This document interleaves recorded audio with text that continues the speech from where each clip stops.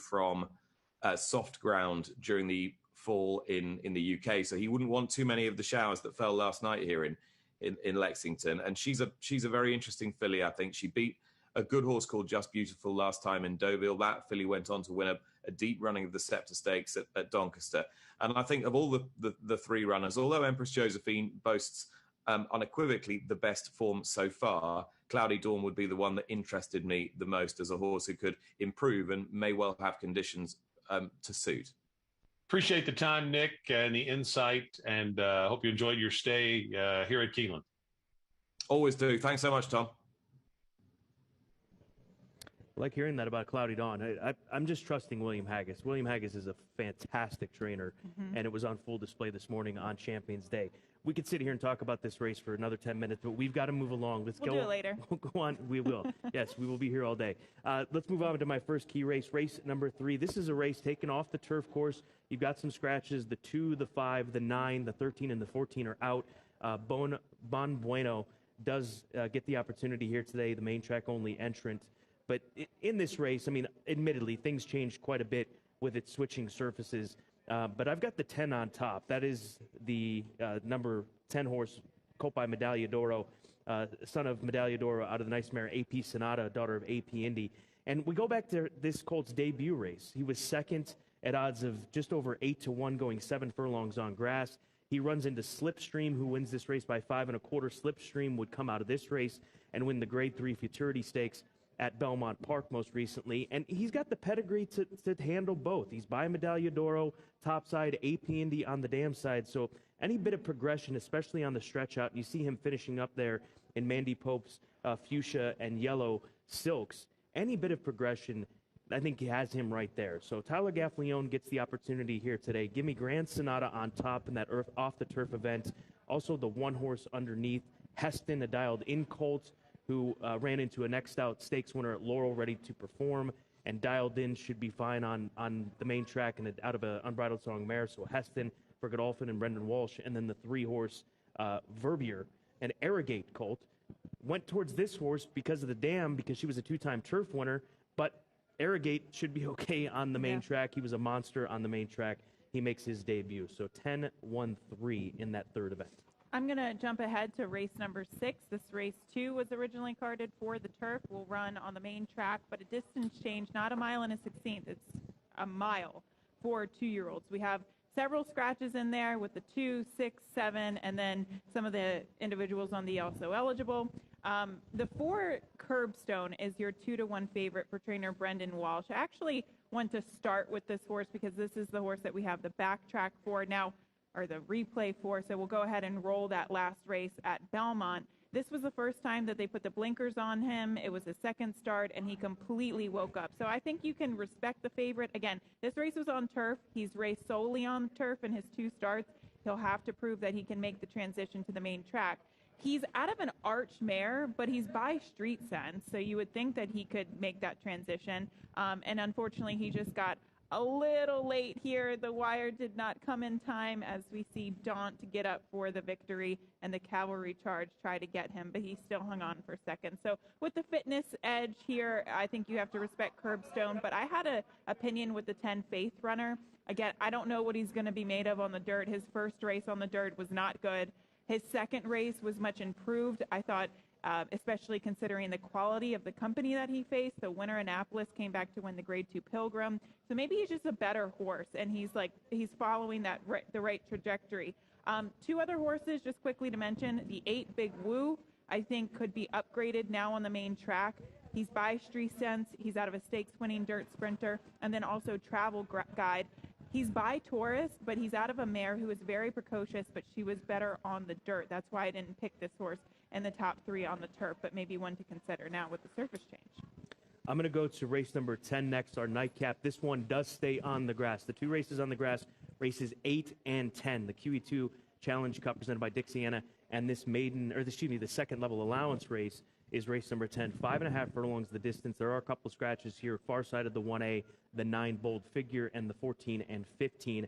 I stay with the part of the entry that remains in this race. That is the number 1 horse who will leave from post 5, Social Chatter, a daughter of Twirling Candy for G. Watts Humphrey Jr., Vicky Oliver. Back-to-back wins, coming into this spot. We're going to take you back to his Kentucky Downs, or her Kentucky Downs performance, excuse me, as these are fillies and mares, and pick it up as they turn for home. Right at the quarter pole, you can see she's got a bit of work to do. She's easy to pick out in those G. Watts Humphrey Jr. silks, but she's going to find that opening, and she navigates all of what is happening in front of her, and still right now it's not a certainty that she's going to get there, but obviously this long stretch aids this run, and we'll see how she handles the off track. That's obviously a question. I think that if Vicki Oliver felt that she wasn't going to be live here today, they might have moved along and waited for another race on down the line. But I've got her on top. Social Chatter, part of the entry that remains. Also the 3-horse Ghosting Kim, 1 for 1 here at Keeneland in the past, one back in the spring. Form hasn't dropped off whatsoever for the Correas barn, and Jimmy Graham's in the saddle. And then the 4-horse Chili Patine. She's fast. Question is that speed going to be okay on this yielding ground that she's got to deal with for Hat Creek Racing and Wesley Ward? That's going to be tough. Usually it's not the case. But, okay, let's go to race 9, a first-level allowance race, a mile on the main track. And we're going to focus in on Duquesne, the number 5 for trainer Brad Cox. He's 8-5 on the morning line, and I simply think he's the horse to beat. The blinker's coming off today, but this will be the first time that he stretches out to 2 turns. We'll show you his race from 2 starts back. That was at Saratoga when he went 7/8, and this by far was his best race on form. I think the more distance he gets, the better. It's been interesting to see Brad keep him at a 1-turn distance in all 3 of his career starts. But this was an impressive performance. He went on to win by 2 lengths. He was a heavy favorite and a maiden special weight at Saratoga. He did everything right. He rated from off of the pace and then went on to win like an absolute professional that he is. Now, out of that race, he faced First Level Allowance Company at Saratoga, and it's that reoccurring race. We keep talking about it, the Baby Yoda race. Baby Yoda. Who knew that we would They've talk already about made T-shirts Baby Yoda? about Baby Yoda, Yeah. so you can buy one of those. Baby Yoda ran 3rd in the Vosburg. That was fine, but we did see Olympiad come back and put on a show a couple days ago for Belmont. So I do think that although I think the figures are a little inflated, it's a good race. It's a strong race. He was 3rd in that event, so he's the horse to beat. I'm not going to get creative in trying to beat him. But Winterpool will improve, and then also the number 9, will round up my top 3. Let's go to the Clocker Report. Race number 3 is where the Clocker Report begins. Mark down the number 12-horse Spin Wheel on the 10th of October. Worked well from the gate. Trainer 21% was second-time starter. So the third race, the 12 Spin Wheel. Mark that one in your program. And then the 5th race, Fighting CB. It's an interesting spot for him. Big local workout. 3rd start off the layoff. Trainer's 26% turf to dirt. He drops in class. He's a stakes winner. He's got class. He's one of your favorite horses right now, right? Fighting CB. Has he got a chance today? If only I had 50,000. In the Come on. bank. You have way more than that in your ashtray in your car. Let's move on to our multi-race exotic wagers. Do they even have ashtrays in cars anymore? Okay, don't answer that question. We're way behind. I think Let's so. go. You go. Pick 4 time. Oh, pick 4. Okay, race 7. 1, 2. We don't have time to get into it. I thought that the 10th race was the toughest race of all, so I'm going to be using 5 horses in the final leg of the sequence. In the feature, I mentioned Shanti Sara, also Technical Analysis, and Empress Josephine, my top selection. So 2, 3, 4 in race 8, 4, 5 in the 9th, and then spread in the last $30 ticket. $300,000 guarantee for the late pick 4. The 2/3 pick 3, $3 minimum wager today. I say 2/3 because race 6 is off the grass, but the wager remains intact with races 8 and 10 on the turf course. So obviously you've got the scratches and changes. I'm going to spend $54 here using 1, 3, and 4 in that first leg. I would have liked to have used a few more, maybe even the 10-horse Faith Runner, leaning on that Medaglia d'Oro pedigree and out of that Annapolis race, but I had to cut it somewhere. Race number 8, 2, 8, and 9, that's in the QE2 Challenge Cup presented by Dixiana. And then in the 10th and final, the 1 and the 3 to close things out. That is still on the grass. We'll continue to remind you of that. The 1, we showed you the backtrack of the Social Chatter, and then Ghosting Kim, I think will be just fine with the way that she's handled off turf courses in the past. So $54 on the $3 pick 3 today, which 2 legs are on the grass. The first leg is not. Yeah, a lot of questions on Twitter asking if the bet is canceled. It is not canceled. Nope. It still remains. The first leg is on the dirt. That's it. And it was, what was the payoff yesterday? $2,200. $2,200 for the $3 pick 3. It has been great stuff. Kudos to Jim Goodman and his team for embracing this, and for our handicappers and horse players for embracing this $3 minimum pick 3. Best angle, I'm going to go to race number 9 on the card. This is a main track event, other than allowance race, and I thought we had something in common. I was like, why are you running the Ducal race back? Well, I'm thinking, did I answer an email that I wasn't supposed to? But yeah, I picked this horse too. He is my play, my best angle in here, and I think that he's the horse that you got to key on top. Let's go back to the 4th of September, where he was a winner in race number 10 at the Spa. There's Baby Yoda again. There's Ducal again. And he's a horse that you have to respect a lot today in this 9th race. So I will put him on top in that $5 exacta, which will cost $10, because underneath I will put the 1 and the 2, Malibu Star. He ends up 3rd in this race, excuse me. Malibu Star and Otto the Legend are underneath for me in race number 9. So 5 over 1, 2 as my best angle. A lot of hopes, a lot of dreams rest on Ducal today. All right. 7th race is my best angle. Let's jump ahead or backtrack to that race. Maiden special weight, 1 mile and a 16th on the main track. Big City Mama will have to do it for me. She's second choice on the morning line. The 2 Sovereign Appeal is your 8-5 favorite. Look at the beginning of this race. She completely gets knocked off stride from both sides. You can see Luis Saez has to check. She loses contact with the field in the beginning stages of the race, and then the winner was the heavy favorite. She wraps up in the end. They're running 2 separate races here, but Big City Mama actually does wind up finishing second, and the heavy favorite did get the victory. But the biggest thing was the beginning of the race. Was she going to beat the winner? Absolutely not. I'm not going to stand here and say that she was, but she was compromised by the start. You never want to see that. With the added distance to 1 mile and a 16th, I won't be surprised if Tyler is aggressive with her and she's on the lead. So she's going to be my best angle of the day, but I'm going to box it up in a exacta box with the 1, 2, and the 5 Sovereign Appeal I like in there, and the 5 Street Missy I think could easily hit the board as well. All right, so that $2 exacta box from Gabby. I go to race number 9, $5 exacta, 5 over the 1, 2, which will cost you $10 for those 2 horses underneath. Let's go to Tom Leach. He's got his pick of the day for this Saturday. Try to bring home a long shot with the Kentucky football team today here in Georgia. Let's try to give you one on the Keeneland card. Race 5, it's Palace Coup from the Diodoro barn. They do great work with newcomers to the barn, as this one is. You get the barn's go-to rider, David Cohen, in the saddle, and this is one of Diodoro's main clients. Good speed from the inside, going 2 turns could be the ticket for Palace Coup in race 5. Good luck. I think Tom is in Georgia. Did I catch that correctly? From Georgia, he's giving us a long shot play. And it looked like he was at a palace behind him. It's beautiful. Palace Coup. He's in a good spot today. Good luck to Tom Leach. Palace Coup, race 5, the number 2. He's done very well with his long shot plays, as he typically does. We've got a few moments. Anything you want to say more about the Queen Elizabeth II Challenge Cup presented by Dixiana?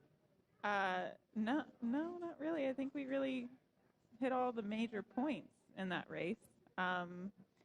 Yeah, I saw it as the 2 Chads and Empress Josephine.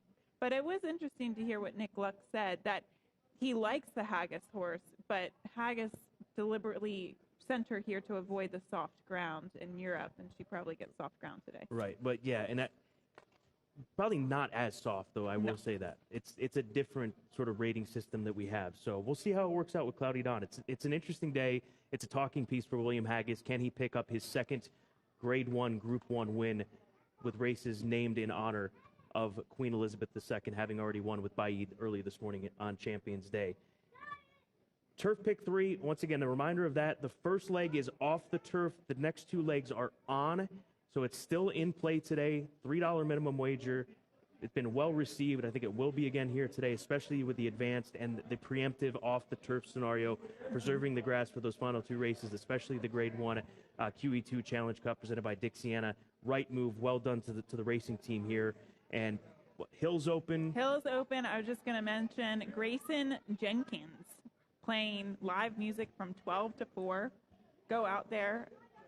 I wish I could go out there with some of those fun people hanging out with the RVs. One of these days, we're going to be out there with Today at Keeneland. We need to make that happen. That college game day sort of feel. So for Gabby, I'm Scott. Enjoy the beautiful weather. Enjoy the great racing. We'll keep you up to date on UK, This is the place to be right now, right here today is Keeneland Racecourse, and thank you for joining us on Today at Keeneland.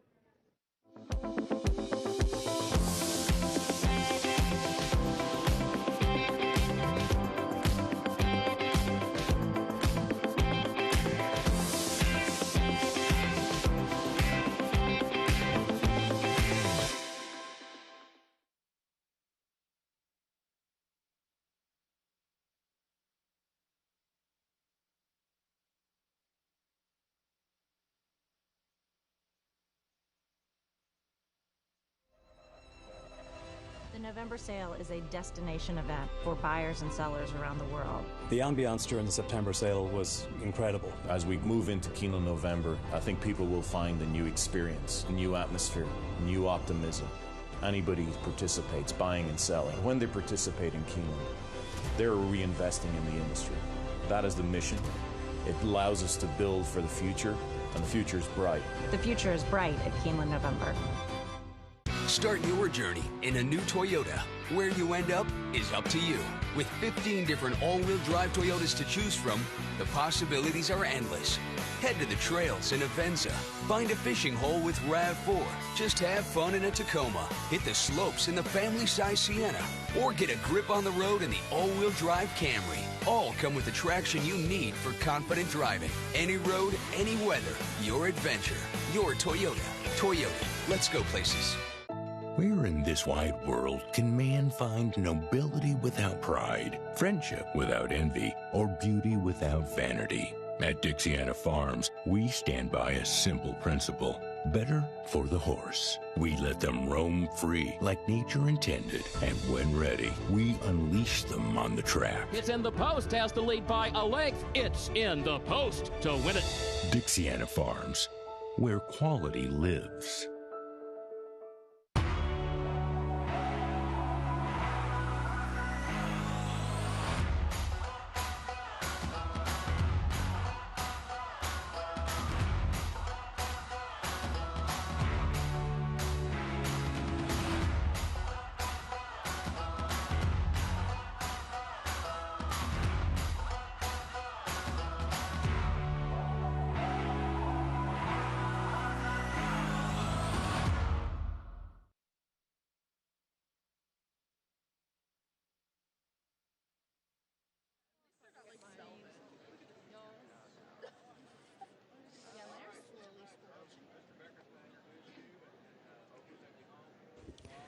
Ladies and gentlemen, Keeneland welcomes Pause and Listen to the paddock.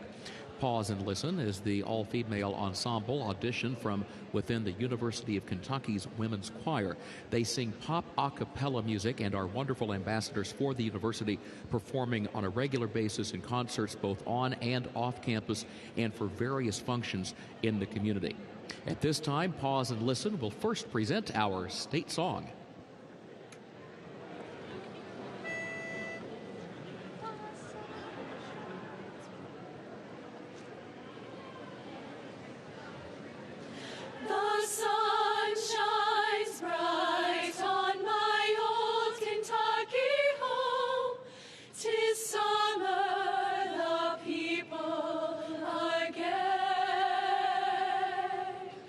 The corn tops rise.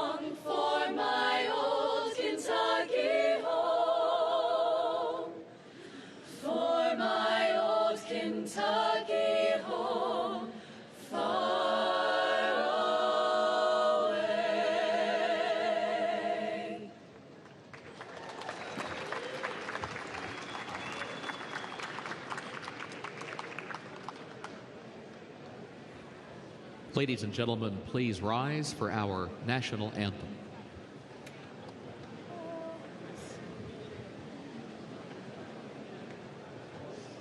Oh, say, can you see by the dawn's early light what so proudly we hailed at the twilight's last gleaming, whose broad stripes and bright stars through the perilous fight o'er the ramparts we watched were so gallantly streaming, and the rocket bombs bursting gave proof through the night that our flag was still there. Oh, say, does that star-spangled banner yet wave o'er the land of the free and the home of the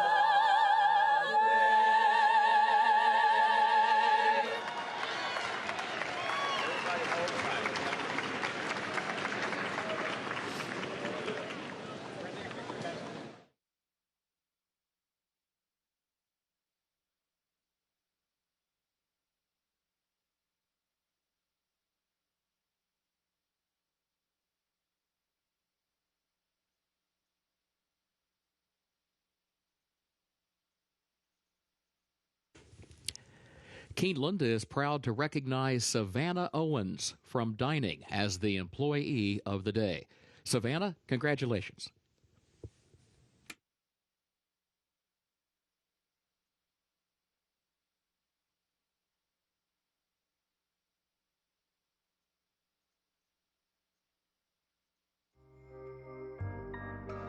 In the event of an emergency, Keeneland is dedicated to ensuring the safety of our patrons. This video illustrates the proper evacuation protocol from all locations in the Keeneland Grandstand facility. Depending on the nature of the emergency, directions may be altered.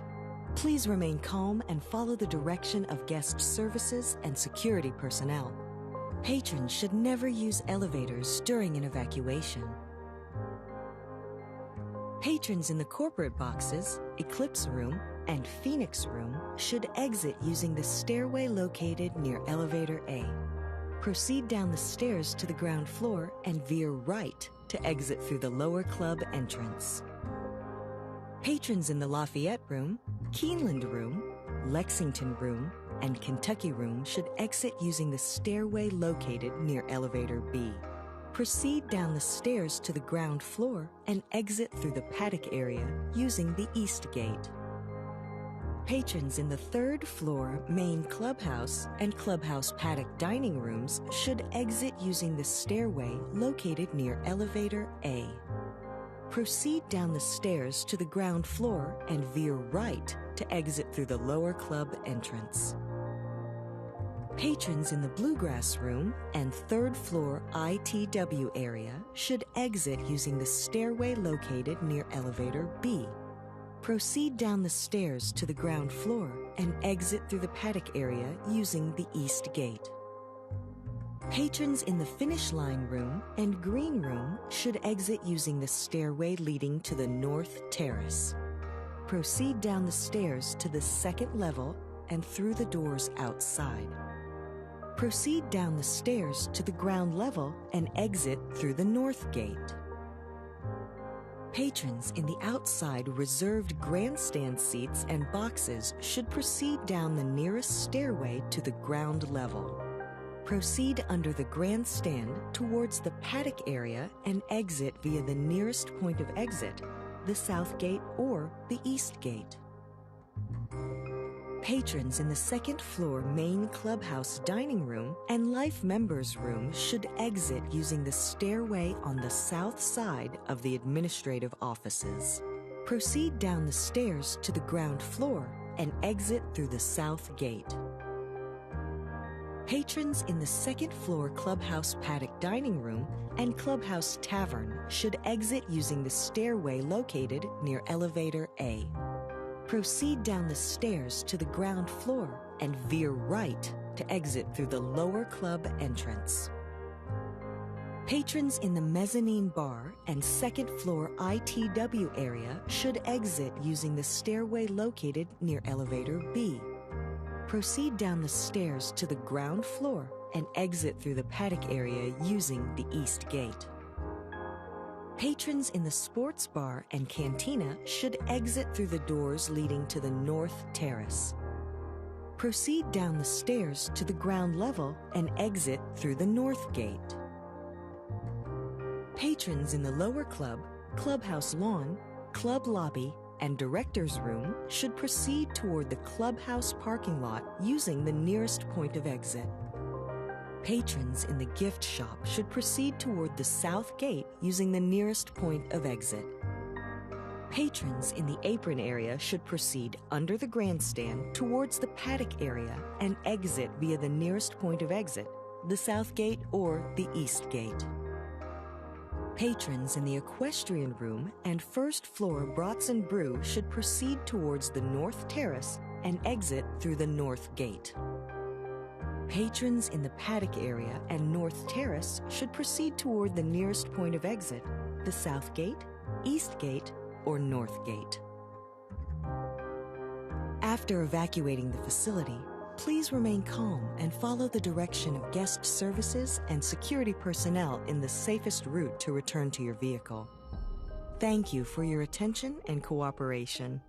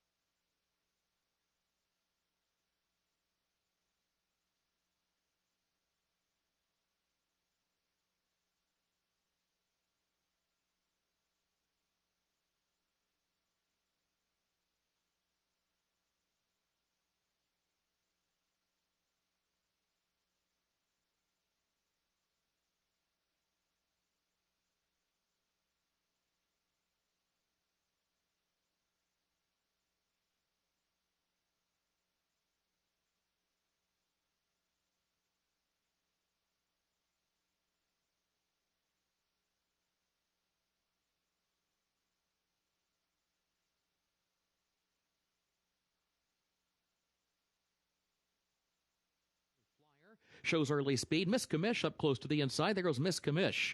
Miss Commish starts moving up to challenge Long Monday for the top spot. Dutch Treat goes third to the outside, and then War Eagle's Love hugs the rail back toward the inside and moves up into third. Now to challenge for second, just a length off the lead. A little flyer. He is back in the fifth position. There goes Trendy Nev, moving up one spot around the outside of that one. Further back, Sunday Scheming is last, 24.2 seconds, the time for the opening quarter. Miss Commish is the leader. Long Monday second on the outside. A half length separate the top two. Dutch Treat goes third to the far outside, 2 lengths off the lead. War Eagle's Love has settled down into the fourth position, a half length. Trendy Nev is in fifth. The Little Flyer is sixth. Then Sunday Scheming, seventh upon the outside, 5 lengths from the front. It was 48.84 seconds for the opening half mile. And here's Long Monday alongside of Miss Commish once again. That's the ongoing battle for the lead. Dutch Treat is stalking them from third. Then a gap of 3 more lengths back to War Eagle's Love in fourth to the inside.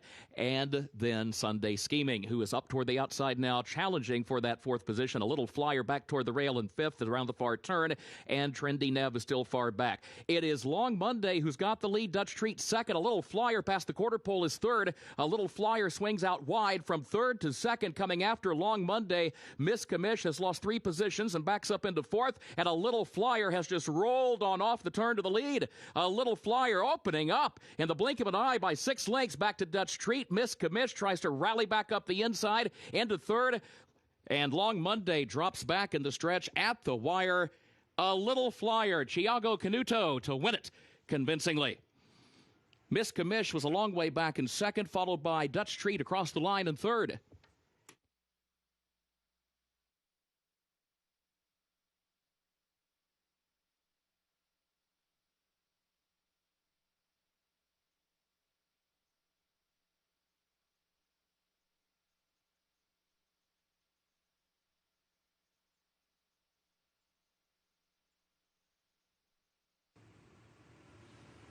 And they're off. There goes Waxman out and running from the outside, but Constitutional Law has early speed. Cool Comedian there, and now Realm of Law kicks in. Realm of Law moves up to the inside of Constitutional Law, who goes in the second position around the first turn. Cool Comedian toward the far outside is in third here early on. Preselli's Tail against the rail fourth, and Waxman broke well, but now drops out to last. 1 lane off the rail, 5 lengths off the lead. The opening quarter, 23.05 seconds. On to the backstretch, Realm of Law, Constitutional Law. They are the top two. Realm of Law leads it 3/4 of a length. Constitutional Law is second by 3.5 lengths up the backstretch. Cool Comedian goes third by 3, and then Waxman just to the outside, moving up 1 position into fourth. And Preselli's Tail now last to the 5. 46.68 seconds, the time for the first half mile. Over to the far turn, Realm of Law leads it against the rail 3/4 of a length. Constitutional Law is still there in second up on the outside. Gap of 5 more lengths to Cool Comedian third. Nearly 5 more back to Waxman. 7 back of that one. Preselli's Tail is last. And midway on the final turn, Realm of Law continues to lead. Realm of Law in front. Opens up here by 3 lengths at the quarter pole. Constitutional Law second by 8 lengths. Waxman is third, but still well back of the leader at the top of the short stretch. They turn for home. Realm of Law, 5-length lead. Now out to 6. Back to Constitutional Law, second by 3. Waxman goes third up on the outside, but it's Realm of Law into the final furlong with Waxman going to second. Still 6 lengths separate the top two. Constitutional Law now back to third. Realm of Law, Joel Rosario in front to win it. Waxman second. Constitutional Law across the line in third.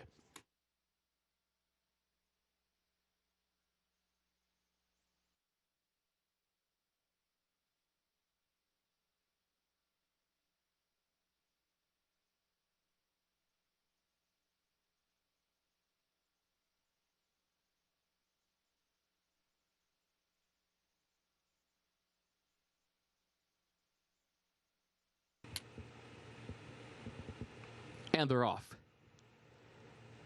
Airborne Gal right out for the early lead. Airborne Gal right to the front of the opening strides. My Money comes away in second. Sweet Queen Bee third to the inside. Ship It fourth up on the outside. Off we go is away running in the 5th spot. An Irrepressible last of the 6. Airborne Gal, the leader, gets next to the rail, opens up on a 3.5 length lead, headed to the far turn. Airborne Gal on top and a three-way shuffle for second. My Money is third, and now taking second up on the far outside around the turn.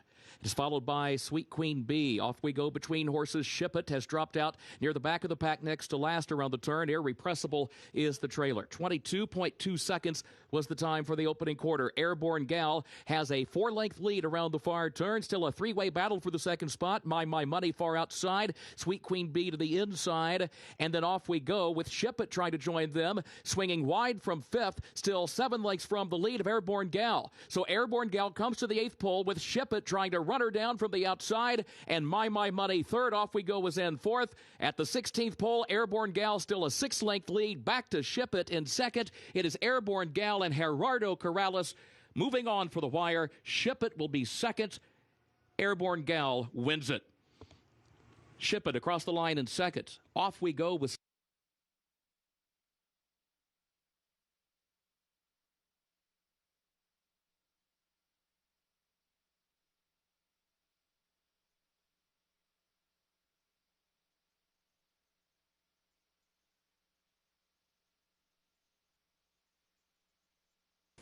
They are at the post.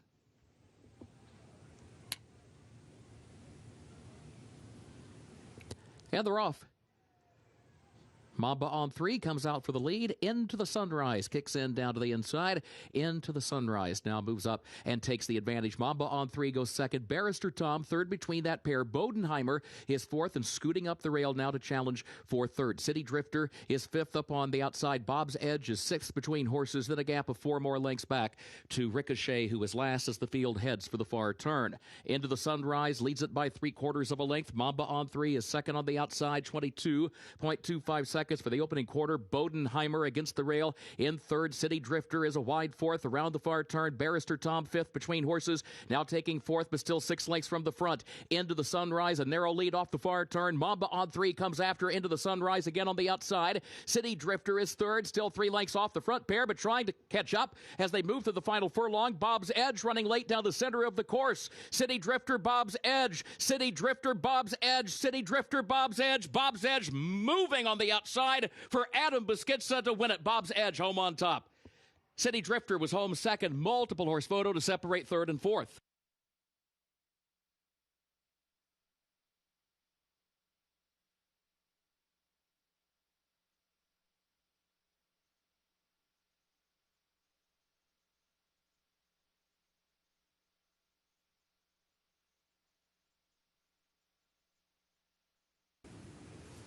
They are at the post. And they're off. Call Me Penny. Quick into stride. Masterful Mistress has early speed down to the inside. Murgatroyd comes away running in the third position. Here's Masterful Mistress moving up the rail now to put ahead in front. Call Me Penny goes second, a length and a half. Murgatroyd third. Mrs. Nushi close up fourth down toward the inside. Scenic View is in fifth position here early. A lane off the rail, nearly 5 lengths off the lead. Because of the Brave looks down toward the inside in sixth, moves up within 5 lengths of the leader as well around the far turn, and then further back a Little Slice of Pie is next to last. Big Bugs Girl trails 22.66 seconds, the time for the opening quarter. Call Me Penny from the outside leads it by a neck. Murgatroyd far outside, and Masterful Mistress fights on toward the inside. Mrs. Nushi behind that front threesome is in fourth position, switching to the outside now. Mrs. Nushi and Because of the Brave and Scenic View are all trying to get on track from the outside, but they've got to catch Murgatroyd. Murgatroyd has the advantage. Murgatroyd by 2.5 lengths. Mrs. Nushi is still second. The rest still far back behind Murgatroyd at the 16th pole. Mrs. Nushi, a final try. 2 lengths, though, between them. Murgatroyd to win it. Murgatroyd pulls the upset for Javier Padron Barcenas, and Mrs. Nushi across the line in second.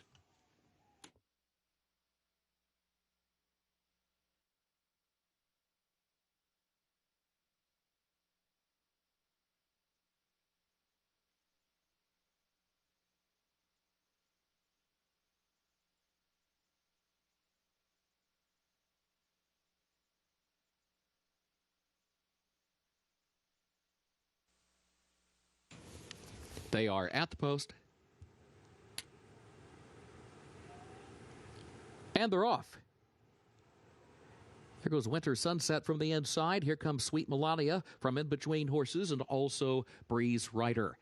Winter Sunset has the early lead. Breeze Rider, a lane off the rail, second. Sweet Melania, third. Curly Ruth is away running in fourth. Bacchanalia, fifth up on the outside. Market Rumor will be 3 wide to the turn. And in the sixth position, Joy Epifora is seventh. And then Good Fight is eighth toward the inside. Enola Gay is next to last here early on. And Alta's Award trails. Opening quarter, 23.19 seconds.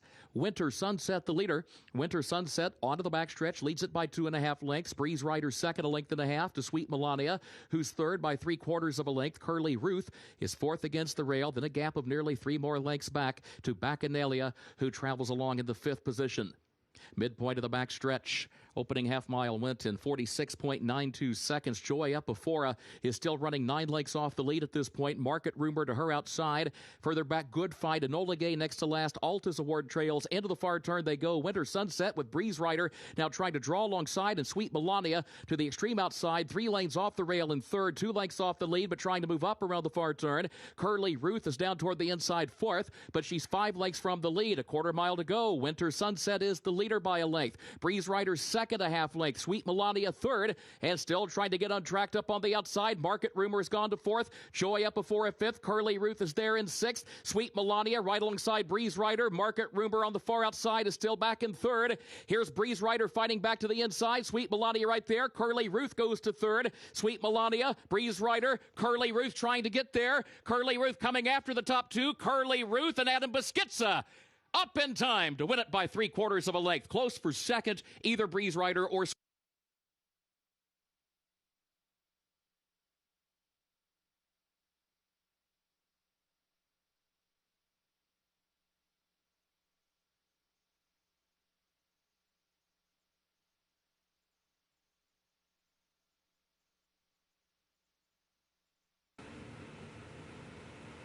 And they're off. There goes Center Isle for the lead from the inside. Duplicitous has early speed as well, but Center Isle moves up for the lead as they head on to the backstretch. Duplicitous draws alongside once again from second here in the early going. Codename Kate out in the center of the track is third. Silver Strand is in between horses in fourth. Jerry B is fifth toward the inside, then a break of nearly 5 more lengths back to Fabricate, who moves up 1 spot from last around the outside of Rock's Princess, who's the trailer. Center Isle is the leader. Center Isle has the advantage by 2 lengths. They line up 4 across the track, contesting second. Jerry B up the inside. Silver Strand, a lane off the rail between horses. And then Duplicitous, who is placed toward the outside. And Codename Kate, who's 4 wide onto the far turn, 3 lengths off the lead. It was 22.71 seconds, the time for the opening quarter. Center Isle, the leader, and Center Isle leads by 3 lengths to Codename Kate, who's second by a head. Jerry B third. Silver Strand has lost ground around the far turn and is toward the back of the pack, nearly 10 lengths off the lead. Center Isle leads Jerry B by 2 lengths. Jerry B takes to the outside. Center Isle, the leader, to the final furlong. Fabricate runs down the center of the track along with Rock's Princess. Fabricate, Rock's Princess running out of time, though. Center Isle, the leader. Center Isle tough past the 16th pole, fending off Jerry B, Fabricate, and Rock's Princess. Center Isle, Joel Rosario to win it. Jerry B was home second. Fabricate third, and Rock's Princess settled for fourth.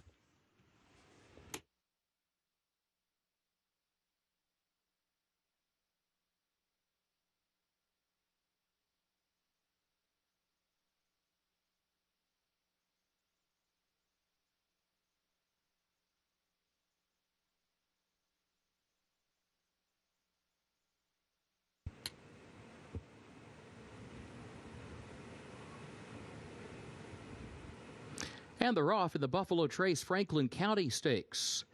In good spirits, Ambassador Luna come out to battle for the early lead. Yes, it's Ginger, moves up on the far outside of the opening strides. Change of control is away, running in the 4th position. Lagertha is 5th. She's So Special is 6th. Violenza is 7th. Campanelli is running in the 8th position. Catch a Bid is 9th. And Lead Guitar is last of the 10 as they head over to the far turn. Ambassador Luna has the lead. Yes, it's Ginger is there on the outside. They go at it for the top spot. In Good Spirits is racing in third. 3 lengths off the lead. And then Change of Control is in fourth around the far turn. A gap of 3 more lengths to She's So Special as they move for the top of the stretch, a quarter mile to go. Ambassador Luna, yes, it's Ginger up on the outside, in good spirits. Then Change of Control, Lagertha back there in fifth. Into the final furlong, Buffalo Trace, Franklin County. Change of Control coming after Ambassador Luna. Lagertha, Campanelli running late but have a lot of work to do. Change of Control, Ambassador Luna on top. It is Change of Control. Campanelli runs late to third. Change of Control, and Colby Hernandez to win the Buffalo Trace Franklin County Stakes.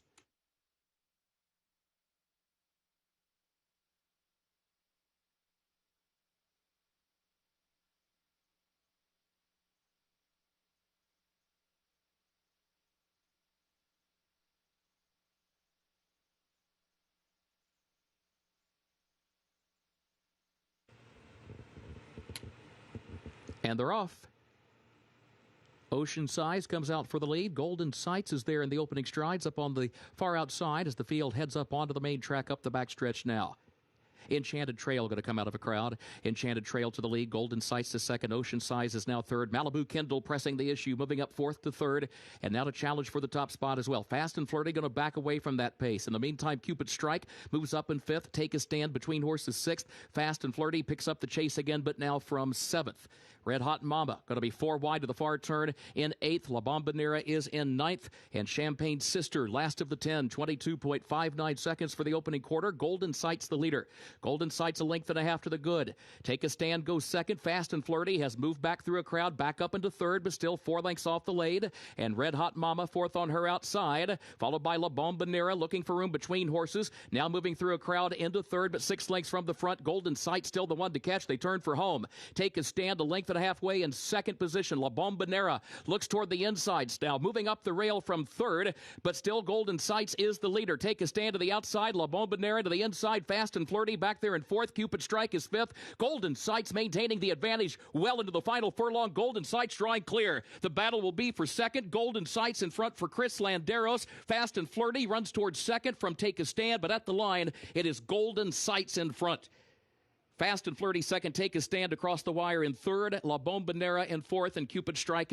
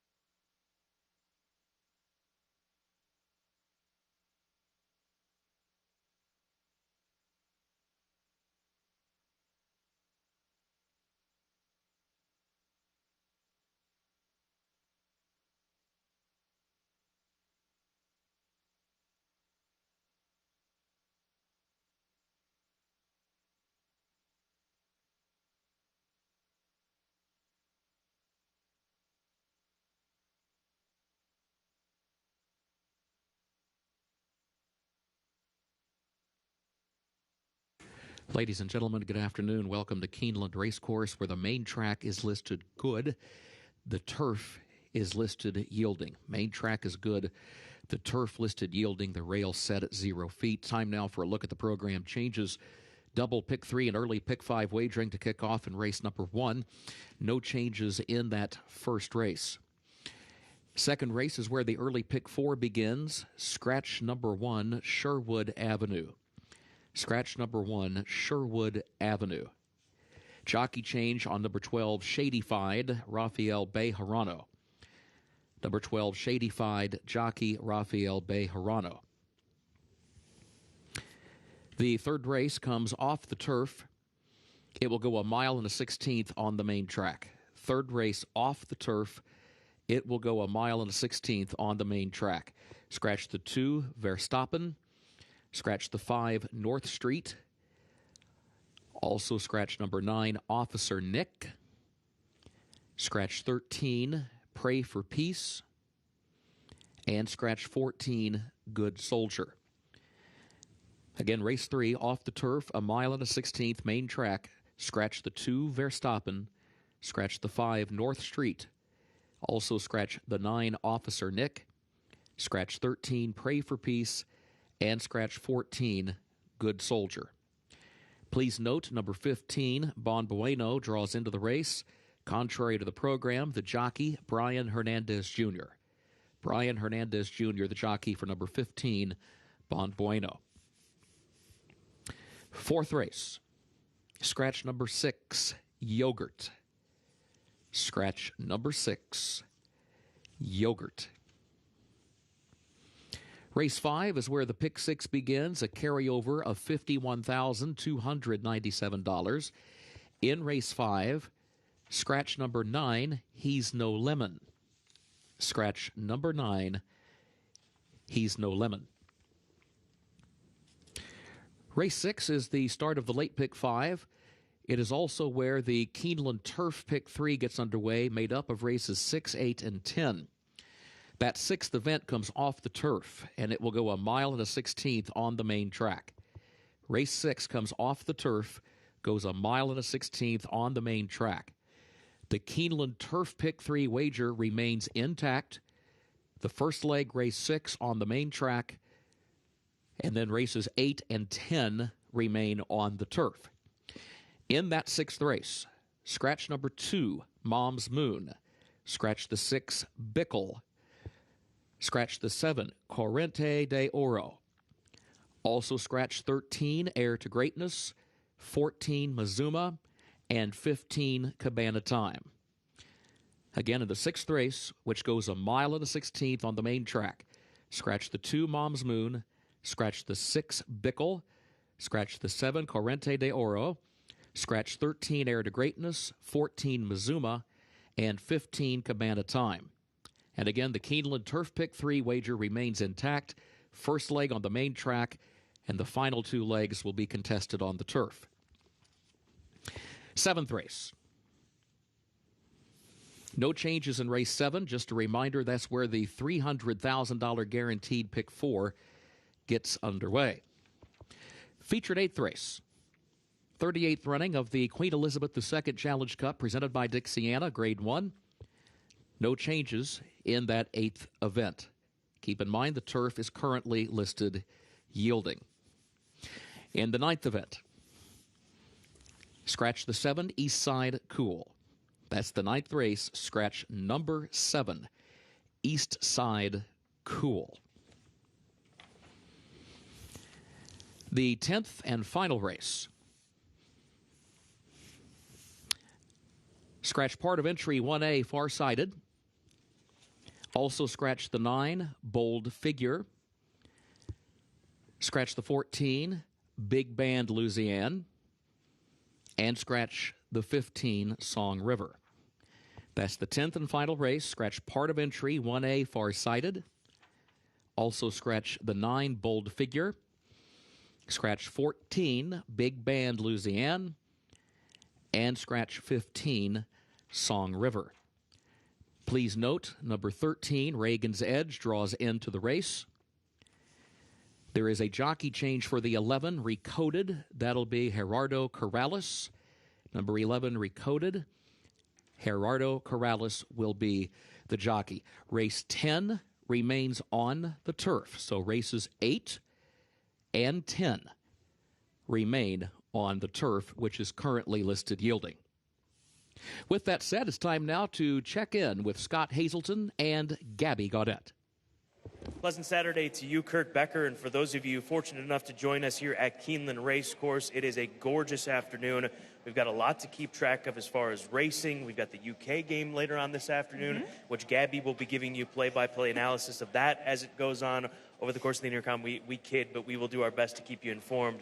But a great day of racing, and a race that might be shaping up to be one of the most challenging and best races of the entire meet. I completely agree with you. The QE2, the Queen Elizabeth II, the Challenge Cup later today, a mile on the turf course. Kurt just mentioned turf course listed as yielding as we had torrential downpour yesterday and overnight. So expect softer conditions for those races that remain on the turf, including this one. And this race is headlined by the 4 Empress Josephine. We just saw her last weekend. She was 3rd in the Grade 1 First Lady. I think she can wheel back. Aidan O'Brien has done this successfully before in the past, and today happens to be his birthday. So a happy birthday to Aidan O'Brien, as he will be watching this race overseas, most likely in Ireland at this point in time. He was at Champions Day earlier today at Ascot. But yeah, you mentioned he did this in 2011 with Together 10 years ago, 2nd in the First Lady. A week later, wins the Queen Elizabeth II Challenge Cup as it's presented by Dixiana this season. So we'll see if Empress Josephine can do it again. You've also got Chad Brown in here with a couple, Shanta Sara, the 3, and then Technical Analysis, Ortiz Pratt, riding here today. It's a great race. We look forward to it. Race number 8 on this 10-race card. Also a reminder, the pick 4 guaranteed at $300,000. Races 7 through 10. I think it's worth visiting again the turf pick 3, now the 2/3 turf pick 3. A lot of folks have come up to us and asked us what races are off the grass. Kurt announced it. Races 3 and 6 are off the turf. Races 8 and 10 are on the turf. And the $3 pick 3 remains intact. Races 6, 8, and 10. Race 6 on the main track. Race 8 and 10 on the turf. So that pool has been very successful, very profitable. It still is in play today. So plenty of opportunities highlighted by the Grade 1 QE2 Challenge Cup presented by Dixiana.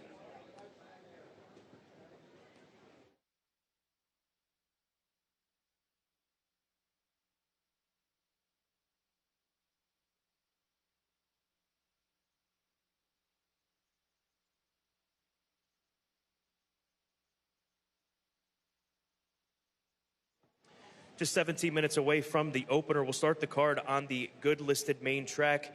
6 furlongs will be the distance. It's a maiden 30 claimer, and there is Freer, my top selection, the son of Bernardini for Vicky Oliver and Jackpot Farm.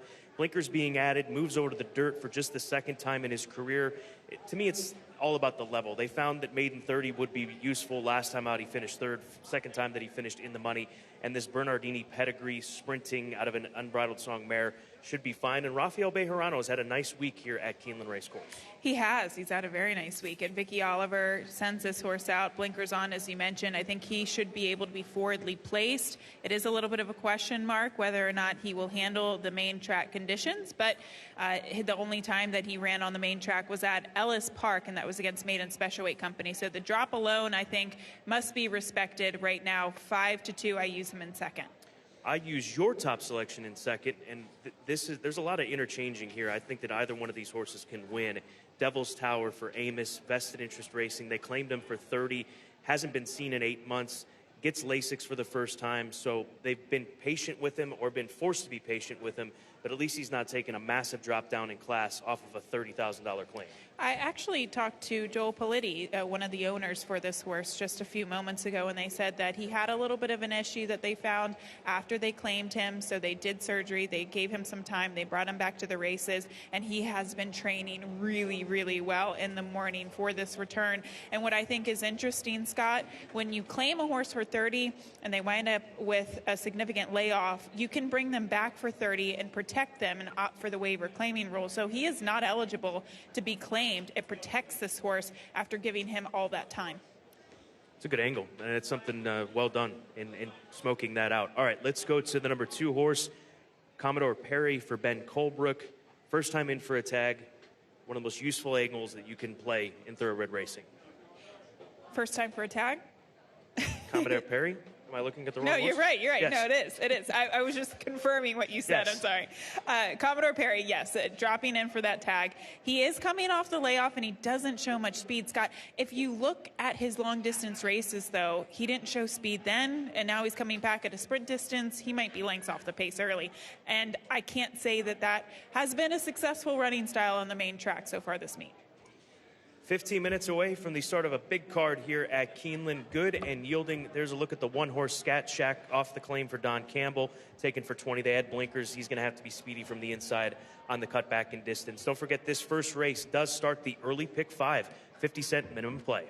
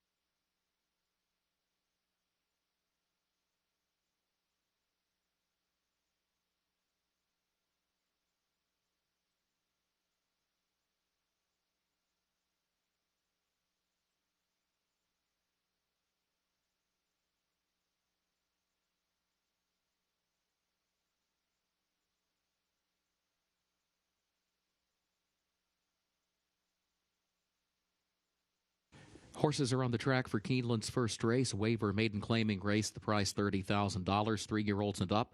6 furlongs over the main track, which is listed good. Double and pick 3 wagering start of the early pick 5. No changes in the first race. Regarding the turf today, the turf is listed yielding. Keep in mind we are off the turf for races 3 and 6. We are off the turf for races 3 and 6. We remain on the turf at Keeneland for the featured 8th race and also for race 10. But the first race on the main track listed good. Post time at 7 minutes.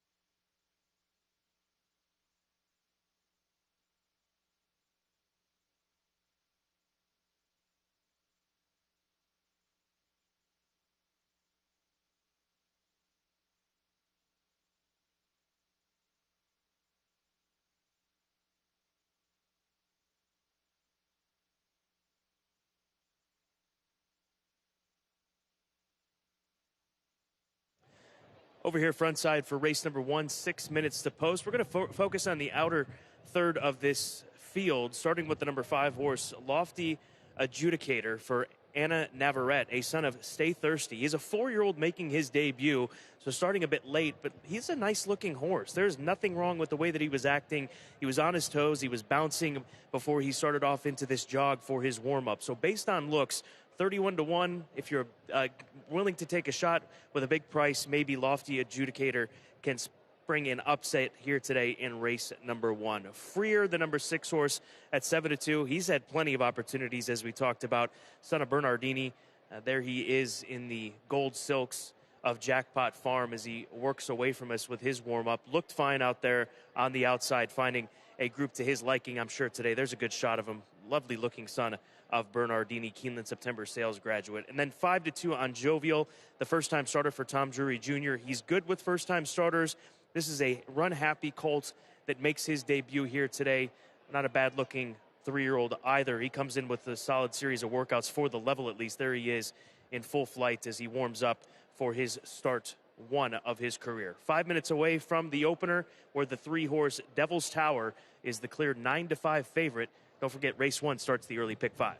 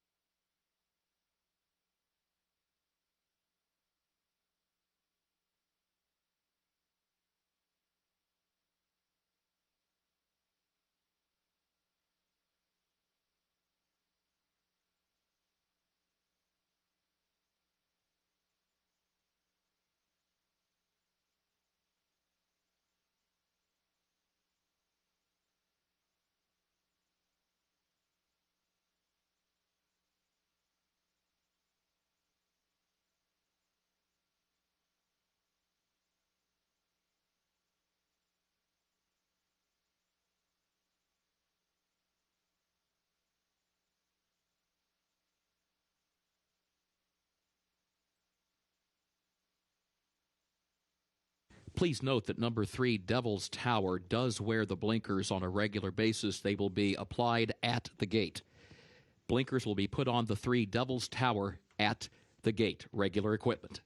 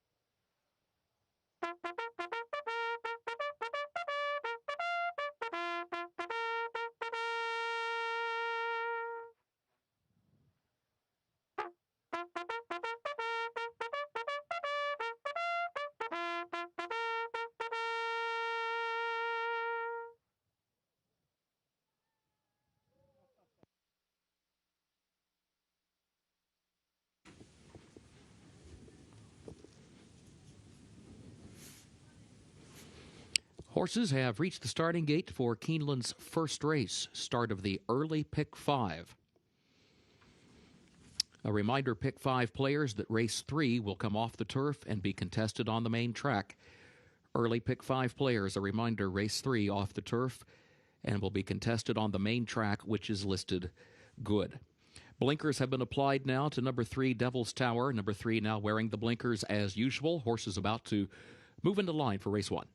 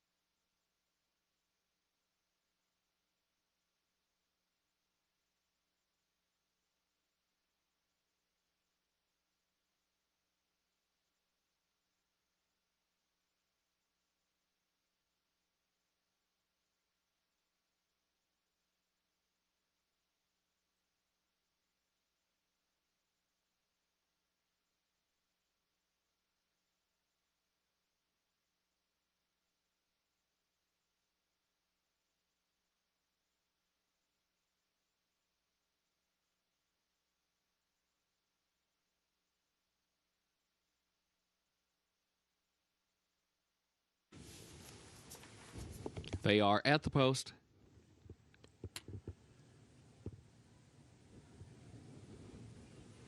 Jovial backs out. Now back into line. Ready for a start. And they're off. Devil's Tower in those green blinkers right out running for the early lead. Freer comes away in second. Gundus is away in third. Jovial fourth up on the outside. Commodore Perry is away running in fifth. Lofty Adjudicator is sixth. And Scat Shack is last of the seven. Devil's Tower leads. Devil's Tower on top by 2 lengths to the far turn. Freer is right behind the leader now in second. Then a gap of 3.5, 4 more lengths back to Jovial in third by 2. Commodore Perry fourth ahead between horses. Gundus to the inside. Lofty Adjudicator to the outside. Scat Shack at the back, 22.18 seconds for the opening quarter. Here comes Freer trying to draw alongside of Devil's Tower. That's the battle for the lead. They're stride for stride off the turn. Jovial third, still 5 lengths away at a gap of 5 more then. Back to Gundus, Commodore Perry, and a wide Lofty Adjudicator.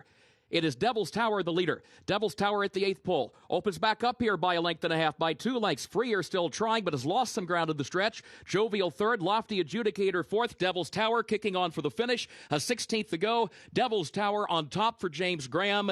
Back to Freer in second, then Lofty Adjudicator. Devil's Tower to take the opener. Freer home second. Lofty Adjudicator, and then Jovial. Showing some speed today. Devil's Tower showing up for maiden 30 and going wire to wire at this stage. He had moved away from the challenge of Freer, who looked like he was going to come up even with him at about the quarter pole, but James Graham had plenty left in the tank to pull away with this son of Into Mischief. And not a bad debut from Lofty Adjudicator. That big price first-time starter, 45-1, is going to round out the trifecta. 3-6-5, Gabby, here in the opener. This horse was definitely fit today to get the victory for trainer Tom Amos, and he was protected, so not eligible to be claimed. We'll see where he winds up next time out, but well prepared, well handled by James Graham to get the W today for the opener at Keeneland. 3-6, and it's going to be close for third here in the opener.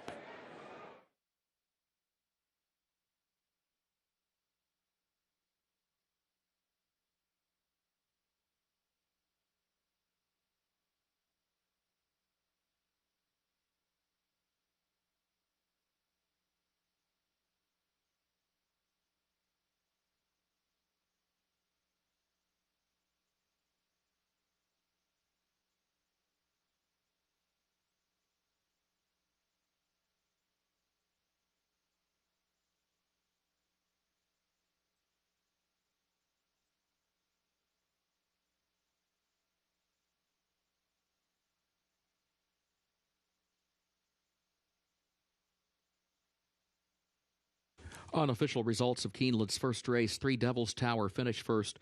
6 Freer was second. 5 Lofty Adjudicator third. 7 Jovial was fourth. 3-6-5-7 unofficial.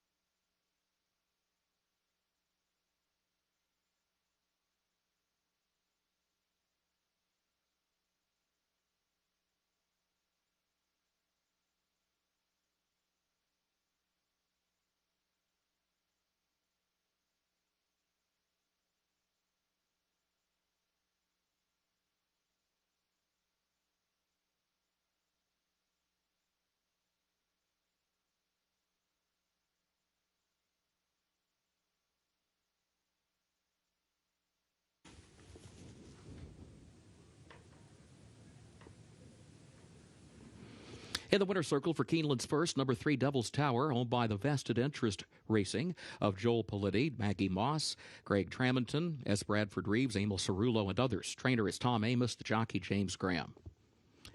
Devil's Tower, a 3-year-old gelded son of Into Mischief out of Quatrefoil by Distorted Humor, bred in Kentucky by the Shortleaf Stable, 6 furlongs, 1 minute 10.85 seconds over the main track listed good, and the results of the first are official. 3-6-5-7.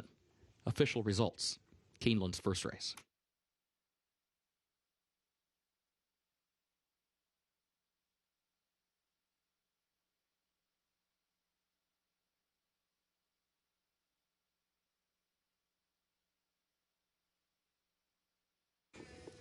Keeneland's second race upcoming. Double and pick 3 wagering offered here. It's also the start of the early pick 4. Main track is listed good. The turf is listed yielding. A reminder that we are off the turf for races 3 and 6. Races 3 and 6 come off the turf and will be contested on the main track. Keep in mind the featured 8th race remains on the turf, and also race 10 stays on the turf. In the second race, scratch number 1, Sherwood Avenue. Scratch the 1, Sherwood Avenue. Jockey for the 12, Shady-Fied, Rafael Bejarano. 12, Shady-Fied, Rafael Bejarano. Third race, off the turf, mile and a 16th on the main track. Third race off the turf, mile and a 16th main track. Scratch the 2, Verstappen. Scratch the 5, North Street. Scratch 9, Officer Nick. Also scratch 13, Pray for Peace, and 14, Good Soldier. That's in the third race, mile and a 16th on the main track. Scratch the 2, Verstappen. Scratch the 5, North Street. Scratch 9, Officer Nick. Scratch 13, Pray for Peace, and scratch 14, Good Soldier. A reminder, number 15, Bon Bueno, draws into the race, but contrary to the program, the jockey Brian Hernandez Jr. 15, Bon Bueno draws in the jockey to be Brian Hernandez Jr. Fourth race, scratch the 6, Yogurt. Fourth race, scratch number 6, Yogurt. And checking race 5, a reminder, scratch the 9, He's No Lemon. Race 5, scratch the 9, He's No Lemon.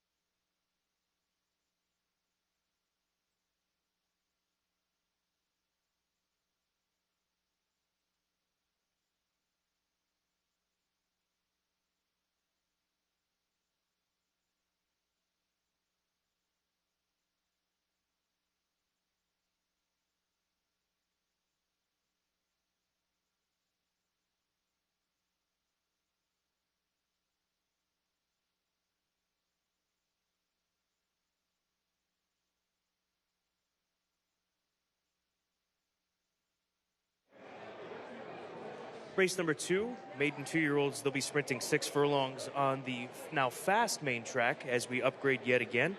As this race will start the early pick 4. This one is a scratch in here. We're looking at Ain't That a Kick, who's my top selection for Robertino Diodoro. Gabby being aggressive with this Son of Honor code. They've gelded him since his last race. They only paid $8,000 for him back in 2020. Gave it a couple of goes against Maiden Special Weight Company, but the drop down in class will be very useful for this 2-year-old. Yes, they added the blinkers last time out. They've made some changes. So his first race, he had LASIK. Second race, he didn't, but they put the blinkers on. And now, since his last race, he has been gelded. The drop in class will help him. Also, I think a better post position, Scott, won't hurt, as he broke 12 of 12 last time out. Today, he's got a good inside draw. Wesley Ward originally had 2 in this race. He scratches the 1, so a lot of attention obviously is going to go to Just Say When. His other runner, Flavian Pratt, gets the opportunity to ride this Not This Time gelding as he debuts. And as you've pointed out to us a number of times, and correctly pointed out to us a number of times, this meets when Wesley comes in with a short price favorite, they oftentimes show up. They do. Now, not so much the case yesterday, Scott. He had 2 heavy favorites, and neither of them did show up. But this horse just looks well prepared for his debut today, and he comes in with a sharp 48-2 half-mile workout last time out, or excuse me, on the 11th of October. And I just think that when Wesley Ward, too, another kind of theme that we see with Wesley, when he has 2 horses in the race and one scratches, the other one is very live. The 11-horse Ashwin's Orb, colt by Orb for Michael Tomlinson. Got a little play on debut, made up some ground late, so we'll see what he's able to do second time out, as he is your second choice in your top 3 selections. He, too, gets a drop in class, and the winner of the race, Hungry Henry, he actually came back to win an allowance race at Indiana Grand. The third-place finisher came back to win a maiden special weight at Indiana Grand. So it was a productive race. This horse definitely needs a drop in class, but I'd like at least that he has some experience. Let's move over to the 10 First Glimpse. First Samurai colt drops in class, surface change. There's a lot to use here, and you've got Mark Casse with Declan Carroll, young Declan Carroll, getting the opportunity. Surface changes can wake a horse up as much as a drop in class can, so that's why I went towards this colt with that First Samurai pedigree as well. He's certainly primed to run much better than he did at Kentucky Downs. I could definitely see that, and sometimes, again, it's you can't weigh those Kentucky Downs races too heavily, especially with a 2-year-old first-time starter. Some horses like the track, some don't, and especially when you're considering 2-year-old Scott, there's a lot going on, a lot of unfamiliar elements for 2-year-olds at Kentucky Downs. It's a big, wide-open field. Usually they have to ship in kind of the day of the race, so a lot to overcome for First Glimpse. Today, he's in for 50. He tries the dirt. I just think you got to approach this horse kind of as a first-time starter. Speaking of, the 2 is, and now gets the rail, less than ideal with the scratch of the 1.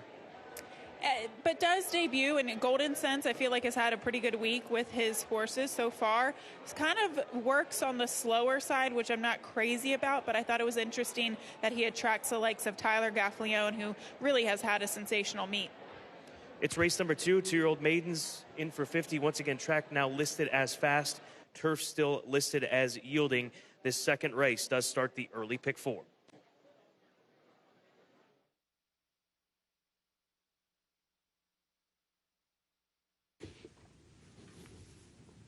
Here at Keeneland, as Scott and Gabby have noted, main track is now listed fast. Main track is now fast.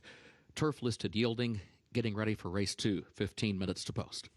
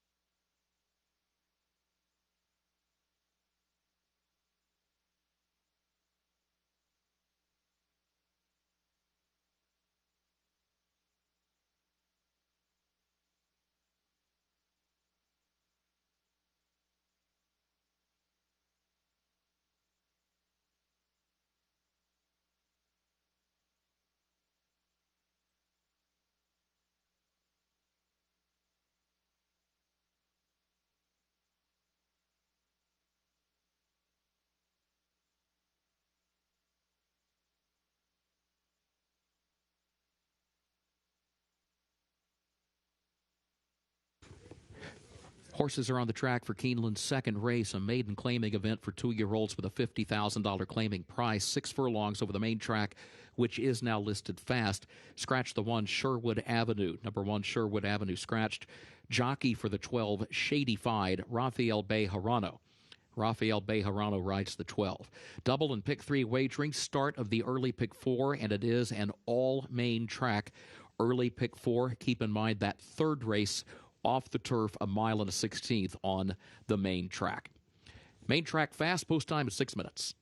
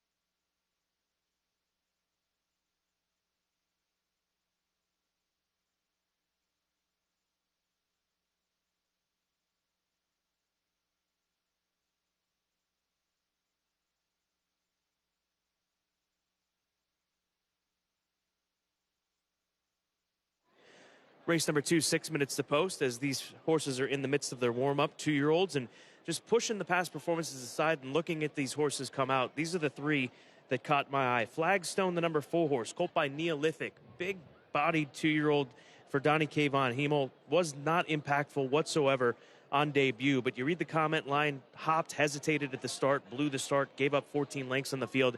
You can't win races like that. It takes a superstar to do so, especially first time out. So Flagstone at a price of 13-1 based on looks, like him out there on the track. The number 7 horse is the next one we'll move over to, Dondada, a Klimt gelding for Anna Decker. The Klimts, they're nice-looking horses. There's no other way of putting it. That son of Quality Road Grade 1 winner at the age of 2. The workouts haven't been all that fast. Raylu Gutierrez, he's had a win this week, the rider of the number 7 horse, Dondada, and he's 30-1 on the board right now. There is a look at this 2-year-old gelding getting ready for his first start. And then finally, Giant Nova, another first-time starter, the 8, 29-1 on this Carpe Diem colt. Eric Reed will win first out from time to time, striking at 12%.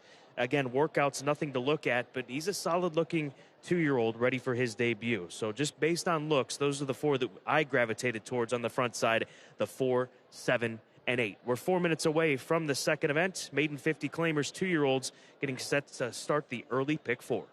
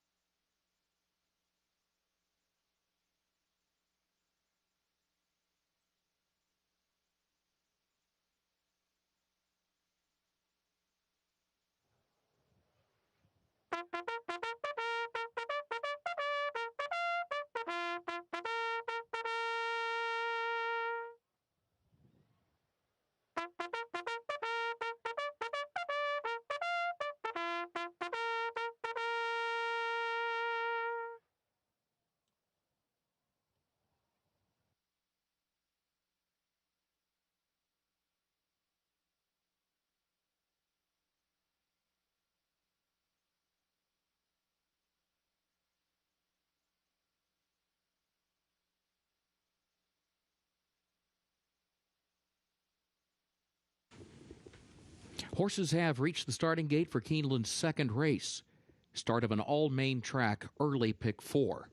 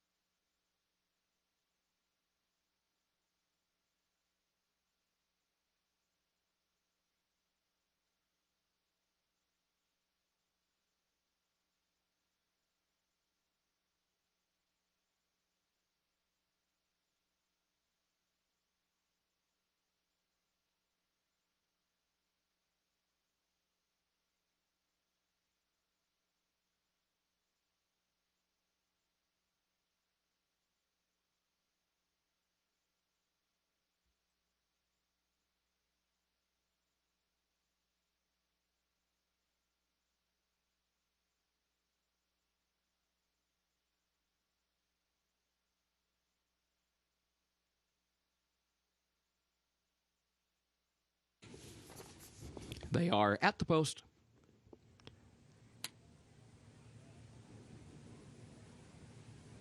And they're off. Just Say When.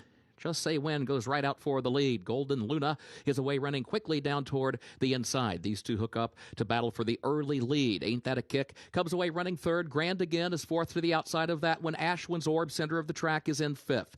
First Glimpse is sixth. Shady Fied is in seventh. Giant Nova toward the outside is eighth. Don Dada ninth back toward the rail. Break of 5 more lengths back to Flagstone next to last. And Gran Muchacho is the trailer. 22.4 seconds was the time for the opening quarter. Golden Luna to the inside leads it by a neck. Just Say When is second a length. Grand Again is third. Ashwin's Orb wide around the turn in fourth. Still 3 lengths off the lead to the top of the stretch. Ain't That a Kick comes next. Then First Glimpse, who's 6 lengths from the front. Shady Fied swings out wide. 8 lengths off the lead. Just Say When the leader. Just Say When coming to the 8th pole. Leads it by 3 lengths. Grand Again is in second. Ashwin's Orb, and then Ain't That a Kick back toward the inside. Followed by Giant Nova, who's trying to find some running room between horses, moving up into fourth, but well back of the leader. Just Say When, Grand Again coming late. Just Say When in front. Grand Again trying. Just Say When the leader. Just Say When, Flavian Pratt to win it. Grand Again was home second. Going to be close for third, Giant Nova, or Ain't That a Kick for that third spot.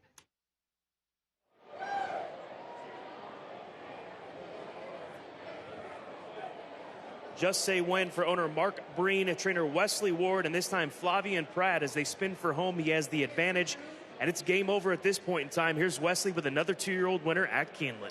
It's so important to get out of the gate and establish an early position. Flavian Pratt putting this horse in a good early position as well.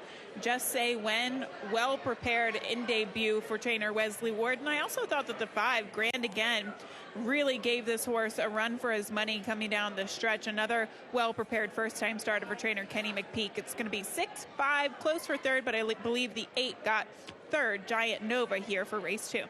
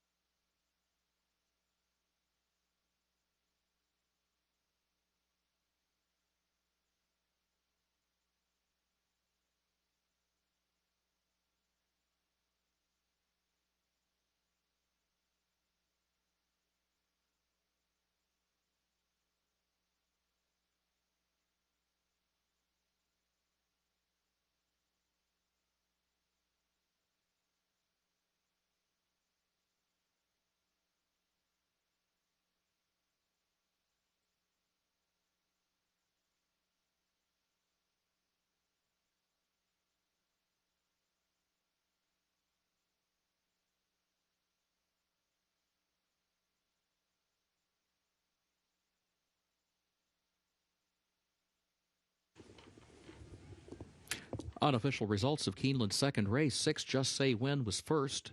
5 Grand Again was second. 8 Giant Nova third. 3 Ain't That a Kick fourth. 6, 5, 8, 3. The unofficial results. In the winner's circle for race 2, number 6, Just Say When.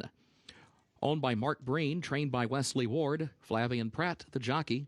Just Say When, a 2-year-old gelded son of Not This Time, out of San Sarita by Street Boss. Winner bred in Kentucky by Romar Farm LLC and BRS. 6 furlongs. Main track now listed fast, 1 minute 11.86 seconds. Race 2 results official. 6, 5, 8, 3. The official results.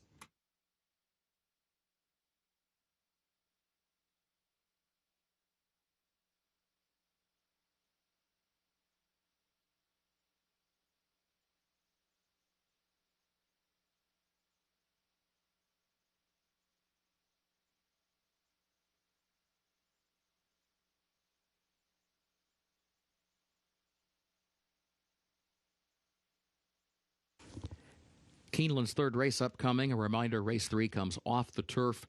It will go a mile and a 16th on the main track. Third race off the turf, mile and a 16th main track, which is listed fast. Race will finish in the short stretch of the first wire. Scratch the 2, Verstappen. Scratch the 5, North Street. Also scratch the 9, Officer Nick. Scratch 13, Pray for Peace, and 14, Good Soldier. Third race off the turf, mile and a 16th over the fast main track. Scratch the 2, Verstappen. Scratch the 5, North Street. Also scratch the 9, Officer Nick. Scratch 13, Pray for Peace. And scratch 14, Good Soldier.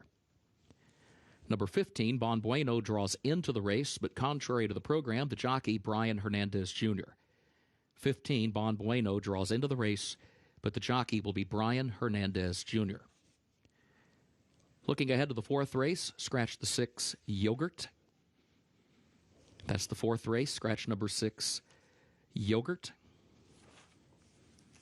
Race 5, scratch the 9, He's No Lemon. Race 5, scratch the 9, He's No Lemon. Again, here at Keeneland today, we are off the turf for race 3. We are also off the turf for race 6. Both of those races will go at a mile and a 16th on the main track. But remember, the feature, race 8, stays on the turf. Race 10 also remains on the turf.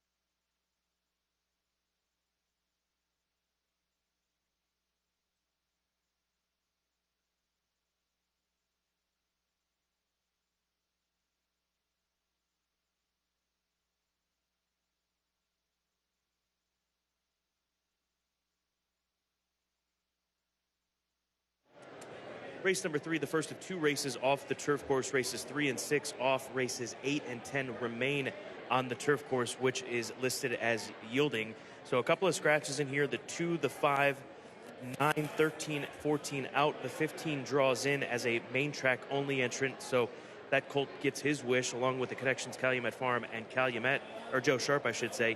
And Gabby, the number 10 horse, is the favorite for Todd Pletcher. Grand Sonata, well-bred son of Medaglia d'Oro, out of the AP Indy First Dam AP Sonata, a homebred for Mandy Pope's Whisper Hill Farm.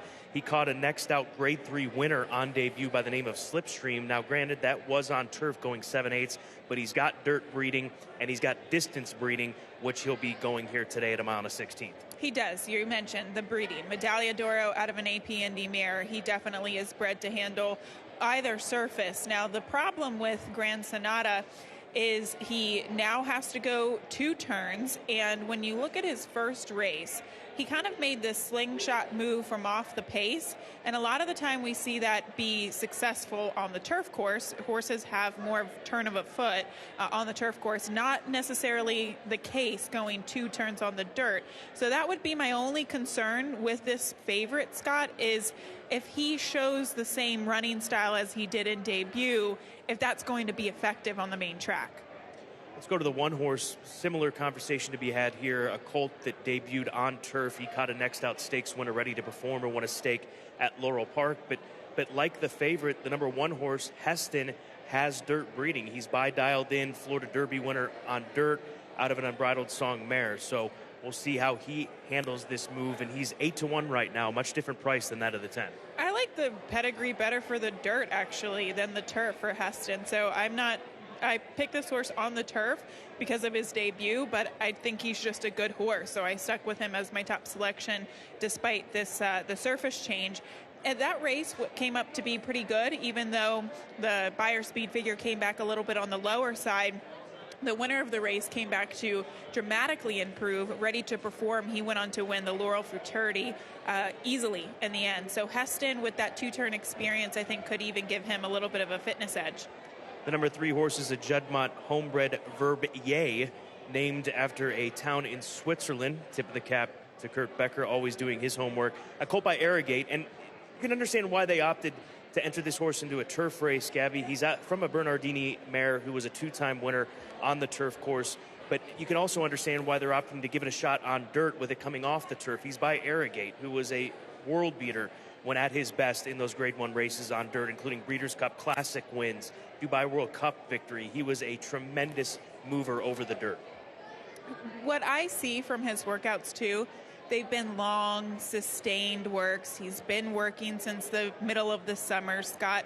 So to me, I think it's more important that this horse debuts at 2 turns, and it doesn't really, you can't weigh the surface too heavily. I think Brad just wanted this horse to go 2 turns, and you really have to find 2-year-old races that go 2 turns, and most oftentimes this time of year you find them on the turf. So I'm actually not dissuaded by the fact that this horse does stay in on the dirt. Nice group. Race number 3, maiden special weight 2-year-olds, good pedigrees, as we come to expect here today at Keeneland and each and every day here at Keeneland. There's the 15 who does draw in, just a reminder of that main track only entrant, Bon Bueno, a Calumet Farm colt by Mineshaft, who is trying dirt for the 3rd time in his career. He was beaten by Rattle and Roll in his most recent start. That was the race that Rattle and Roll would come out of to win the Claiborne Breeders' Futurity. 16 minutes away from race number 3, once again off the turf onto the fast main track for these youngsters.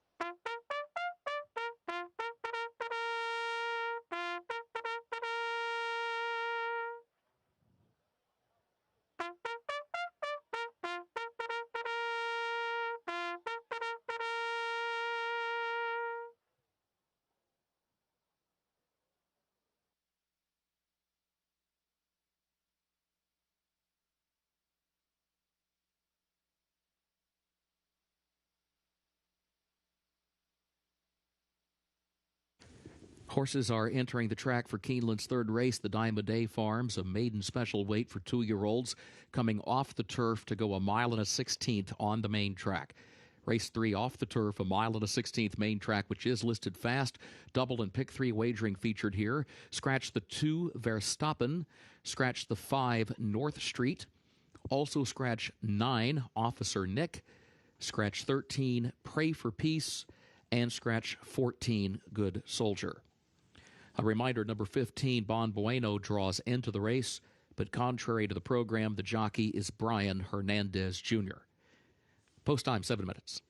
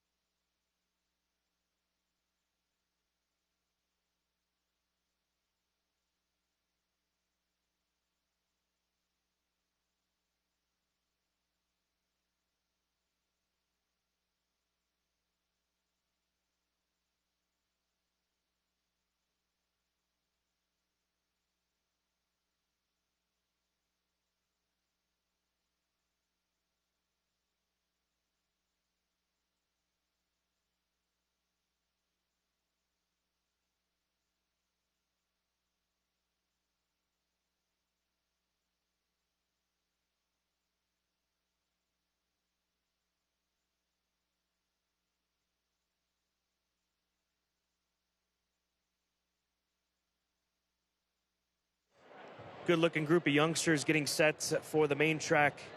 Maiden special weight at 1 1/16. There's the 7-horse Close Knit.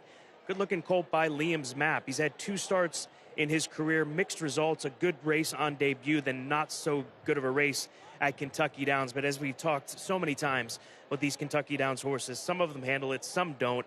He's by Liam's Map, who is a Breeders' Cup Dirt Mile winner right here at Keeneland, multiple Grade 1 winner. At 23-1, he could wake up. He's a good-looking son of that Grade 1 winner, Liam's Map, for G. Watts Humphrey Jr.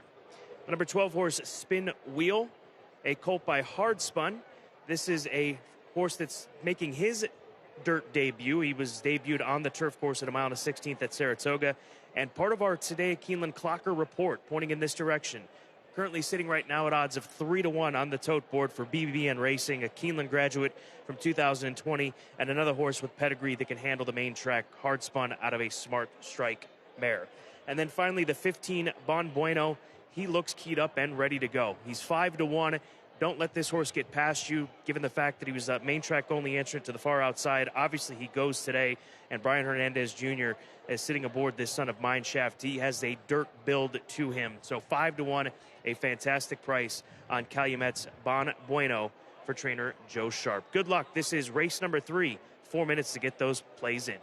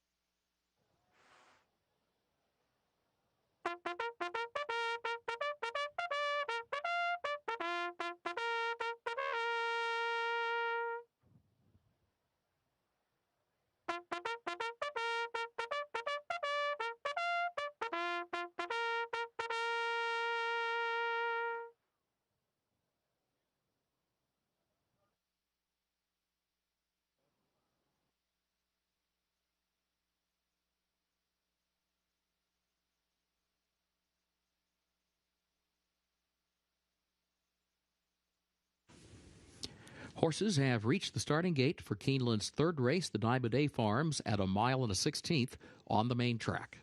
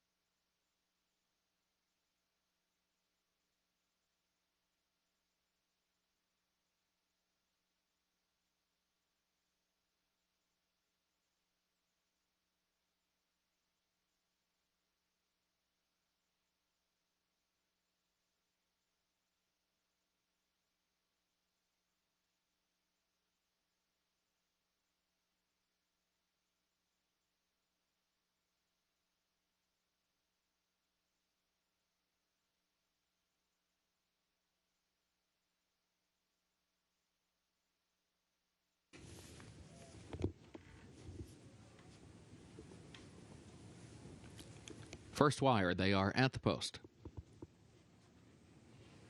And they're off. There goes Hatch out for the lead. Here comes Quarry Master toward the outside. Grand Sonata up close on the extreme outside, and then Heston back toward the rail. Quarry Master has the early lead. Quarry Master goes to the front, gets over next to the rail. Grand Sonata second. Bon Bueno going to move up third. Caught 3 wide around the first turn, though. Heston saves the ground in fourth toward the inside. Hatch alongside that one in fifth. Close knit, 3 lanes off the rail in sixth, just 3 lengths off the lead. Verbier is seventh back toward the inside. Spin Wheel moves by from eighth around that one as they enter the backstretch. Verbier had to check there, lost a couple of more lengths. Further back, Lester's Dream next to last, and Federal Hill the trailer. 24.63 seconds was the time for the opening quarter. Here's Bon Bueno right alongside of Grand Sonata.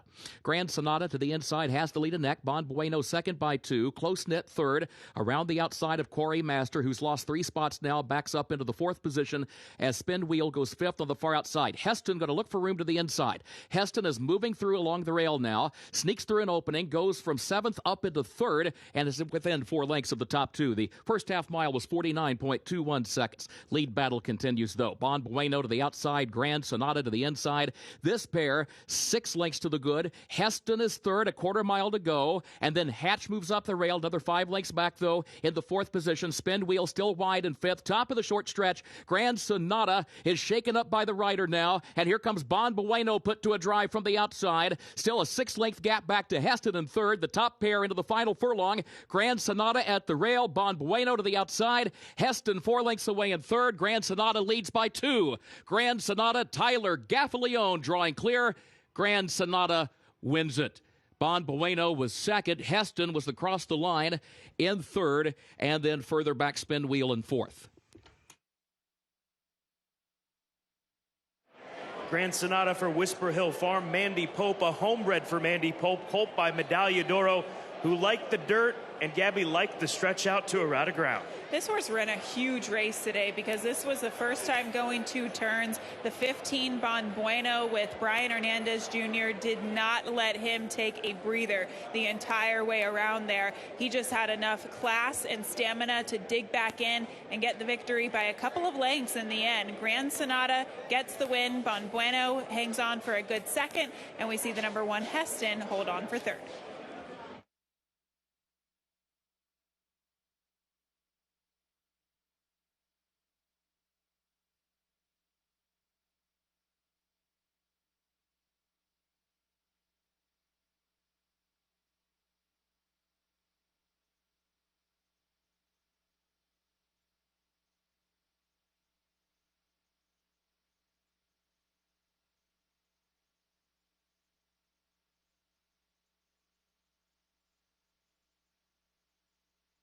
Unofficial results of Keeneland's third race: 10, Grand Sonata was first. 15, Bon Bueno was second. Number 1, Heston finished third. Number 12, Spin Wheel was fourth. 10, 15, 1, 12, unofficial.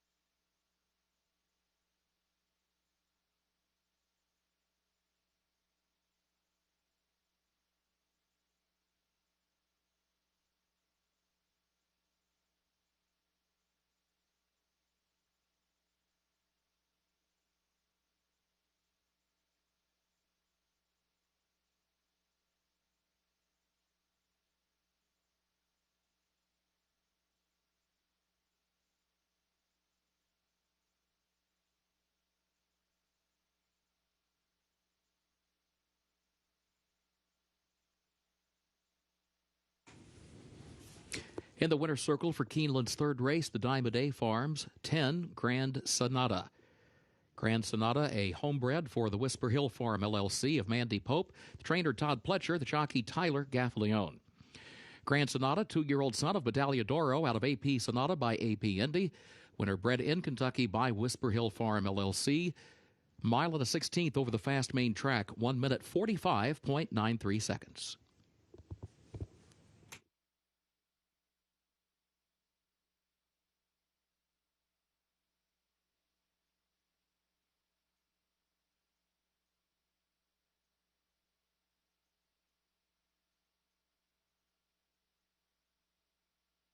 Third race results official.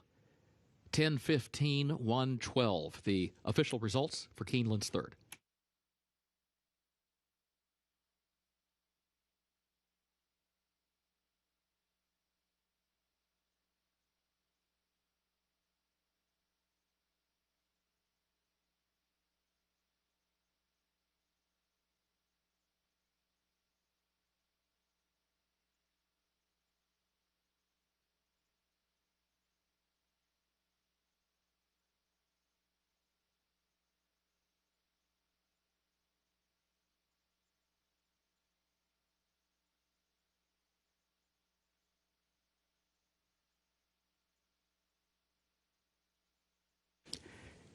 In the winner's circle, the Diamond A Farms trophy presentation to the connections of Grand Sonata.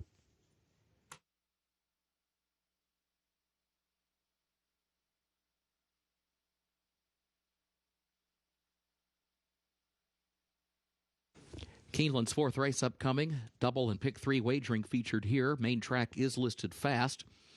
In the fourth race, a reminder, scratch the 6 Yogurt. Scratch the 6 Yogurt. Fifth race, scratch the 9, He's No Lemon. That's the fifth race, scratch the 9, He's No Lemon.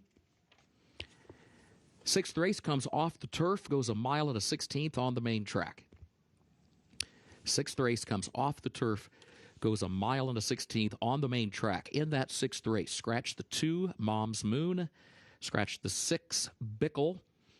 Scratch 7, Corriente de Oro. And also scratch 13, Heir to Greatness, 14, Mazuma, and 15, Cabana time. Again, race 6 off the turf. It will go a mile and a 16th on the main track.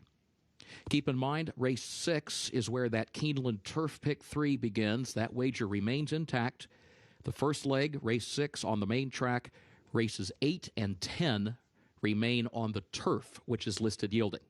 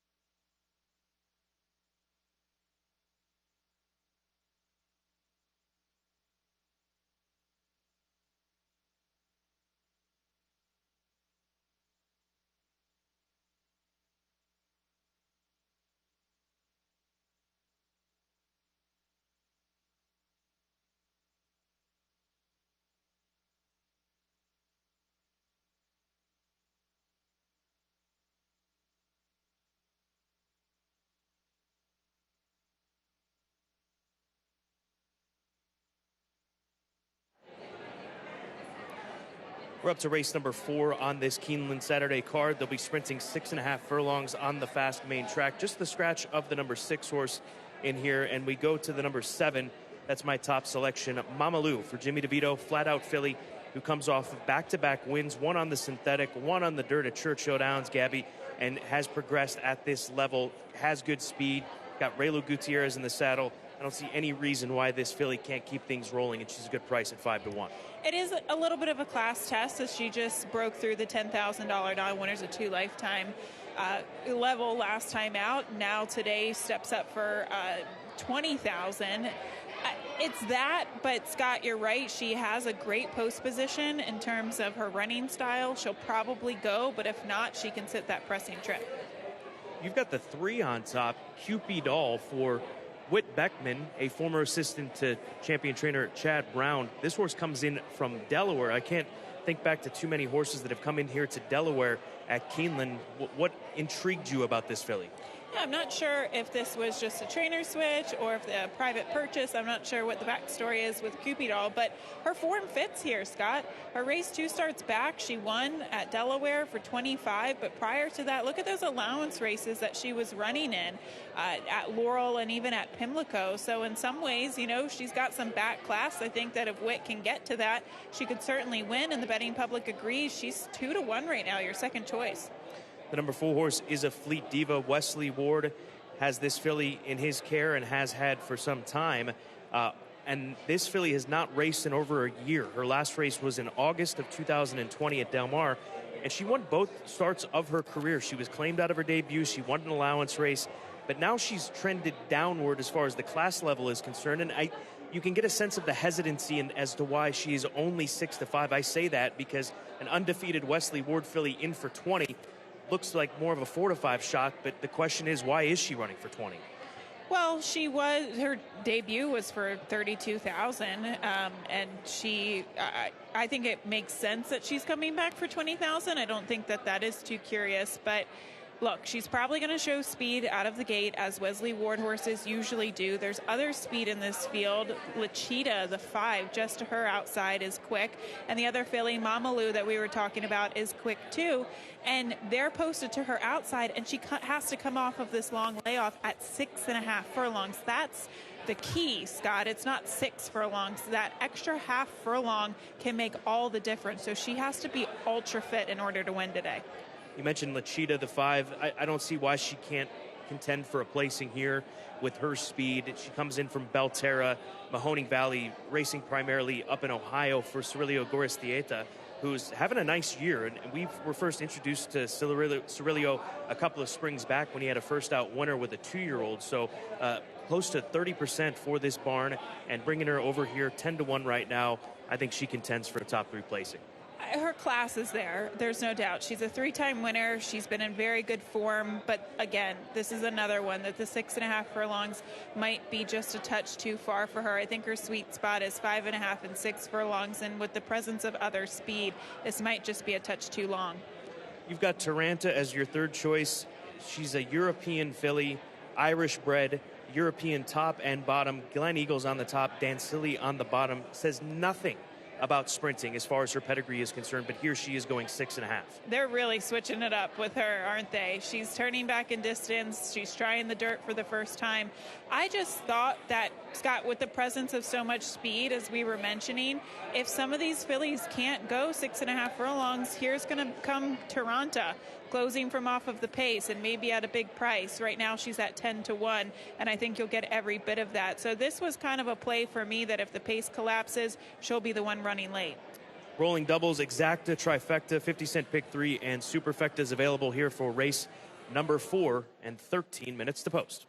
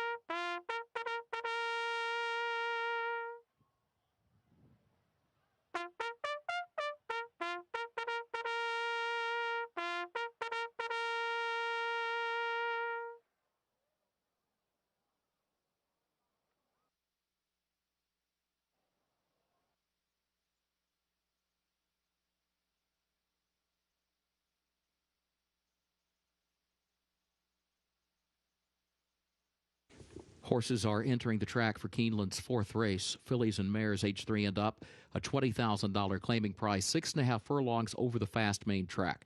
Double and pick 3 wagering offered here. Scratch the 6 Yogurt. Number 6 Yogurt is a scratch. This begins an all main track pick 3. Post time in 7 minutes.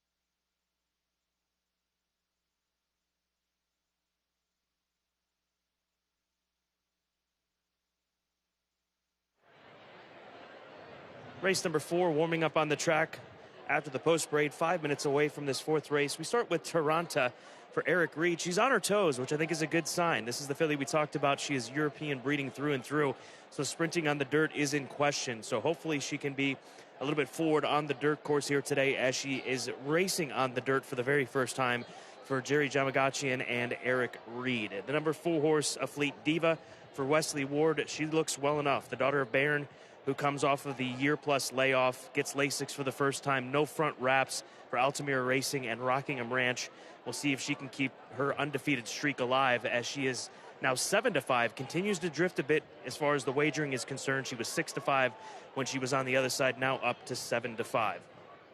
And then finally, the 8-horse Unheard Of for Doug Anderson. Like the way that this filly looks, and getting back to sprinting may just be the key for this 3-year-old filly out of the Doug Anderson barn, a barn that does very well at places such as Prairie Meadows. This filly even had stops at Oaklawn Park early in her career. And quick workout here for her, 26-1 with her quick warm-up, I should say, for Unheard Of with Francisco Arrieta in the saddle. 4 minutes to post. Wesley Ward with the favorite, the undefeated A Fleet Diva, looking to go 3 for 3 in her career.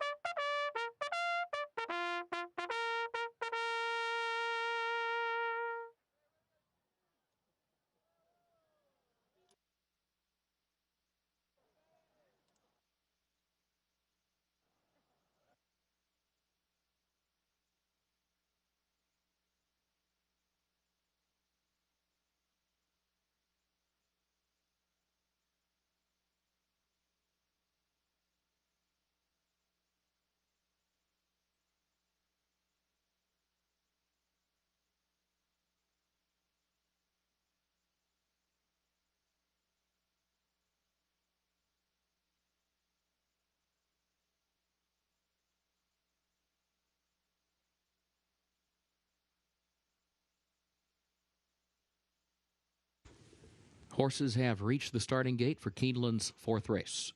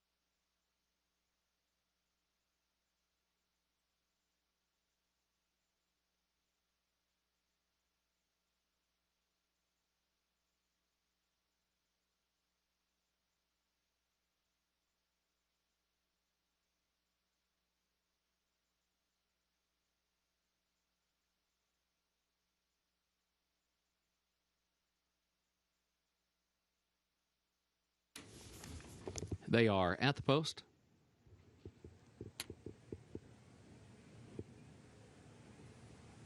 And they're off. A Fleet Diva, quick into stride, comes right out running for the early lead. Mama Lou comes away in second position. Cupid Doll is out running in third. Unheard Of is fourth up on the outside. Then Fine Prospect Shore moves up one spot toward the outside in fifth. La Cheetah backslides one position into sixth. And Taranta is last of the seven.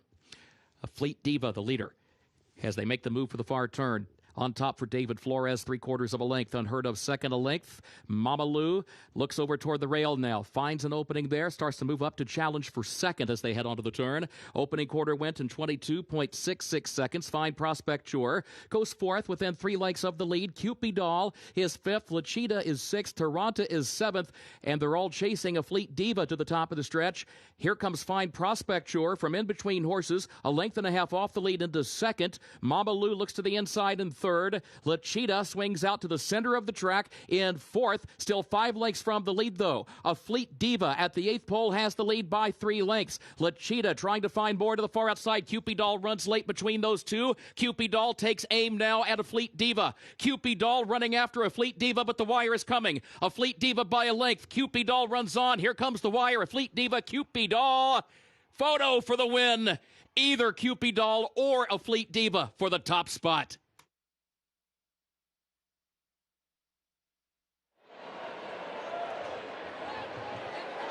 This one gets as close as it possibly could as a Fleet Diva using her speed away from the starting gate with David Flores in the saddle. She's looking for the wire, and Cupid Doll is looking to run down a Fleet Diva. 7-5 versus 3-1. Even here, you'd think the 4 is going to be able to hold on. But Tyler Gaffalione and the 3 Gabby make this as close as it possibly can be. How would you like this horse to be your first horse? And Beckman, obviously this is, I think, one of his first runners in his career, or his first runner in his career. And it's going to come down to a photo finish. I would be on pins and needles here watching this stretch run. I still can't tell. Let's take a low angle look at it. 4 still in front, right at the wire. That reveals nothing. The placing judges have it in their hands. Here's another look at it. Still with a length and a half, maybe 2 lengths really, to make up is Cupidol, and the 4 out there on the front, a Fleet Diva. And she's going to make it very close as they pass the finish line right here. Too close to call in the 4th at Keeneland.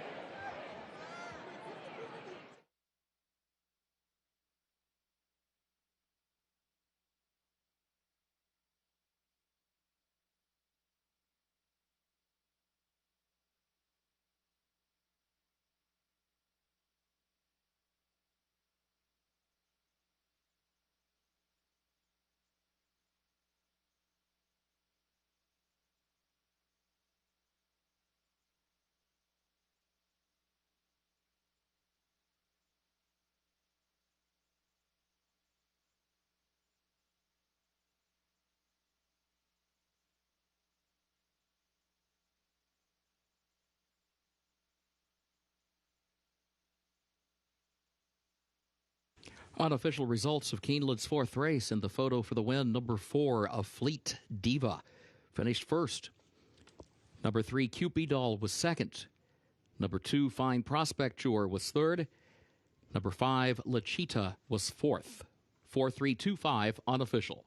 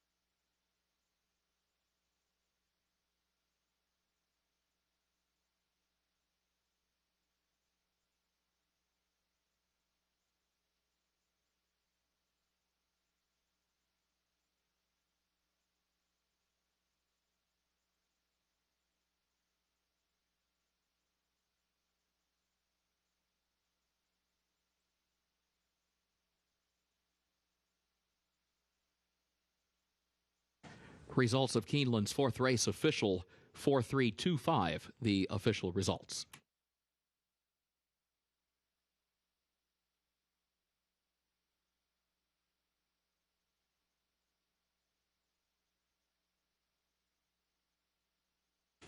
Official winner of Keeneland's 4th race, number 4, a Fleet Diva. Owned by the Altamira Racing Stable of Peter Miller, owned also by Rockingham Ranch of Gary Hartunian. 2 wins today for trainer Wesley Ward, the winning jockey David Flores. A Fleet Diva, 3-year-old daughter of Bayern, out of Trey Bell by Warfront, bred in Kentucky by Kaleem Shaw Incorporated. 6.5 furlongs over the fast main track, 1 minute 18.02 seconds.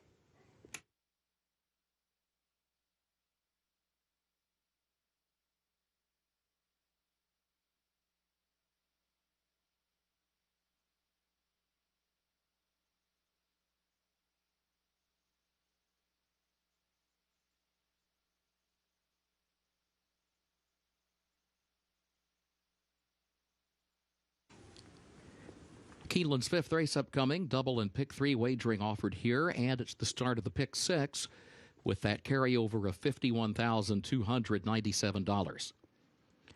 Main track is listed fast. A reminder that race 5 will finish in the short stretch at the first wire. Scratch the 9, he's no lemon. Scratch the 9, he's no lemon. 6th race comes off the turf, goes 1 1/16 on the main track. Sixth race off the turf, a mile and a 16th on the main track. Scratch the 2, Mom's Moon. Scratch the 6, Bickle. Scratch the 7, Corriente de Oro. Also scratch 13, Heir to Greatness, 14, Mazuma, and 15, Cabana Time. Race 6, off the turf, mile and a 16th main track. Scratch the 2, Mom's Moon. Scratch the 6, Bickle. Scratch the 7, Corriente de Oro. Scratch 13, Heir to Greatness, 14, Mazuma, and 15, Cabana Time. Seventh race. No changes at this time in race 7. Featured 8th race. The Queen Elizabeth II Challenge Cup presented by Dixiana. Race 8. The featured 8th race remains on the turf. The turf is yielding the rail at 0 feet today. Looking to the 9th race. Scratch the 7, East Side Cool. That's the 9th race. Scratch 7, East Side Cool. 10th and final race. Scratch part of entry. 1A, Far-Sighted. Scratch the 9, Bold Figure. Scratch 14, Big Band Louisiane. And scratch 15, Song River. That's the 10th race. Scratch part of entry. 1A, Far-Sighted. Scratch the 9, Bold Figure. Scratch 14, Big Band Louisiane, and scratch 15, Song River. Remember, number 13, Reagan's Edge, draws into the race. Jockey change on the 11, number 11, recorded, Gerardo Corrales. Gerardo Corrales rides the 11, recoded. Keep in mind, both race 8 and race 10 remain on the turf.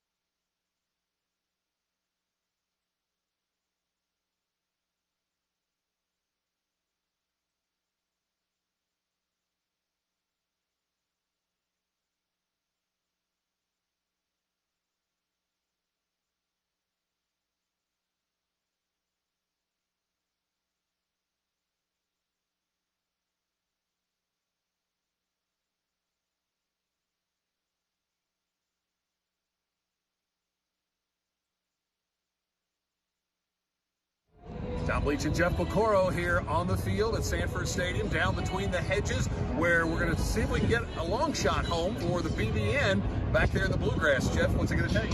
Well, it's going to take, you have to withstand that first salvo. They're going to come out flying at you. What Georgia tries to do is get this crowd behind them, which they are from the start.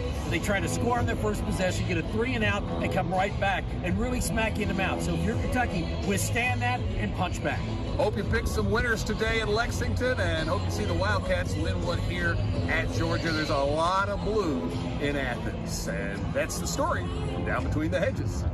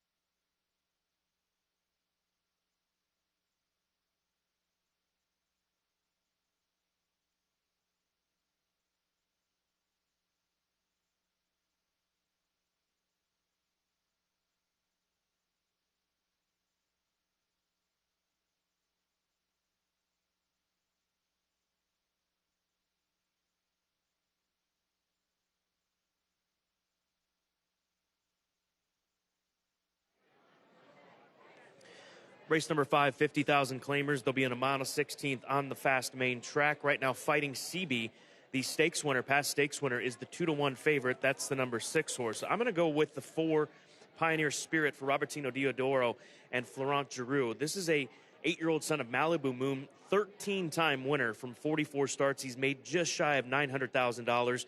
Comes out of a couple of stakes tries, and including a run at Assiniboia Downs. And so a horse that's got speed, when he's at his best, he lays close. He was good enough to win for $50,000 at Oaklawn back in the springtime. Then they got aggressive with him at other racetracks away from Oaklawn Park and even at Oaklawn, and he ran against By My Standards in the Oaklawn Mile, setting the pace that day. But the class relief that this 8-year-old gets and the fact that they get Florent Giroux is enough for me to take a shot with Pioneer Spirit, as he sits currently at 5-1 on the tote board. The 8-horse American Tattoo for AJ Suited Racing, Norm Cassie, picked up a winner just this past week here at Keeneland Racecourse. This is a 6-year-old that comes in off of some solid form, too. He was in over his head against Two Other Than Company. I can see why they took their shot at a 1.25 miles because he ran so well at 1 1/8. But the last time he was in for 50, he ran well enough at Saratoga. And the word is this horse is doing well. So we'll see if he can pick up a win here at Keeneland Racecourse with Joe Talamo in the saddle, who's familiar with this 6-year-old. He's ridden him in 3 of his last 4. And he's a good price, 8-1 on American Tattoo. Hanalei's Houdini for Michelle Level. As we talked about Michelle Level in the years that she's having, very productive year. Picked up that stakes win yesterday in the Grade 3 Buffalo Trace, Franklin County. But Hanalei's Houdini was claimed last time out for 40 at Colonial, gets back on dirt, ran some good races between Pimlico and even at Laurel in Maryland. So shows up on the Kentucky circuit. Another horse that's done well over the course of his career. This is his 30th career start as he's looking for win 6, and he's made over $260,000. Let's go over to Fighting CB real quick, the favorite, the number 6 horse for Kenny McPeak. Kenny's getting aggressive this meet. He's in contention for a training title here at Keeneland. We know how much this meet means to him. Both of these meets mean to him. And Fighting CB is a horse that, as I mentioned, he was a stakes winner at Saratoga at the age of 2 on the turf course. All of his victories have come on the grass. He's by Summerfront, a son of Warfront. So we'll see if he can handle the dirt today. And more than anything, it's the class drop that is making him the 2-1 favorite with Brian Hernandez Jr., Kenny's go-to guy here at Keeneland Racecourse. Good race coming up. Race number 5 on the card starts the $1 pick 6 here today at Keeneland.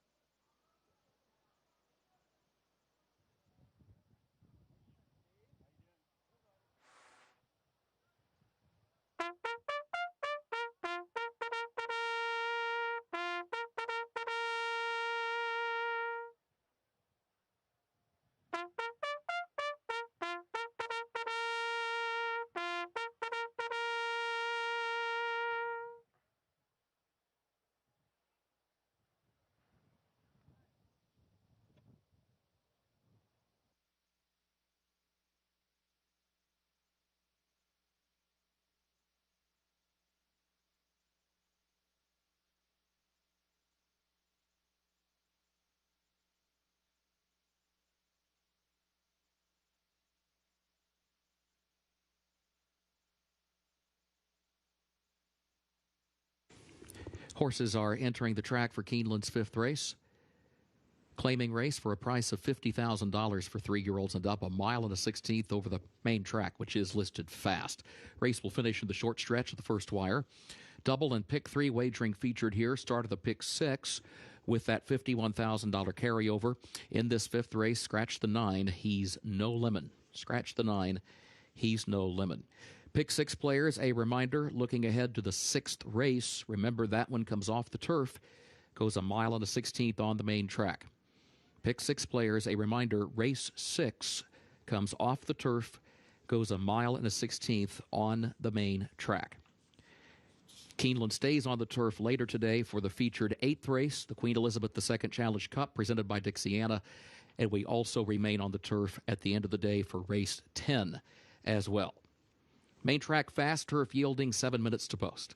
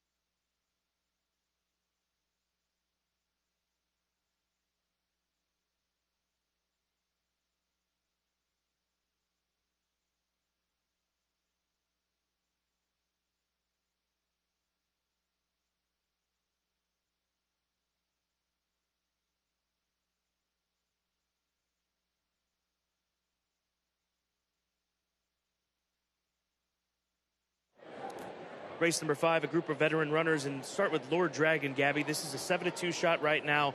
Mike Maker, first off the claim. We've seen this tune played before, claiming horses for a high dollar and producing victories. Normally, they move up in class to more of a significant level, but at least here he took this horse for 40, in for 50, and looks well enough out there as he makes start 27 of his career. Hey, if he claimed him for 40, he can win a race like this and get him claimed for 50,000. That's a nice payday at the end of the day, especially with this purse.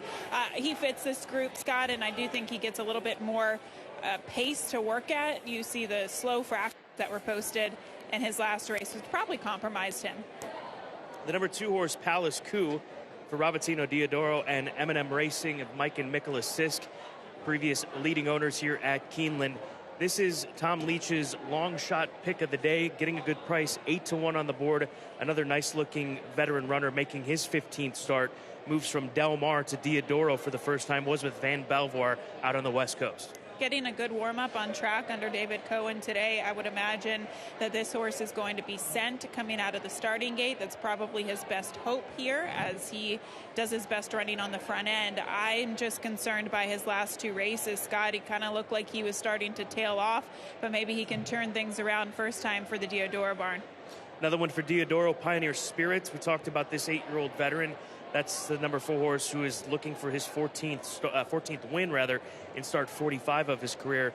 I just like his class. We talk a lot about horses with class. He certainly has it, and you have to have it if you're going to be making nearly $900,000 after 44 career starts. Well, what's interesting about him is that he was in his best form when he was still trained by Robertino Diodoro last year and earlier this year. And, you know, I think his most recent races, he started to tail off a bit. So now Robertino Diodoro deciding to drop him in class, this is probably the best spot for him. You just kind of wonder what direction he's headed as an 8-year-old, but he does have so much class, 13-time winner out of 44 starts.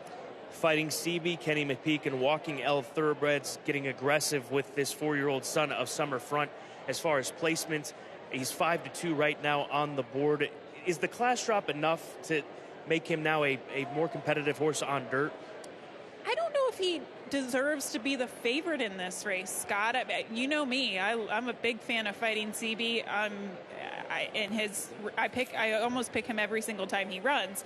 I think he's just as good. Actually, I shouldn't say that. I think he's a better turf horse than a dirt horse, so that could make him a little bit vulnerable here today. Yes, he's got some class on the turf, but again, these are horses in this field that have some back class on the dirt, so I really think he's going to have to show up with his A game to win, and he is the favorite. I don't know. I think there are other horses in here to consider. 8 just clicked down to 9-1 American Tattoo for your husband, Norm Cassie. That's the trainer for AJ Suited Racing. Can he hold on to a lead? That's the question I have with this 6-year-old. I think he'll be able to at least run with the pace of the number 2 Palace Coup. Palace Coup is probably going to be the pace setter. He could very well sit off of his flank or stalk. Look at the fractions last time out. That was just the main point that I wanted to make. Scott, you don't see 23 and change, 46 and 3, 111 for a 1.25 mile race. They were just going so fast in front of him. And also, it was a very tough race. It was a 2 other then. So I think the drop back down in class will help him, and they're not going to be going as fast as they were last time out. Competitive race. They tend to be at this level with the veteran nature of these runners. 2-1 on Fighting CB. We're 2 minutes away from the start of the Pick 6 on this Saturday at Keeneland.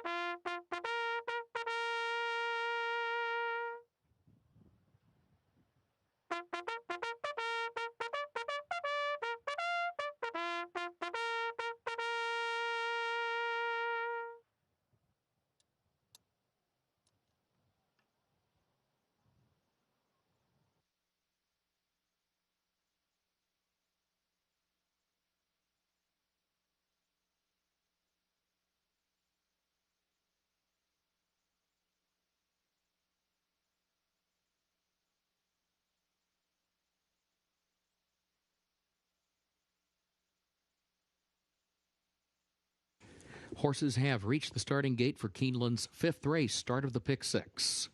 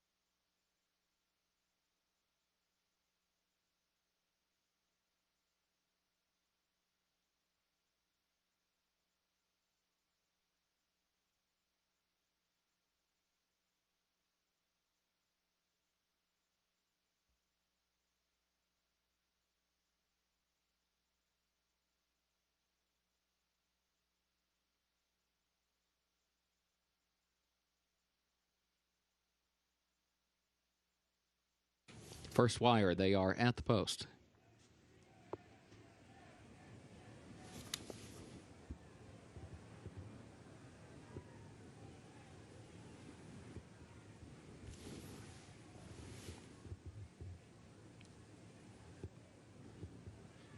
Palace Coup fractious in the gate, backs out.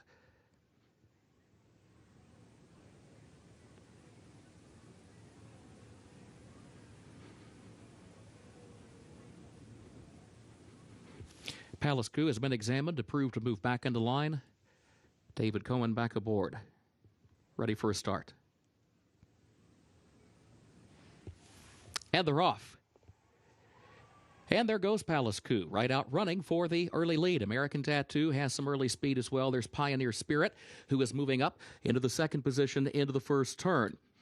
And then comes Honolay's Houdini. American Tattoo is fourth, now taking third out in the center of the track around the first turn, 3 lanes off the rail now. Further back, Hot Shot Kid hugs the rail in the fifth position around the turn. Fighting CB is down toward the inside in sixth. Lord Dragon is seventh. Gigging last of the 8. 24.07 seconds the time for the opening quarter. Palace Coup leads. Palace Coup on top by a length. On to the backstretch. Here's Pioneer Spirit between horses now, drawing alongside the leader, and American Tattoo is third up to the far outside, a length off the lead. Hot Shot Kid is between horses there in fourth, as Fighting CB moves up a closer fifth to his inside. Honolay's Houdini is sixth on the far outside, Gigging and Lord Dragon at the back. 48.31 seconds for the opening half mile. 6 lengths front to back. Onto the far turn they go. Lord Dragon trying to improve position from the back. Going to be wide to the far turn. Has to go to the center of the track. Still 5 lengths from the lead. Palace Coup is the leader by 3/4 of a length. Pioneer Spirit second. American Tattoo far outside is in third. And Fighting CB looks for running room toward the inside. Fourth to third. Now taking second ahead at the quarter pole. Length and a half off the lead of Palace Coup. Lord Dragon going to have to go wider still at the top of the stretch, and is still 8 lengths from the lead. Palace Coup leads it. Fighting CB swings to the outside now from the second position. Honolay's Houdini is there in third. Late runs from Gigging, and then Lord Dragon, who's on the far outside, but it's the short stretch. Fighting CB, and here's Hot Shot Kid. Hot Shot Kid coming up the inside. Fighting CB from the outside down to the line. Hot Shot Kid. Francisco Arrieta for the upset. At 14-1, Hot Shot Kid sneaks up along the inside, and in his 41st career start, speak of back class, Gabby Gaudet, this is now win number 16 for this Minnesota-bred son of Majestic Warrior.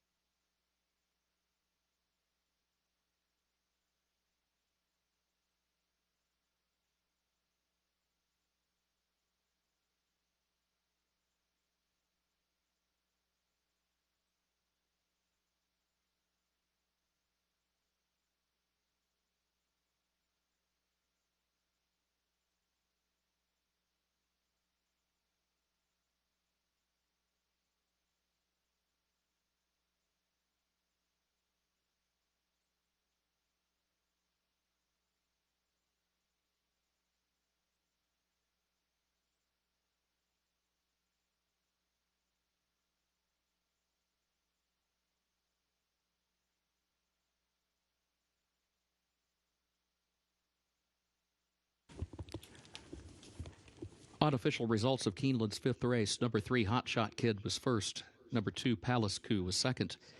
Number 6, Fighting CB third. Number 5, Gigging fourth. 3265, unofficial.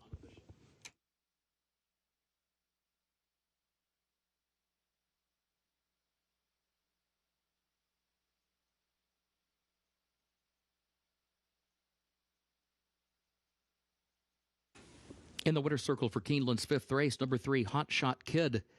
The winner owned and bred in Minnesota by Warren Bush.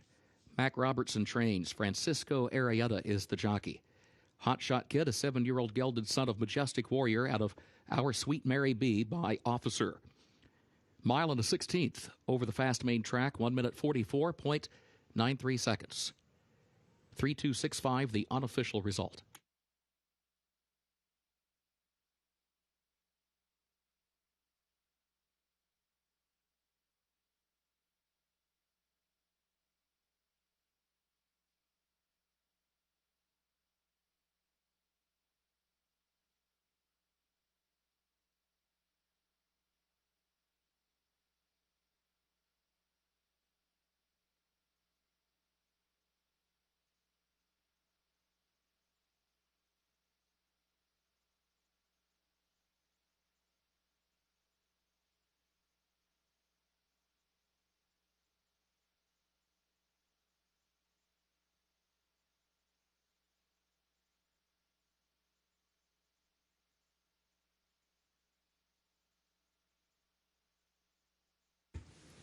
Results of Keeneland's 5th race official.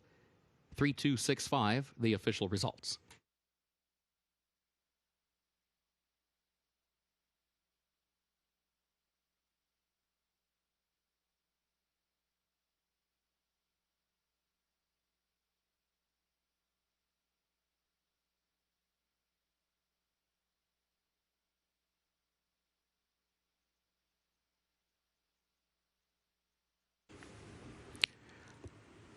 At Keeneland, the early pick 5 pays on 5 of 5 with a consolation 4 of 5. The 6th race coming up, double and pick 3 wagering. This will start the late pick 5. Also begins the Keeneland Turf pick 3, made up of races 6, 8, and 10. This 6th race comes off the turf. It'll go 1 mile and a 16th over the fast main track. Race 6 off the turf, 1 mile and a 16th on the main track. The Keeneland Turf pick 3 remains intact. First leg on the main track, races 8 and 10 remain on the turf. In this 6th event, scratch the 2, Mom's Moon. Scratch the 6, Bickle. Scratch the 7, Corriente de Oro. Scratch 13, Heir to Greatness. 14, Mazuma. And 15, Cabana Time. Race 6, off the turf, 1 mile and a 16th main track. Scratch the 2, Mom's Moon. Scratch the 6, Bickle. Scratch 7, Corriente de Oro. Also scratch 13, Heir to Greatness, 14, Mazuma, and 15, Cabana Time. Race 6 will finish in the short stretch at the first wire. 7th race, no changes at this time. Featured 8th race, the Queen Elizabeth II Challenge Cup presented by Dixiana. No changes. Remember, race 8 stays on the turf. The turf is yielding. Rail at 0 feet. 9th race, scratch the 7, East Side Cool. 9th race, scratch the 7, East Side Cool. 10th and final race remains on the turf. In race 10, scratch part of entry 1A, Farsighted. Scratch the 9, Bold Figure. Scratch 14, Big Band Louisiana. And scratch 15, Song River. That's the 10th race. Scratch part of entry 1A, Farsighted. Scratch the 9, Bold Figure. Scratch 14, Big Band Louisiana. And scratch 15, Song River. A reminder, number 13, Reagan's Edge, draws into the race. Jockey change for the 11, Recoded, Gerardo Corrales. Number 11, Recoded, the jockey, Gerardo Corrales.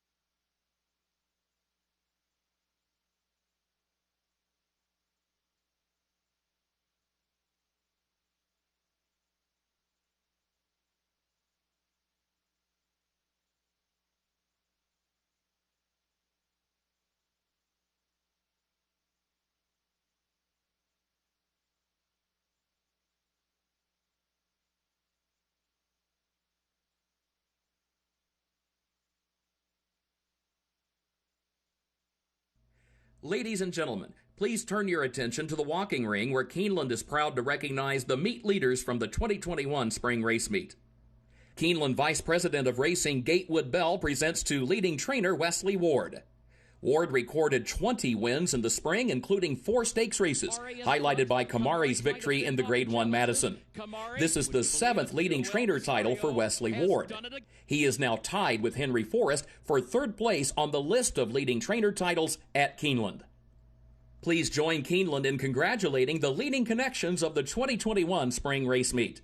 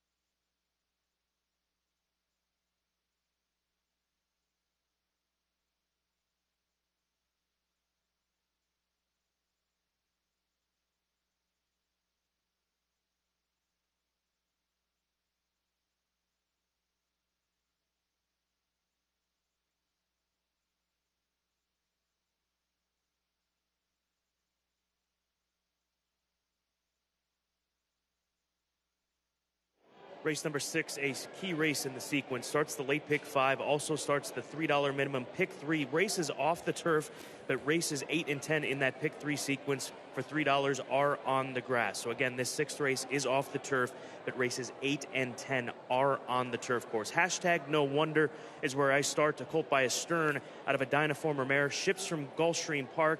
Gabby, we've seen plenty of the Sterns compete on turf. It'll be interesting to see how this colt handles the main track. Astern, a son of Medaglia d'Oro, so maybe that sneaks through here today as Carlos David opts to keep this Florida Invader in this race. Yeah, I would imagine if you ship here, you might as well run here and see what you have in their 2-year-old season, if they can be more versatile and not just solely restricted to turf races. But his lack of early speed, Scott, is a little bit of a concern on this surface for me. Faith Runner the 10, speaking of Medaglia d'Oro, here's a son of Medaglia d'Oro, ran on debut in a sprint on dirt, then comes out of a key race at Saratoga, which produced Annapolis, an eventual stakes winner. He looks great in the paddock. I think this is a horse that's just slowly starting to improve. You can see he's kind of a big, immature-looking thing, but maybe he's just needed some race experience. So his first race, I think you can give him a little bit of a pass. He was very green that day, but he came back to show improved speed against a much tougher field. You mentioned Annapolis won the Grade 2 Pilgrim. The blinkers went on him for the first time that day. So now in his 3rd career start, Scott, with 2-turn experience, maybe he's just figured it out. I just wanted to go with a price. 6-1 is, I think, fair on a horse like this. The 4 is the favorite, Curbstone, son of Street Sense. He tries dirt for the first time, but his last race is an example of why Annapolis in that maiden special weight ended up being a key race, because he was 8th beaten 15. They made an equipment adjustment, added blinkers, and he ran much better. Now they'll try him on dirt today. Exactly. That was my thought. I thought Curbstone was going to be the favorite in here, but both Curbstone and my top selection and Faith Runner ran in that same race against Annapolis. My top pick, Faith Runner, finished 6th. Curbstone finished 8th. So in many ways, if Curbstone didn't have his last race, he would be a massive price. He is going to be the pace setter, I would imagine here. They put the blinkers on him last time out, and if he can transition to the main track, which I think he can, being a son of Street Sense, he'll be tough. You've got the 3 as your 3rd choice, Tonkawa Springs for Andrew McKeever.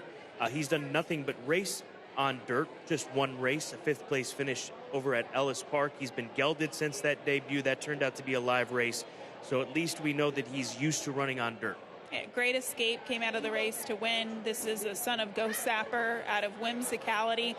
The reason why I did use this horse, I actually was curious about him on the turf, because the mare, she was a winner on the turf, and the half sibling actually ran 3rd back in August, the 3-year-old half sibling in his first start. So there is one sibling that at least has been precocious. And Tonkawa Springs, I think, will just benefit from added distance. You don't often see Ghost Zappers win at first asking, especially at 3/4. Starts the late pick 5, starts the $3 Keeneland pick 3. This one's off the turf, but those final 2 races of that sequence and of obviously the pick 5 sequence are on the turf course today. Good luck with these 2-year-old maidens going a mile and a 16th.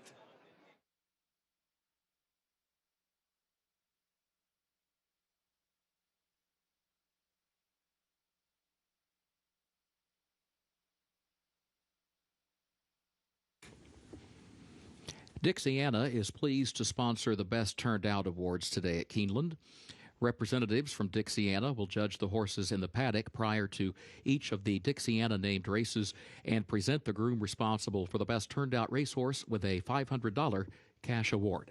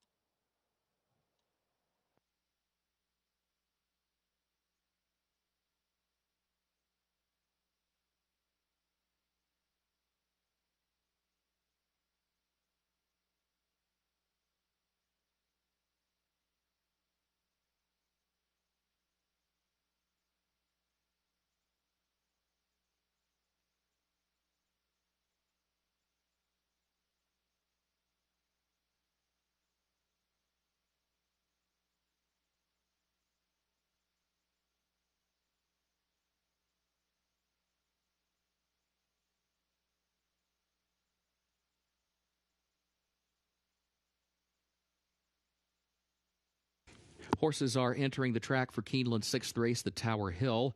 Maiden special weight, 2-year-olds coming off the turf to go a mile and a 16th on the main track here. Off the turf, mile and a 16th main track, which is listed fast. Race will finish in the short stretch, the first wire. Scratch the 2, Mom's Moon. Scratch the 6, Bickle. Scratch the 7, Corriente de Oro. Scratch 13, Heir to Greatness, 14, Mazuma, and 15, Cabana Time. Double and Pick 3 wagering, start of the late Pick 5 and start of the Keeneland Turf Pick 3, made up of races 6, 8, and 10. Race 6 on the main track. Races 8 and 10 remain on the turf, which is listed yielding. Post time, 7 minutes.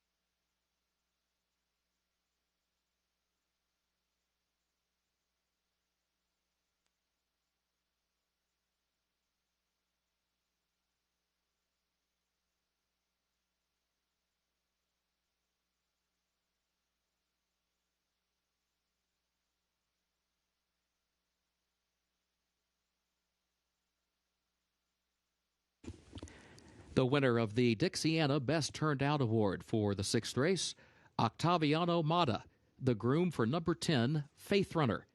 Congratulations.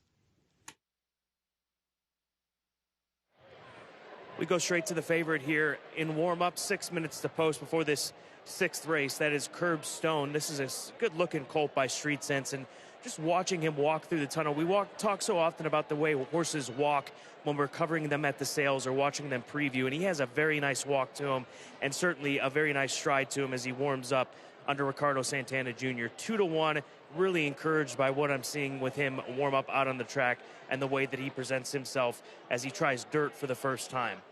Big Woo, not a bad-looking Street Sense colt either, as we see him moving away from us on the far turn. He is trained by trainer Joe Sharp. Keeneland January sale from just last year. They spent $100,000 for him. This number 8 horse, currently 9-2 on the tote board. One to take a closer look at, especially if you're playing the $3 pick 3 or the late pick 5. And then finally, Camp David, a Pioneer the Nile colt. He's done nothing but run on dirt. He stretches out to a route of ground for the first time, and that might be something that unlocks a little bit more talent for him today. He's bred to go long by Pioneer the Nile, and good price, 5-1. Good prices all over, really, even with the favorites sitting at 2-1. Curbstone. 5 minutes to post. It's race 6 here at Keeneland.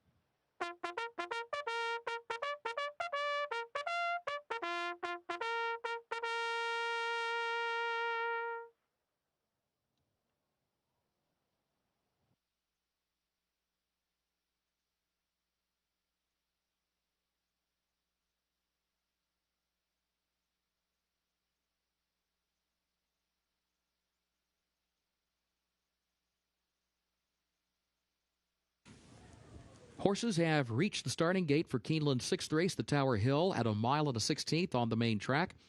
Start of the late pick 5, start of the Keeneland turf pick 3, with race 6 on the main track and races 8 and 10 on the turf.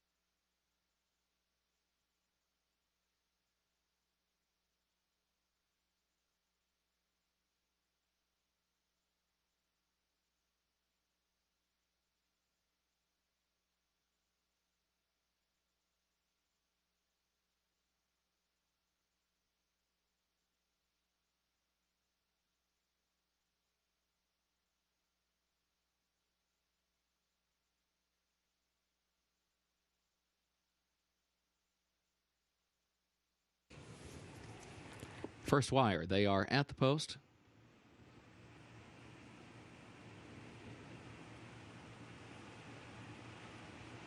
And they're off. There goes Camp David right out for the early lead. Tonkawa Springs to the inside and Curbstone between that pair. Camp David has the early lead, but only by a neck. There's Curbstone moving up. Curbstone moves up, gets over next to the rail, and has the lead now a half length. Camp David goes second. Tonkawa Springs is third and tucked away neatly toward the inside. Faith Runner is fourth in between horses. And there goes Wicked Genius, a 3-wide move from fifth to fourth. The challenge for third now around the first turn. Further back, Travel Guide is sixth toward the inside. Freedom's Way moves up one spot from seventh outside of that one, and then a gap of 6 more lengths back to Big Woo, and nearly 5 back of that one. Hashtag No Wonder is last. 23.69 seconds the time for the opening quarter. Curbstone the leader. Curbstone is on top by a length and a half. Up the backstretch, Camp David second by a length and a half. And then Tonkawa Springs to the inside. Wicked Genius is there on the far outside as they go at it for the third spot, joined by Faith Runner, who's in between that pair. 47.17 seconds for the first half mile. To the far turn they go. Curbstone leading Camp David only by 3/4 of a length, and Camp David starts to inch forward toward the outside to apply more pressure to the leader. Gap of 5 lengths, Wicked Genius third. 4 back of that one, Tonkawa Springs is in fourth, and then Travel Guide fifth up on the outside. But the lead duo is at the quarter pole, and here's Camp David right alongside of Curbstone. Camp David and Curbstone go at it for the lead to the top of the short stretch. They've opened up by 8 lengths to Wicked Genius in third. Another 8 lengths back to Travel Guide in fourth. Tonkawa Springs fifth. Camp David leads coming to the 8th pole. Camp David by a length and a half. Curbstone is second to the inside. Gap of 5 more to Wicked Genius in third. It is Camp David in front for Jose Ortiz. Curbstone second. Camp David moves on for the finish, and Camp David to win it. It was Curbstone across the line in second. Wicked Genius was third, and Travel Guide was fourth.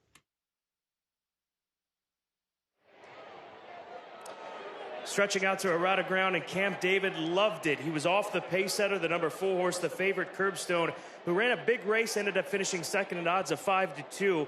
But as this race went on, Camp David found his best stride under Jose Ortiz, a colt by Pioneer of the Nile. Keeneland September sales graduate from 2020. Windstar Farm, Sienna Farm came together to purchase him for $370,000. Unofficial order 9-4-11-5 here in race number 6.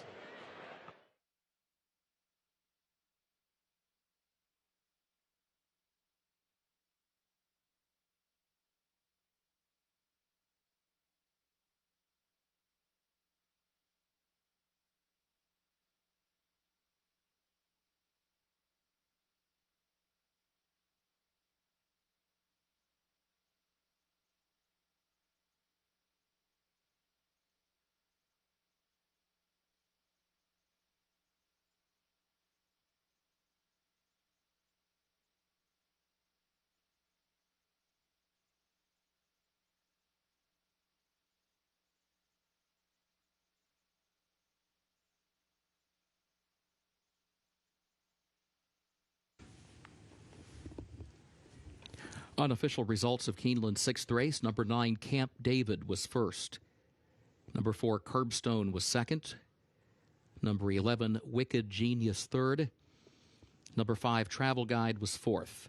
9-4-11-5 unofficial.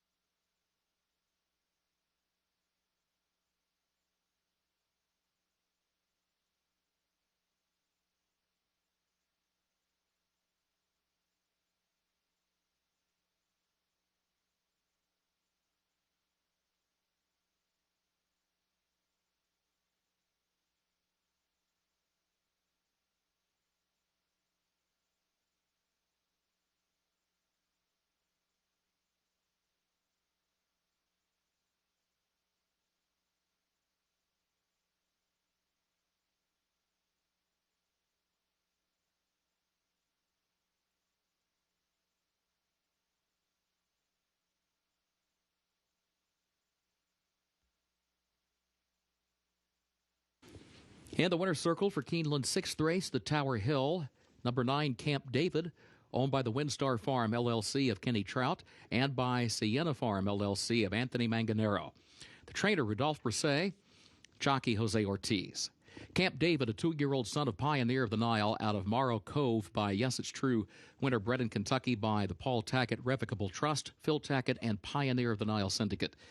Keeneland sales grad gets the mile at a 16th over the main track, listed fast, 1 minute 45.39 seconds.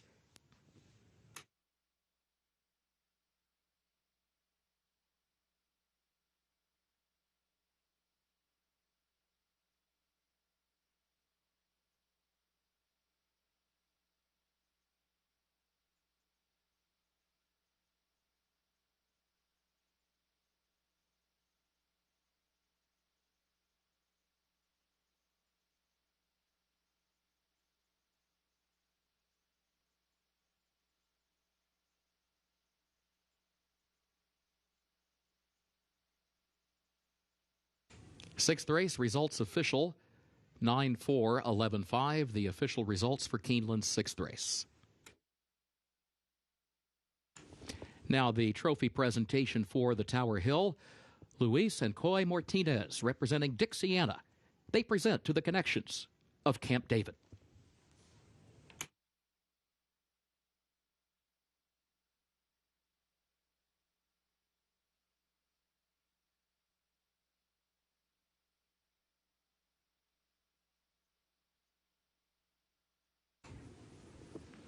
Keeneland 7th race upcoming. Once again, race 7 finishes in the short stretch at the first wire. Main track is fast. 7th race, double and pick 3 wagering. It also begins the $300,000 guaranteed pick 4. No changes in this 7th race. Featured 8th race, 38th running of the Queen Elizabeth II Challenge Cup presented by Dixiana. No changes in race 8. The turf is yielding the rail at 0 feet. 9th race, scratch the 7 East Side Cool. 9th race, scratch the 7 East Side Cool. 10th and final race, scratch part of entry 1A, Farsighted. Also scratch the 9 Bold Figure. Scratch the 14 Big Band Louisiane. And scratch the 15 Song River. Scratch part of entry 1A, Farsighted. Scratch the 9 Bold Figure.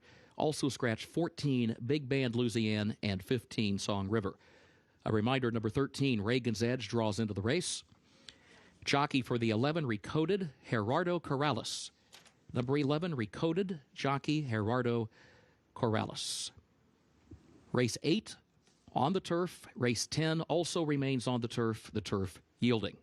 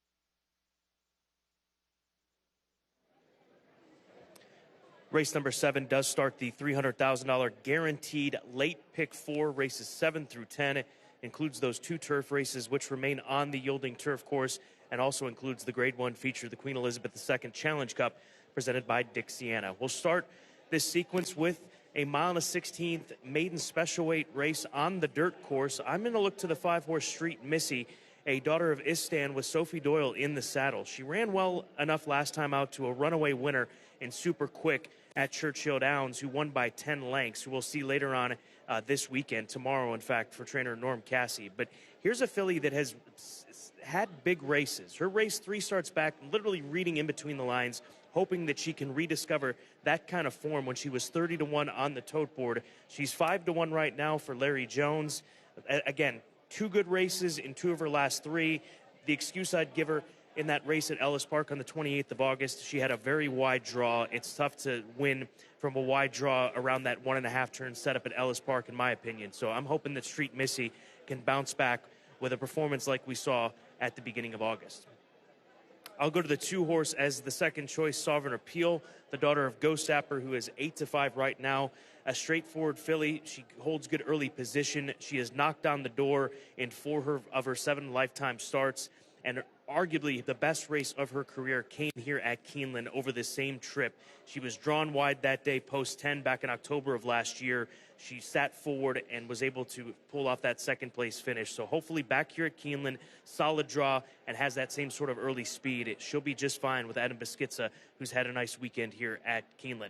And then finally, Big City Mama for Don Adams, Cortland Farms, a filly by Quality Road, who comes down from New York for the first time. The horses that Shug McGahee has pointed towards the Keeneland meet have done very well. They've come from a variety of places, mostly New York, but she's been beaten double digits in all 3 of her lifetime starts in pretty quickly run races early on.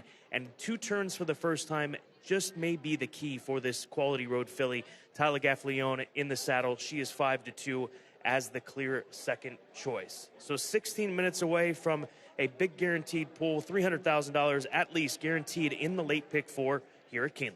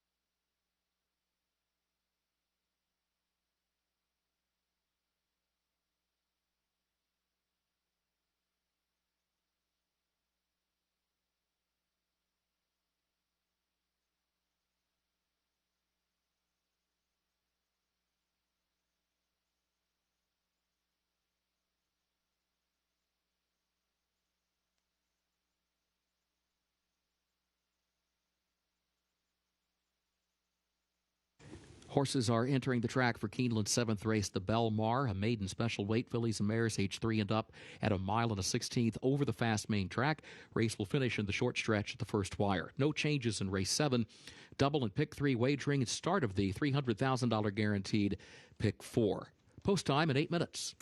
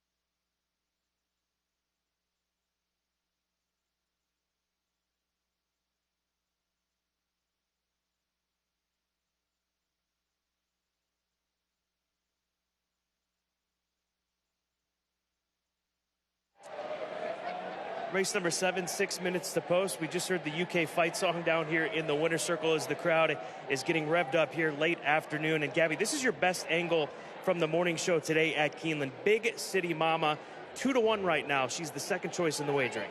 She has solely been one turn all in her career, whether it be at Belmont or Saratoga. But looking at her on track, she is just a long, lean-looking filly here. I don't think she's going to mind the added distance of 2 turns. And with that rail draw, she'll be able to be on the lead. Scott, her last race, she was bumped so hard from both sides coming out of the gate and lost all of her early position. And even looking at her as a physical, she is kind of gangly, so it would probably be a little bit difficult for her to overcome that early beginning. So clean break on the lead could make all the difference for her today. Wild Empress, the 6, making a nice appearance as she warms up with Julian Leperu, a homebred for Nancy Mazzoni. Nancy's had some nice horses in the past, and maybe this filly can follow in those footsteps. 11-1 right now, daughter of Empire Maker for Connor Murphy. 0 for his last 11 is the barn with first-time starters, but maybe this filly can buck that trend. I don't know what to make of this filly, especially with her work. Some of them have been okay, and then other works have been very slow, like that 5/8 workout coming into the race back in September. So we will see, but I don't mind her appearance on the track today, Scott, and I like the warm-up that Julian's given her. Berate, the number 7, 9-2. Reeve McGahee going heads up with his father, Shug, who trains the 1. And this is a filly by Blame, a homebred for Claiborne Farm, who looks every right fit to improve as she stretches out and has that race under her belt. Looking at these fillies on track, she was my favorite in the field. I think she's going to improve with added distance. She was bet in her first start. She didn't get away from the gate very well, so I think she's just going to be a completely different filly today, and I prefer her from a physical standpoint, Scott, but still cheering on my best angle of the day with the 1 Big City Mama, because I did not use the 7 in my pick 4. It is the start of that late pick 4, guaranteed pool of $300,000. Good luck. You've got 4 minutes to get those wagers in.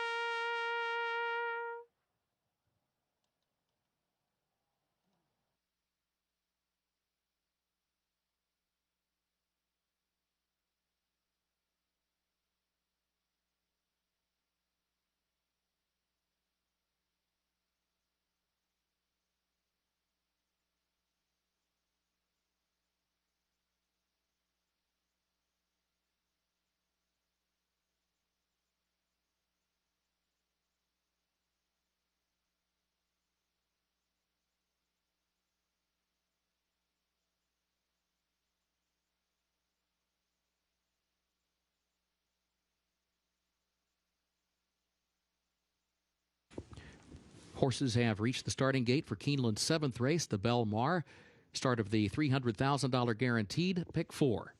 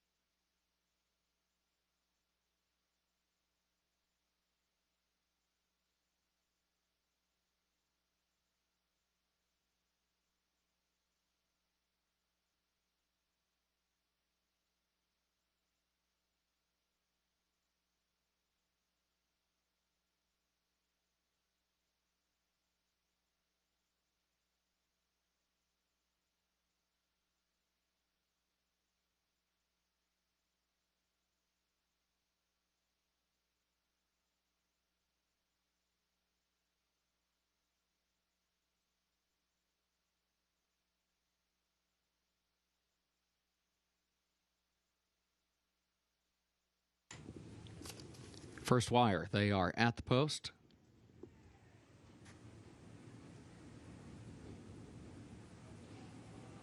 And they're off. There goes South Georgia out for the early lead. Wild Empress is there along with B-Rate in the center of the track, and Big City Mama back toward the inside. B-Rate moving up on the far outside, trying to clear the inside traffic, and does so by the time they enter the first turn. B-Rate goes to the front, angles down next to the rail, clear with the lead by 2 lengths. Wild Empress goes second by a length. South Georgia to the inside third by just a head. Street Missy alongside that one is fourth. Then Big Mama back toward the inside. Big City Mama travels along in the 5th position and is joined by Sovereign Appeal, who's right alongside 23.77 for the opening quarter. Rocket on Board is last. Off the first turn up the backstretch they go. B-Rate the leader. B-Rate on top by a length and a half. Wild Empress travels along in the 2nd position a length. South Georgia hugs the rail in 3rd up the backstretch by just a head. And then Street Missy on the outside of that one. Big City Mama between that pair is in 5th, running 5 lengths off the lead. Sovereign Appeal and then Rocket on Board. 48.5 the time for the opening half mile. To the far turn they go. B-Rate is the leader. B-Rate leads it. Street Missy is there on the outside, and Wild Empress in between that pair. The top 3 separated by less than a length. Then a gap of 5 more lengths back to Big City Mama, who's 4th on the outside. Midway on the far turn, has work to do from there, trying to pick up the leaders.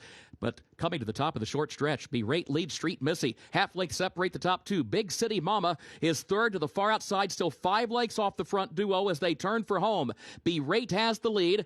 Big City Mama swings wide off the far turn. Street Missy between that pair. South Georgia is 4th, still 4 lengths away. Big City Mama rolls up on the outside with Street Missy to engage. Street Missy between horses. Big City Mama outside. Berate backs up to third. Down to the line. Big City Mama gets there by a head. Street Missy second. Berate third. South Georgia was fourth.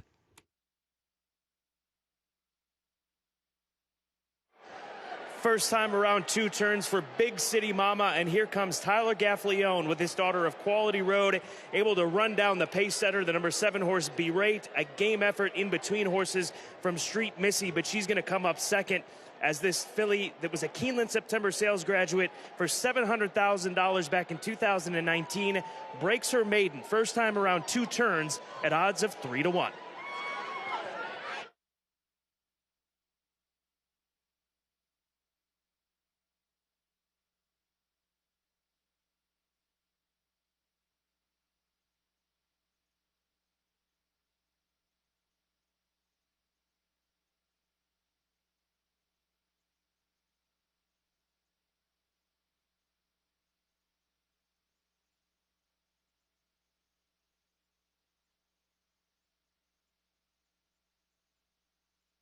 Photo for the win. Hold all tickets.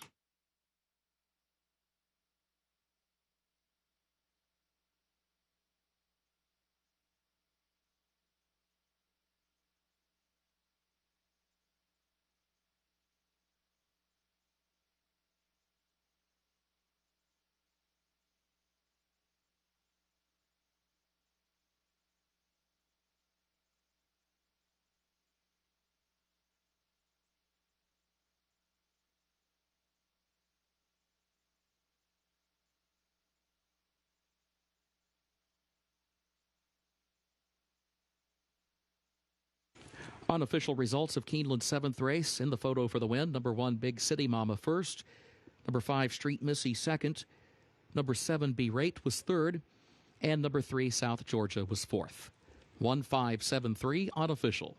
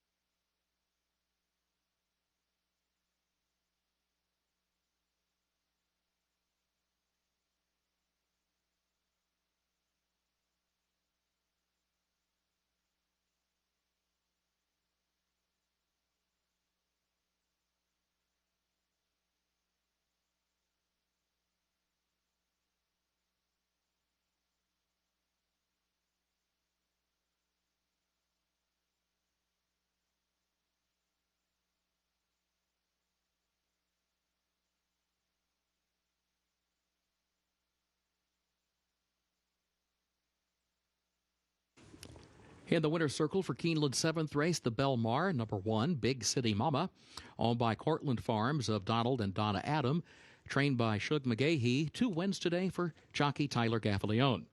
Big City Mama, 3-year-old filly by Quality Road out of Easy Living by Big Brown. Winner bred in Kentucky by Stonehaven Steadings. Keeneland's September yearling brings home the victory in race 7. 1 minute 46.07 the time for the mile and a 16th over the main track listed fast.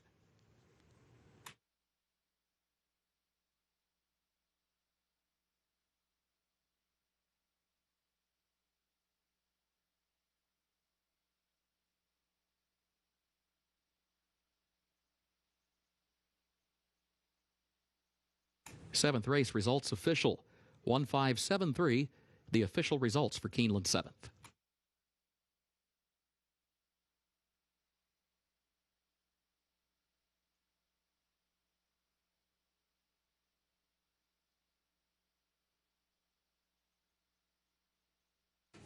In the winner's circle, the Belmar Trophy presentation to the connections of Big City Mama.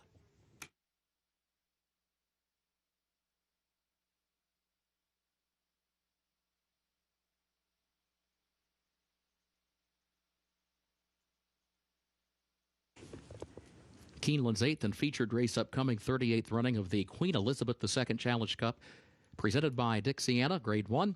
Turf is yielding, rail at 0 feet. Double and pick 3 wagering starts the last of the day's rolling pick 3s. No changes in race 8. In the 9th race, scratch the 7, East Side Cool. That's the 9th race, scratch 7, East Side Cool. 10th and final race, scratch part of entry, 1A Farsighted. Also scratch the 9 Bold Figure. Scratch the 14 Big Band Louisiane. And scratch 15 Song River. Again, scratch part of entry, 1A Farsighted. Scratch the 9 Bold Figure. Scratch 14 Big Band Louisiane. And scratch 15 Song River. A reminder, number 13, Reagan's Edge, draws into the race. Jockey for the 11, Recoded, Gerardo Corrales. 11, Recoded, Gerardo Corrales. And a reminder, that 10th race remains on the turf as well.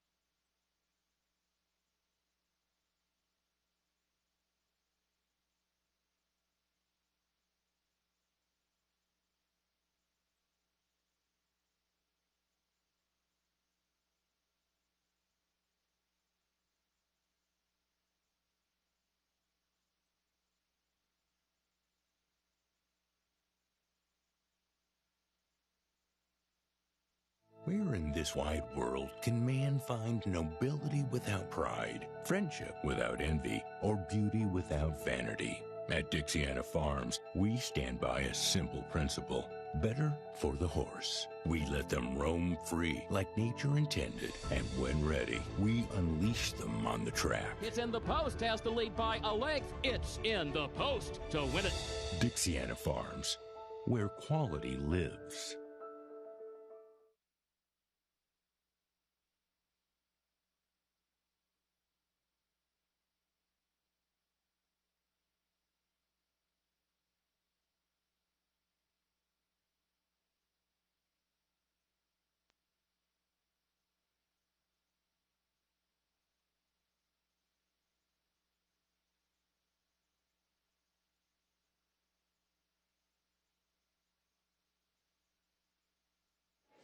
It's time now to turn our attention to race number 8, the Grade 1 Queen Elizabeth II Challenge Cup. UK, Georgia, they're tied after 1. So let's look to the paddock for this featured event. These are 3-year-old fillies, Grade 1 company, the QE2 Challenge Cup presented by Dixiana.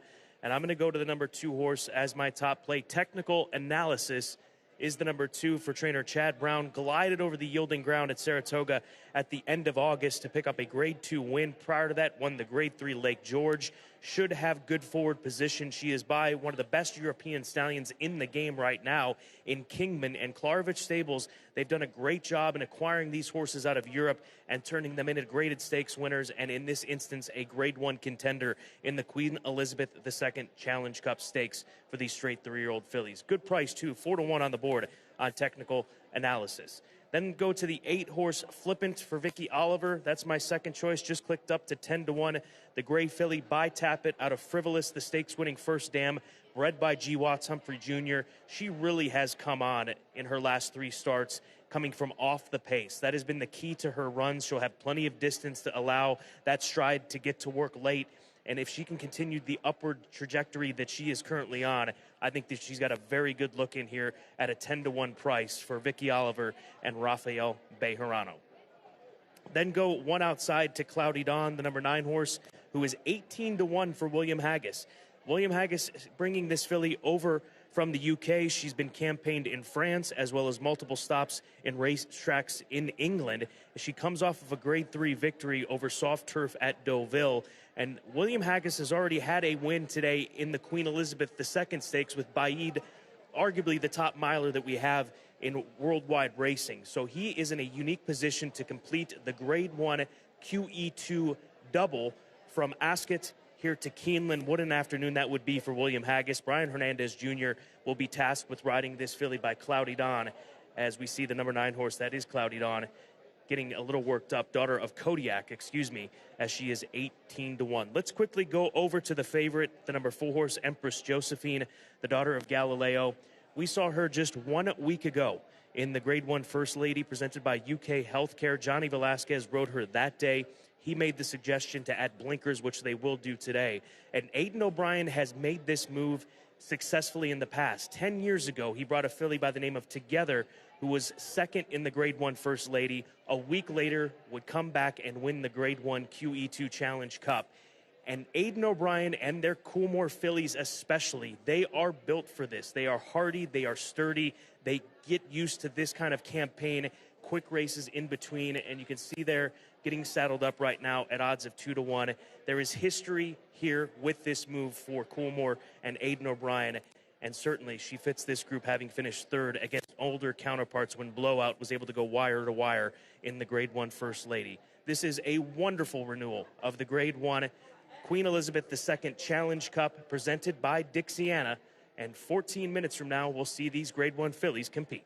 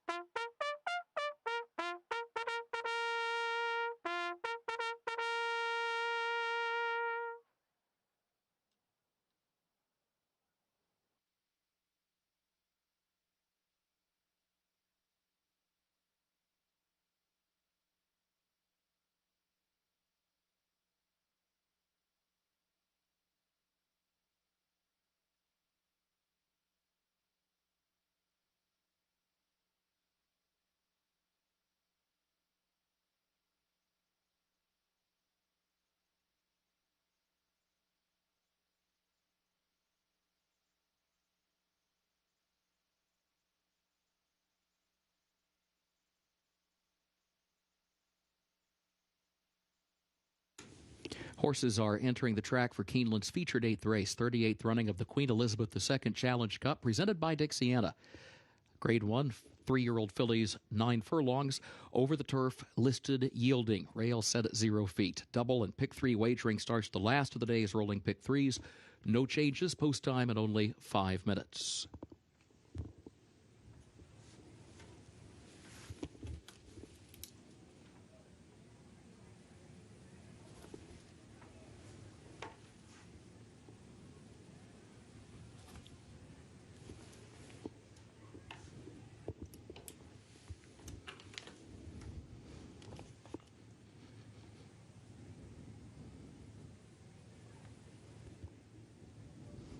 Now the post parade for the Queen Elizabeth II Challenge Cup, presented by Dixiana, at 1 1/8. Number 1, Burning Ambition, owned by Michael DeBrolio, trained by Brad Cox, the jockey Florent Giroux.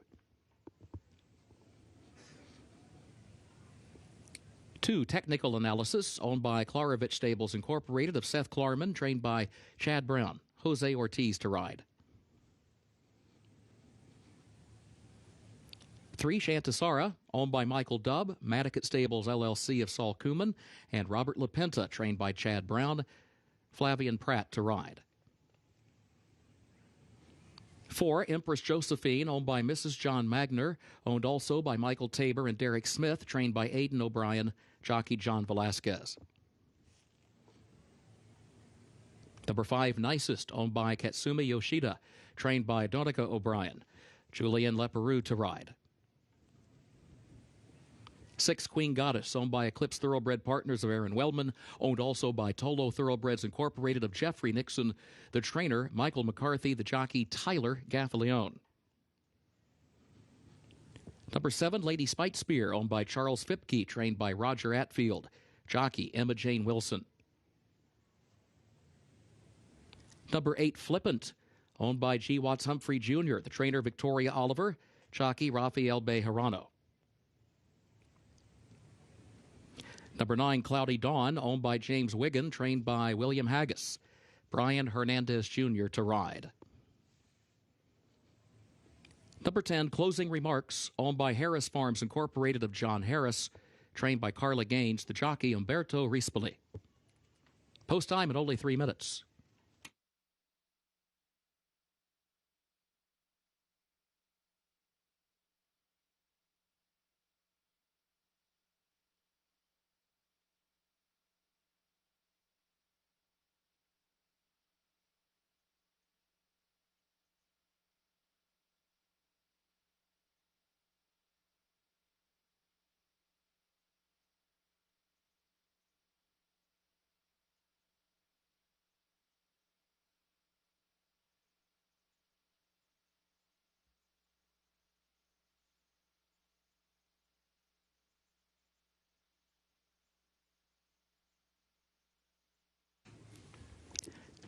The winner of the Best Turned Out Award for the Queen Elizabeth II Challenge Cup, presented by Dixiana, Alan Kroll, the groom for number 4, Empress Josephine. Congratulations.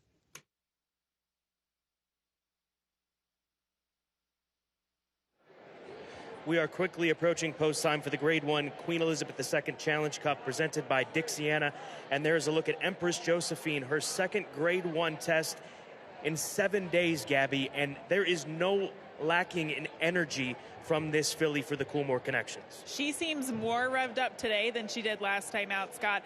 I can't really recall how she acted in the paddock last time out, as I was trackside, but I know she was acting up today. She wanted to kick a couple horses in there. She finally seems like she's settled. I like the fact that Johnny Velasquez gave her a nice warm-up, because she's acting more professional now, but she still is very keen.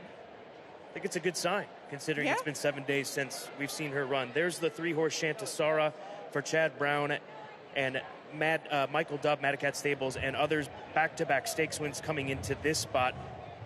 Are you impressed by the way that she looks? I like her more and more. The more I look at her, Scott, she just is the epitome of class. She walked out here like she had done this 1,000 times before, and that's the one thing that I found from her in her past performances this year, that she continues to learn and get better with each race in North America, but today she's just acting like a complete class act.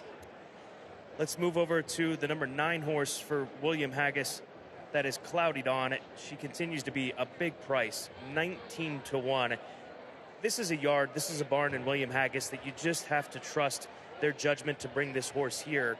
And at this kind of a price, I think worth at least an across-the-board play as she gets set for this Grade 1 race. And William Haggis looking for a Group 1, Grade 1 double here on the day, having won the Queen Elizabeth II Group 1 earlier with Baid at Ascot. And you can see the equipment that she's wearing today. She's wearing the hood that just covers her ears and helps deal with outside noises and crowds, because you have to imagine she's probably not used to an environment like this, especially on a day where there's a UK game in the bluegrass. But she is minding her manners, and I actually don't mind her for this turf course, Scott. She's kind of compact. She's got that typical European build. I know William Haggis was trying to avoid soft ground in general, but I think she'll be able to handle this yielding going. They are at the gate for the Grade 1 QE2 Challenge Cup presented by Dixiana.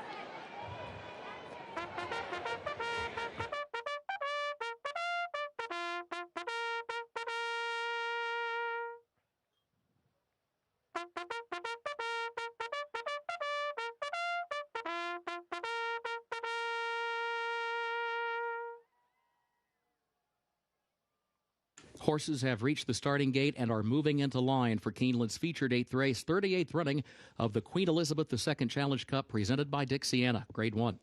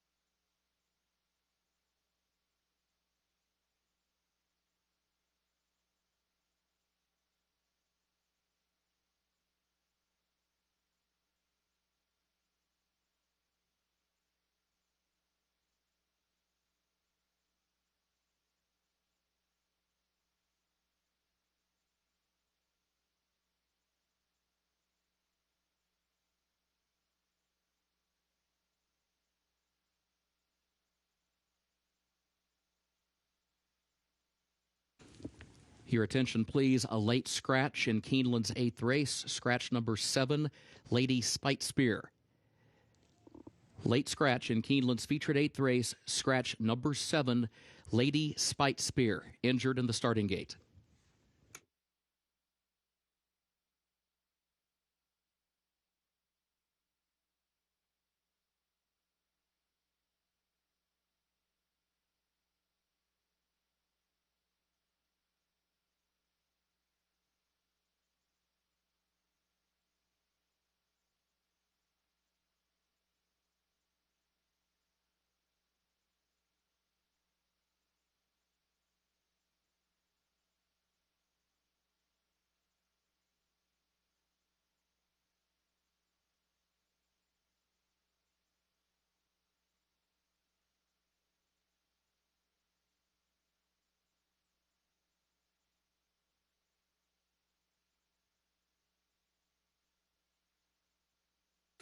Gate crew making final adjustments, and the field will move back into line in just a moment.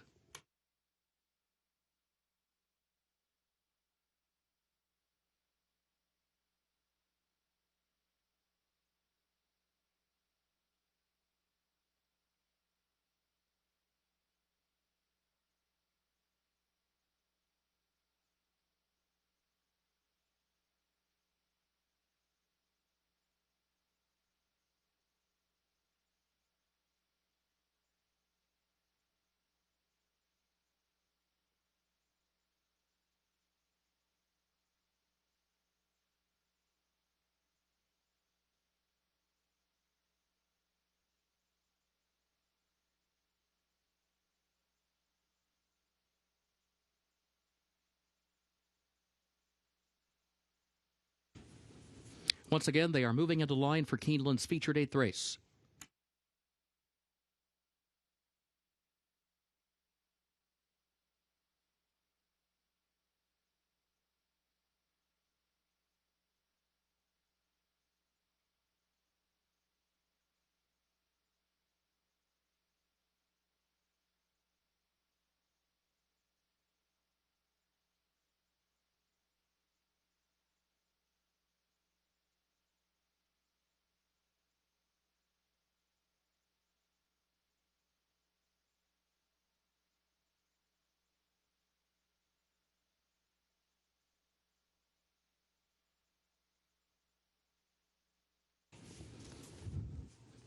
They are at the post.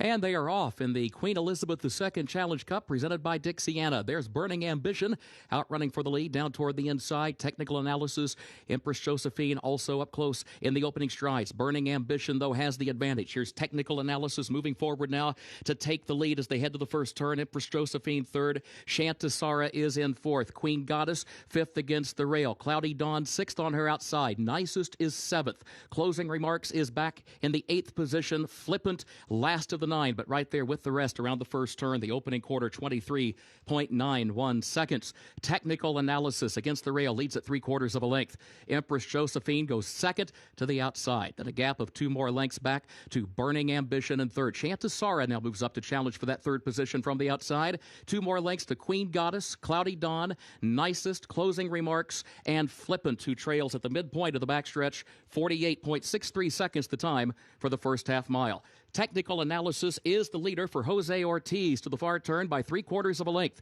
Empress Josephine is second on the outside by 2 lengths. Shantasara and then Burning Ambition, who moves up once again third to the inside, 2 lengths off the lead. Queen Goddess is in the 5th position. Cloudy Dawn is in 6th. Midway on the final turn, Technical Analysis the leader by a length. Empress Josephine asks for more. She's second on the outside. Burning Ambition still third against the rail. 1/4 mile to go. Shantasara is fourth up on the outside. Queen Goddess and then Flippant in the center of the course. Technical Analysis with Shantasara now taking the lead, moving by the 8th pole. Burning Ambition third. Nicest running late toward 4th, toward the inside, but Shantasara is moving on for the finish. A widening 4-length lead to Technical Analysis in second.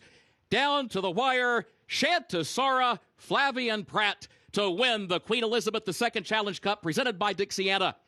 Technical Analysis was across the line in second. Burning Ambition was third, 1 minute 48.86 seconds. She's now a Grade 1 winner. Shantasara, as trainer Chad Brown goes 1-2 in this Grade 1 featured QE2 Challenge Cup presented by Dixiana, and this filly made it look easy once she was laid down and pointed towards her stablemate who set the pace. Technical Analysis, a nice win by Shantasara as she goes off at 5-2, an open length victory in this Grade 1 feature.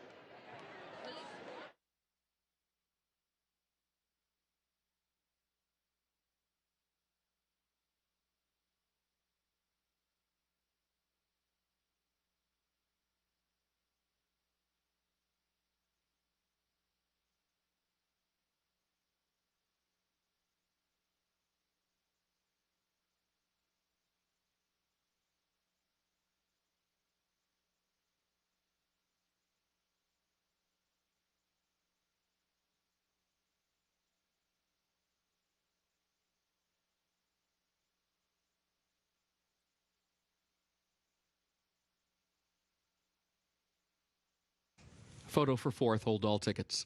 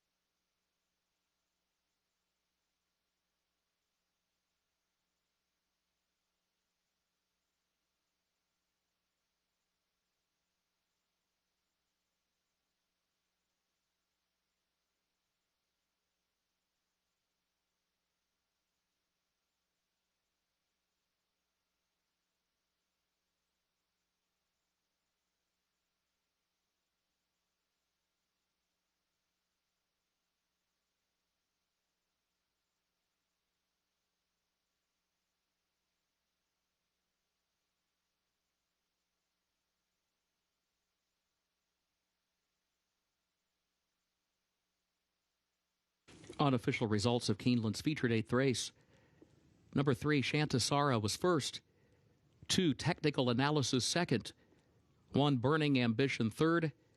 5, Nicest was fourth. 3-2-1-5 unofficial.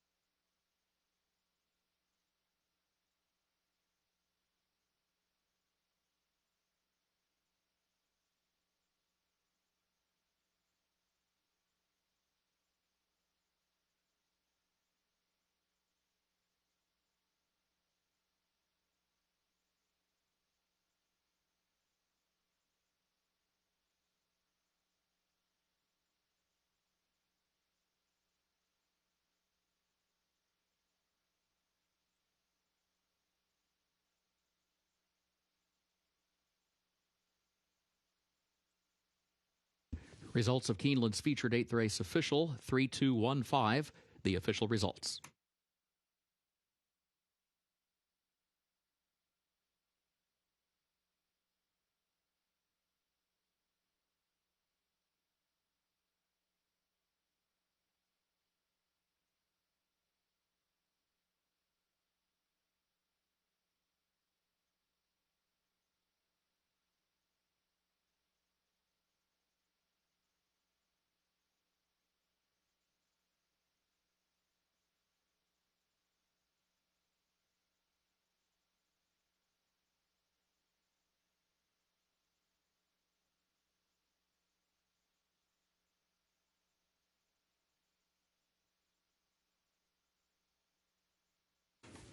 The official winner of Keeneland's featured 8th race, 38th running of the Queen Elizabeth II Challenge Cup presented by Dixiana Grade 1, number 3, Shantasara. Shantasara, owned by Michael Dubb, Madaket Stables LLC of Salcuman, owned also by Robert LaPenta. The trainer is Chad Brown, the winning jockey, Flavian Pratt. Shantasara, 3-year-old filly by Coolsty out of Corona by Dalakani. The winner bred in Ireland by Mr. Oliver Dunlin. 9 furlongs over the turf, listed yielding 1 minute 48.86 seconds.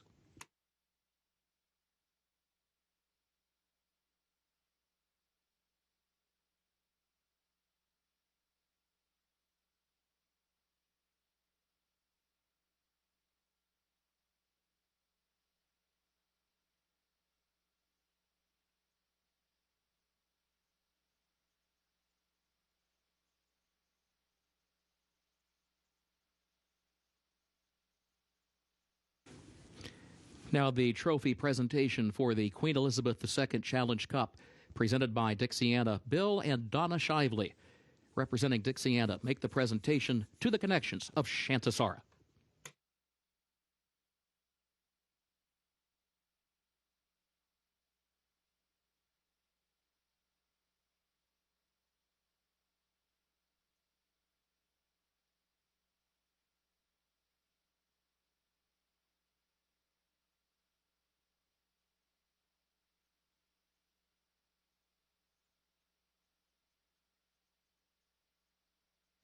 Well, nobody's won more Grade 1 QE2 Challenge Cups presented by Dixiana than Chad Brown. Congratulations to him. Baldo Hernandez, his man on the scene here in Lexington, and Flavian Pratt, who's gotten along so well with this filly. How dynamic was that run from her today? Yeah, that was a good run. I was really pleased with the draw, to be honest. I thought the good horses were around me, and I was able to keep tracking them. And she made a really good move around the turn. I came really handy around the turn, and when I asked her to make a move, she really responded well.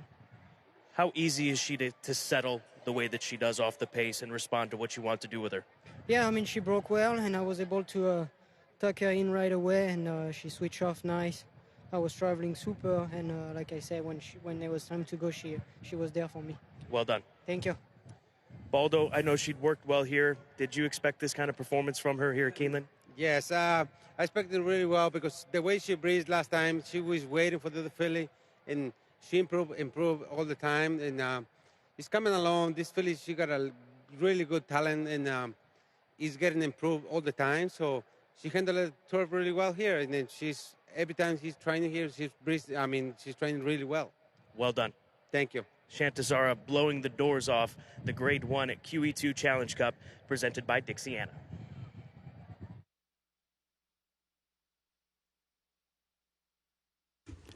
Keeneland's ninth race upcoming. This will start the last of the day's rolling doubles. Main track is fast. Race 9 will finish in the short stretch at the first wire. Scratch the 7 east side cool. Scratch the 7 east side cool. Looking ahead to the 10th race. Race 10, a reminder the turf course is listed yielding. In the 10th event, scratch part of entry 1A, far-sighted. Also scratch the 9 bold figure. Scratch 14, Big Band Louisiane. And scratch 15, Song River. Number 13, Reagan's Edge, draws into the race. The jockey for the 11 Recoded is Gerardo Corrales. Number 11 Recoded, the jockey Gerardo Corrales.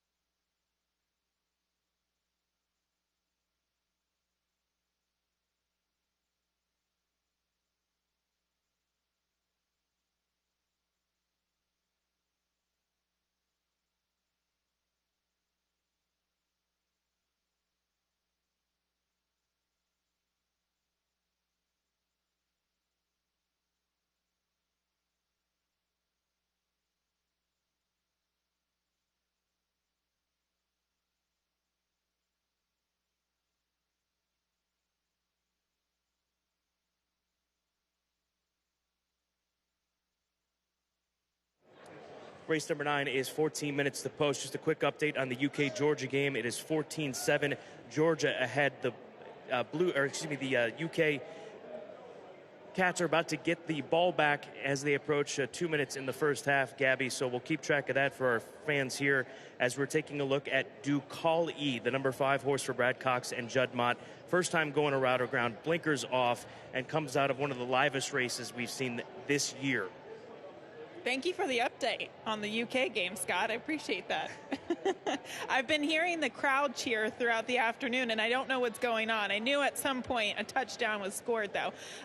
Ducali, yes, I think this is the horse to beat. I also think that he's potentially a single in a lot of those multi-race sequences, whether it be the pick 5, the pick 4, because he just seems much the best. His race 2 back arguably was even more impressive than his last race, but his last race was against tougher company. We see the Baby Yoda race. It's a common race. We've seen it several times since the beginning of the meet. Baby Yoda came back to finish 3rd in the Vosburg, and Olympiad with a big performance for Bill Mott earlier this week too. So that was a very strong race. And Ducali, he's got the speed to get in the game, and I don't think that the 2 turns should be any bit of an issue for him today. Nor will it be for Otto the Legend, because he broke his maiden going 2 turns at Oaklawn Park. On the heels of that effort, Steve Asmussen thought enough of him to send him to Santa Anita to tackle Grade 1 company. He was a big price. He didn't run well. We saw a similar return to races earlier this week with Swift Shore, who showed some speed, then he backed up, a horse that ran in the Lexington here back in the springtime. But Otto the Legend could be a different story. He's been working very well at Ellis Park. It's rare to see a Steve Asmussen trainee with 6 consecutive bullet workouts. He's been working fast, so that just tells me that this horse is naturally fast and probably just doing really well at Ellis. Steve Asmussen has prepared a lot of horses, good horses, at Ellis over the course of the summer as well. So we've seen some nice horses come out of even the morning training and afternoon races at Ellis. We'll just see if Otto the Legend is fit and ready to go off of that lengthy layoff, and if he's ready to go 2 turns here. But yeah, there's no doubt that he did show some early promise last year, or earlier this year, I should say. Here's Winter Pool. He's a 2-time winner, broke his maiden for 50, won a starter allowance race recently. They only paid $10,000 for him at the Keeneland November sale, and he's made a lot more money for him since then. This has been an interesting move for Chad Brown. I mean, I love how this horse has been managed, because he debuted against Maiden Special Weight Company. He was shelved for several months. They brought him back off of that poor performance for 50 to make him eligible for those starter 50 races. And since then, this horse's confidence has just grown. His last race was one of his best races, and if he runs back to that in terms of a figure and a time, that makes him very competitive in this race. Kelly Breen, the trainer of the one-horse Malibu Star, sending him out and bringing him down from New Jersey, where he's been training for Kelly Breen. That is one of his main bases. The home base for Kelly Breen is a very good trainer. So I'm just reading into the trainer's intent to come this way. He has to be doing well to consider this and to actually pull the trigger on it and ship him from Monmouth Park. And he's had 3 consecutive bullet workouts as well. Yeah, the extra money for a Kentucky bred doesn't hurt as well in these allowance races. Scott, you're running for big purses and the incentive if you have a Kentucky bred. So I think it makes sense to ship a horse like this here for a race like this.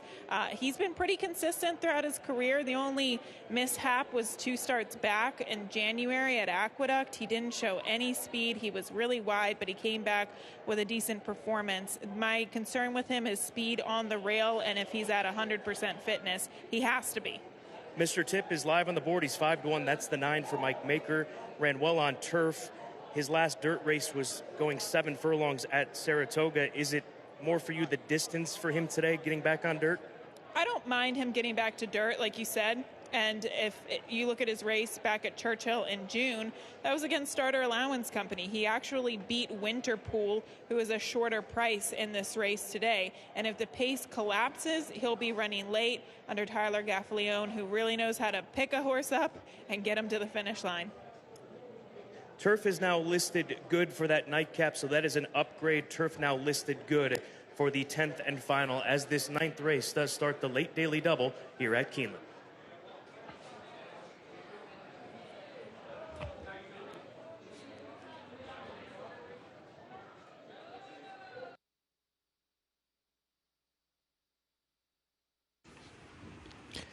As Scott and Gabby just noted, the condition of the turf course at Keeneland is now listed good for that 10th and final race.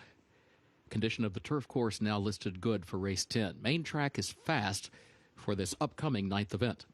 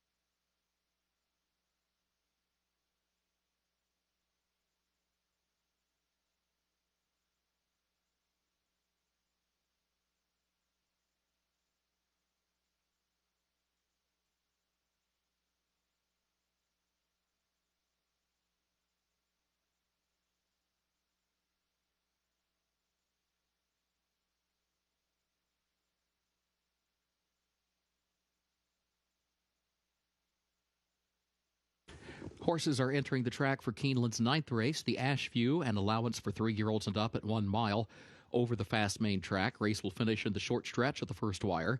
Starts the last of the day's rolling doubles. Scratch the 7 East Side Cool. Number 7 East Side Cool scratched. Post time in less than 5 minutes.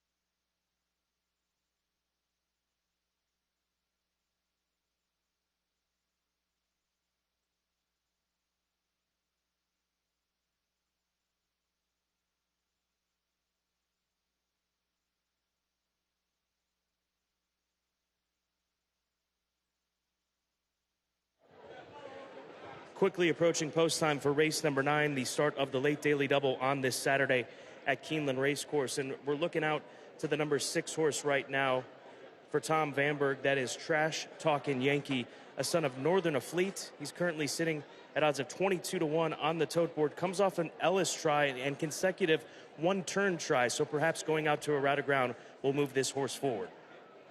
There's the number 5 horse, Ducali.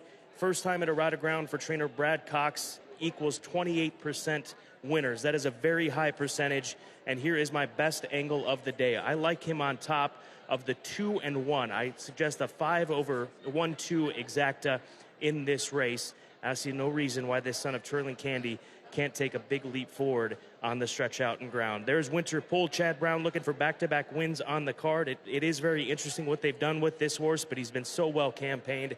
No reason to think that they cannot keep things rolling. We're closing in less than 60 seconds away from post time. This will be race number 9, start of the late double here at Keeneland.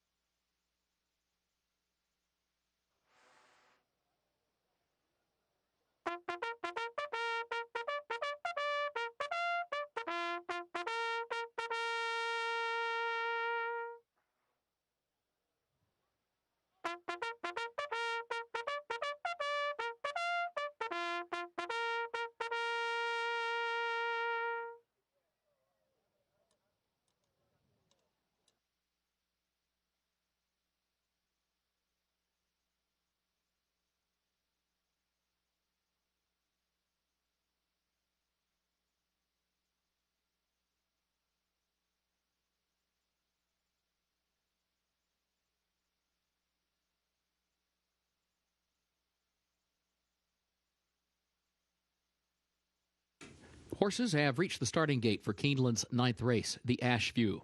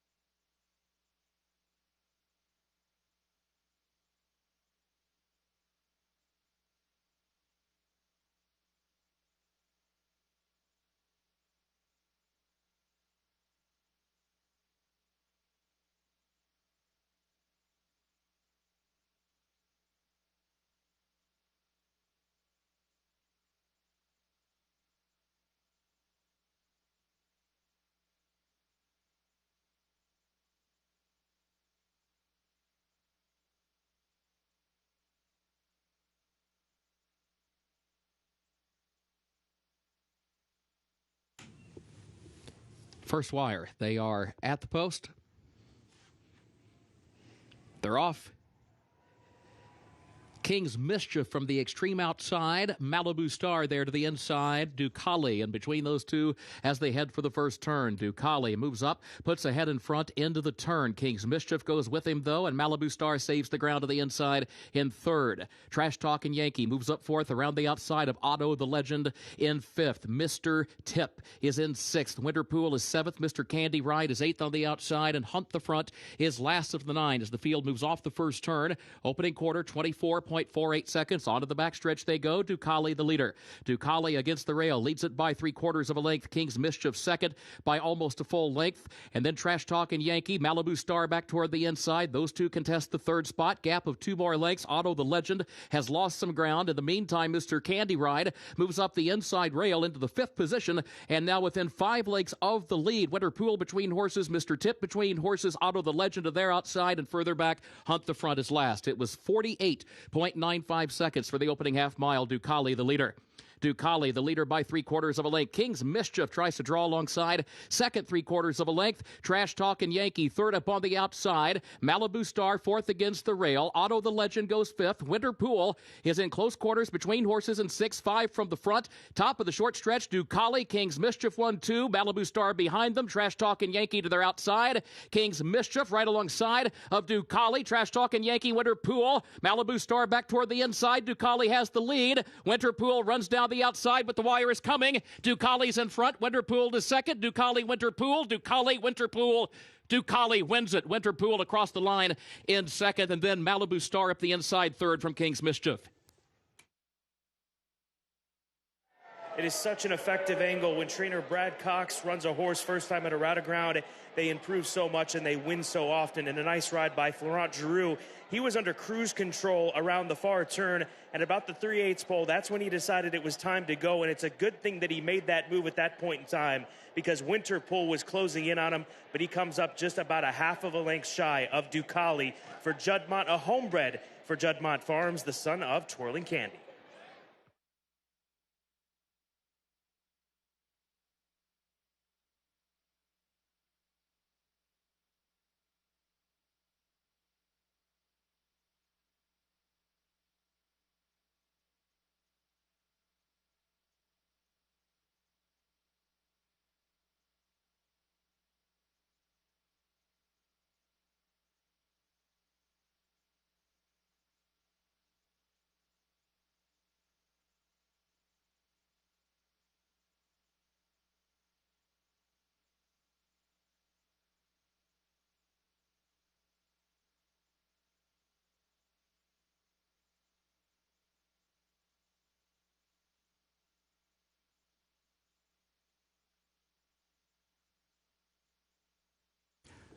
Unofficial results of Keeneland's ninth race. Number 5, Ducali, was first. Number 4, Winter Pool was second. Number 1, Malibu Star third. And number 10, King's Mischief fourth. 5-4-1-10, unofficial.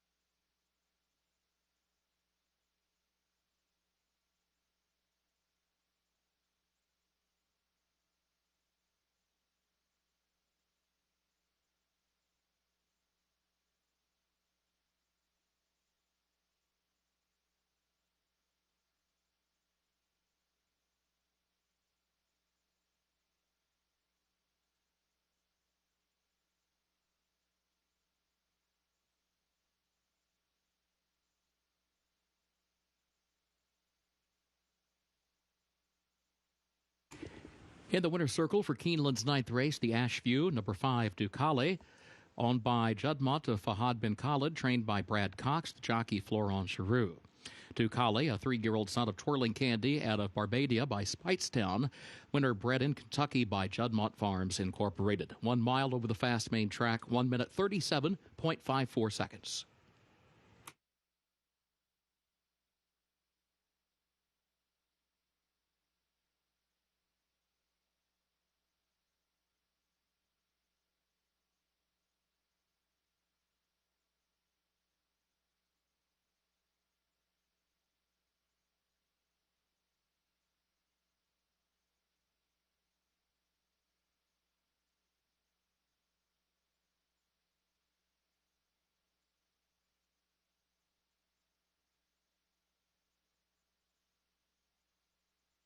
Results of Keeneland's ninth race official, 5-4-110, the official results.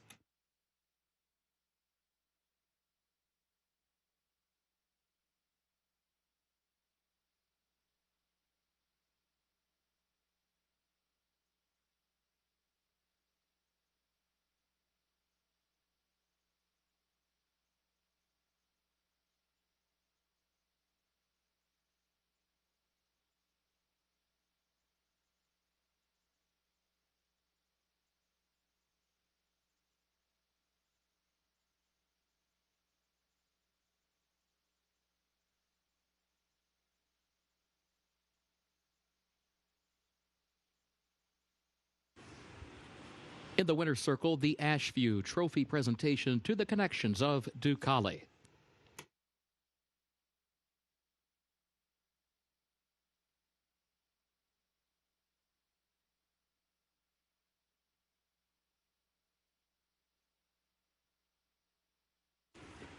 Keeneland's 10th and final race upcoming. The turf now listed good. Carryover for the Toyota Super High 5, $6,145. Scratch, part of entry, 1A Farsighted. Scratch the 9, Bold Figure. Scratch 14, Big Band Louisiane. And scratch 15, Song River. A reminder, number 13, Reagan's Edge, draws into the race. Jockey for the 11, Recoded, will be Gerardo Corrales. Number 11, Recoded, the jockey, Gerardo Corrales.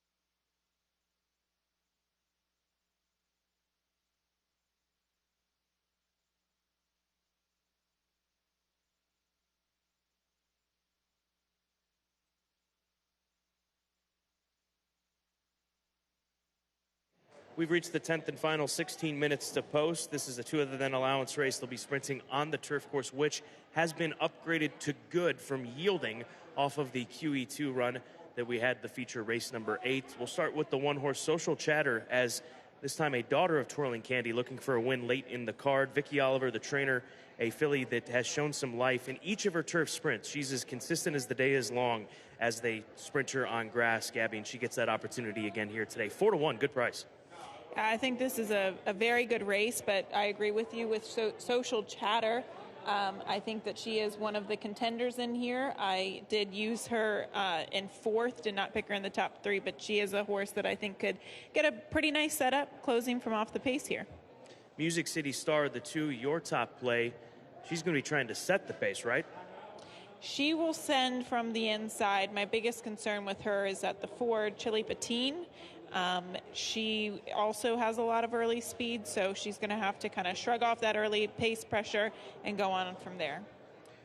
Let's move to the 3, Ghosting Kim. We're keeping it easy for you. 1, 2, 3, 4 is the order we're talking about. Ghosting Kim, she's 1 for 1 here at Keeneland, and another one that will be closing and should have that pace to run at. Ghosting Kim, yes, she should. I think actually the 6.5 furlongs distance last time out was okay for her, but it's kind of the longer she goes, the more kick it takes out of her. So Ghosting Kim shortening up, I think this is going to be a preferred move. Chili Patine, she's the lukewarm favorite, 3-1 for Wesley Ward as he looks for what is 3rd on the afternoon. This for Hat Creek Racing. They had a successful return with Averly Jane earlier in the week, or last week, I guess, at the end of the day. But this is a very fast filly who broke her maiden on debut going back to 2019. She's been very lightly raced. They've picked their spots, and coming off the layoff shouldn't be a problem, I should say, for this filly as she's done it in the past. I don't think so, Scott, especially at 6.5 furlongs. It would be different if we were talking about a distance that might be a little bit farther, but she seemingly has prepared herself okay in the past off of layoffs, and this is a good allowance field, but it's not like what she might have faced, say, in the Lady Shipman back in June of last year. So this just seems like a good spot for her. UK, Georgia, same score. The second half has just begun, so we're going to get you out of here in plenty of time to catch the second half, and hopefully those Cats can rally and spring the big upset against the number 1 team in the nation. We're 14 minutes away from the 10th and final here at Keeneland.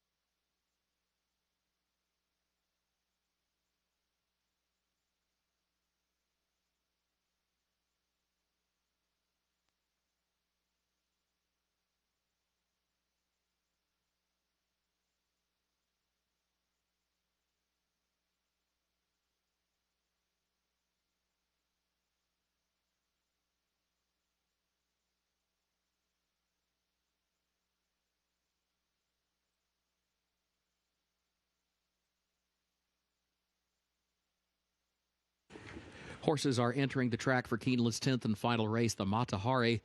An allowance for fillies and mares age 3 and up, 5.5 furlongs over the turf listed good, rail at 0 feet.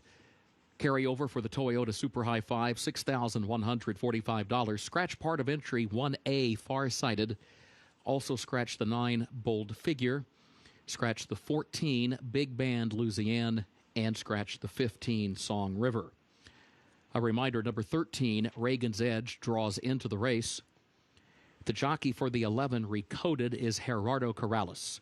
Number 11, Recoded, the jockey Gerardo Corrales. 6 minutes to post.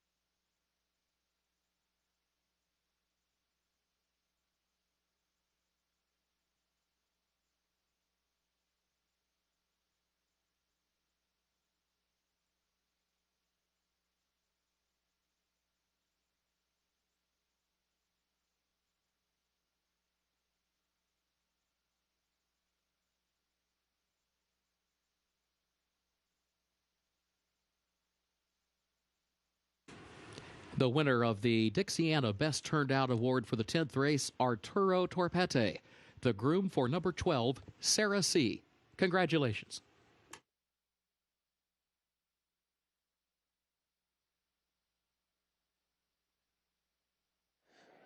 We go out to the backside where these fillies, for the majority, are warming up right now. That is Southern Mama that you're taking a look at. Boy, is she a good-looking filly. When she was in the sun, you can see the muscle definition that she has. She's a well-bred filly. She's by elusive quality. She's got some good speed. She has some good races in the past. We talked about Ghosting Kim. When they hooked up here last spring, she was only 2.5 lengths away from Coasting Kim, who won that race. This is a very good-looking filly, so well-defined, so fit. She's a huge price, but might be worth a shot at odds of 42-1. And same for Signify, the number 6, for Rudy Brisset and Windstar Stablemates Racing, daughter of Speightstown, bred by Windstar Farm. She looks fantastic out there. She's a filly that can sit close. She can come from off the pace. Chris Landeros has options with this filly. And again, a good price, 6-1 as she sits on the tote board right now in the mix for favoritism, which right now is going to Chili Patine. Her first start in 6 months comes in just 4 minutes.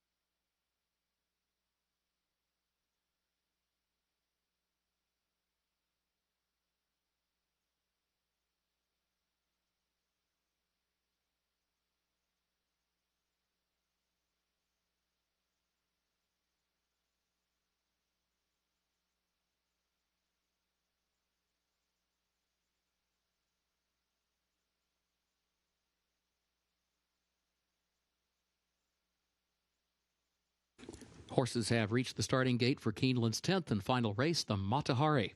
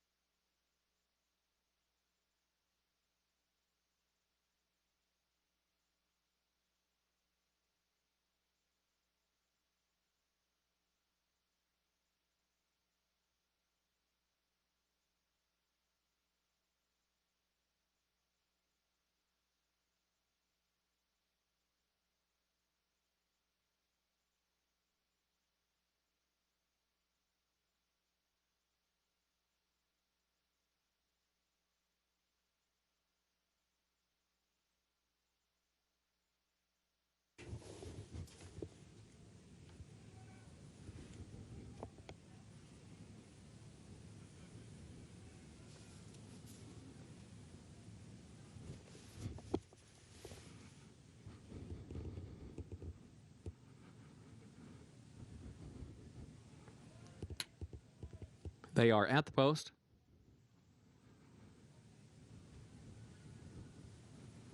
And they're off.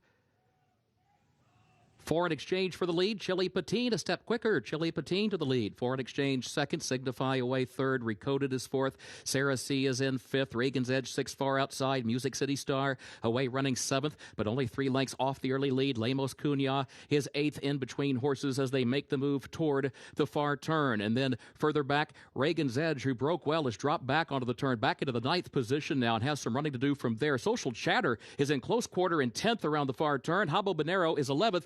and Ghosting Kim last of 12, 22.14 seconds for the opening quarter. Chili Patine is the leader as they move off the far turn. Signify tries to get alongside of Chili Patine. Southern Mama diving toward the inside. Southern Mama finds an opening there to come after Chili Patine. Signify is third up on the outside. Final furlong. Southern Mama, Chili Patine going at it. Signify is still third. Southern Mama, Chili Patine 1-2. Social Chatter's going to run late. It is Southern Mama with the lead. Social Chatter is running late from the outside. Ghosting Kim is coming late as well. Down to the line.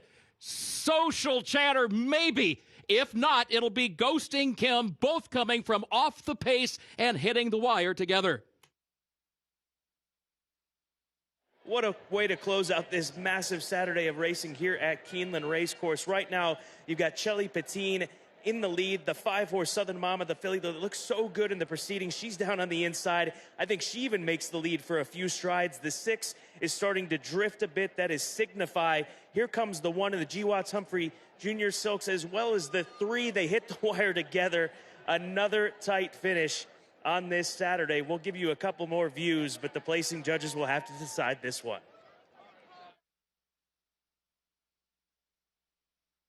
Photo for the win. Hold all tickets.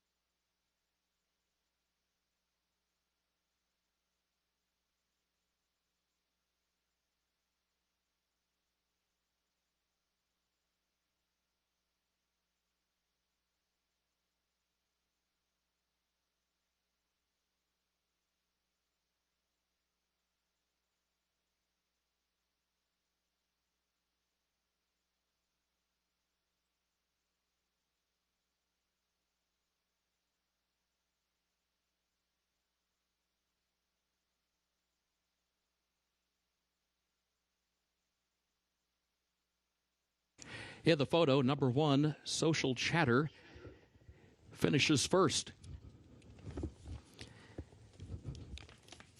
Number 3, Ghosting Kim, was second.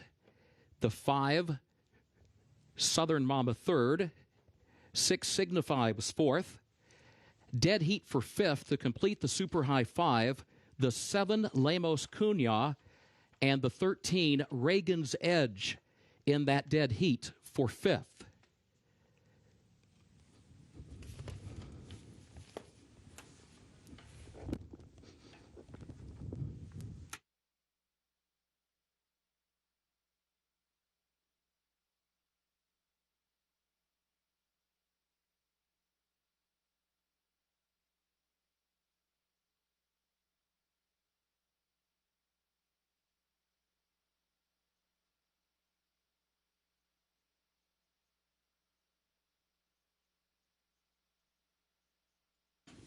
In the winner's circle for Keeneland's 10th race, the Matahari. Number 1, Social Chatter. Owned by G. Watts Humphrey Jr., trained by Victoria Oliver, Rafael Bejarano, the jockey.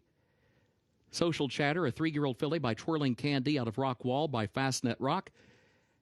Bred in Kentucky by Fred Hertrick. Keeneland's September sales grad gets the 5.5 furlongs over the turf listed good, 1 minute 4.25 seconds. Back-to-back winners for Sire Twirling Candy to close the card. The results are official for Keeneland's 10th and final race. 1, 3, 5, 6, and then 7 and 13 in a dead heat for that 5th position.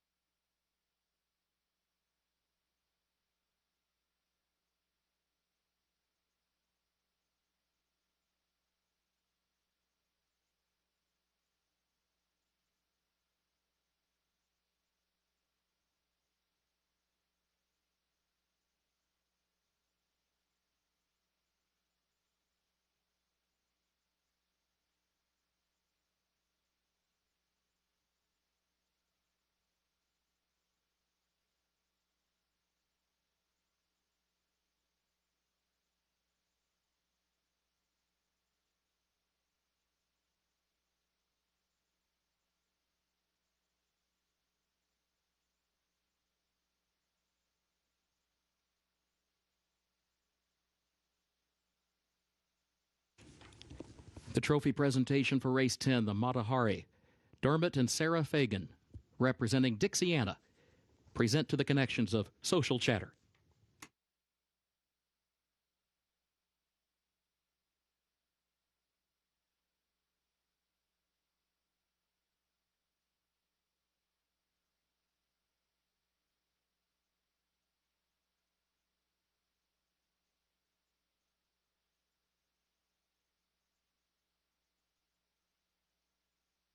At Keeneland, the pick 6 pays on 6 of 6 with a consolation 5 of 6 today.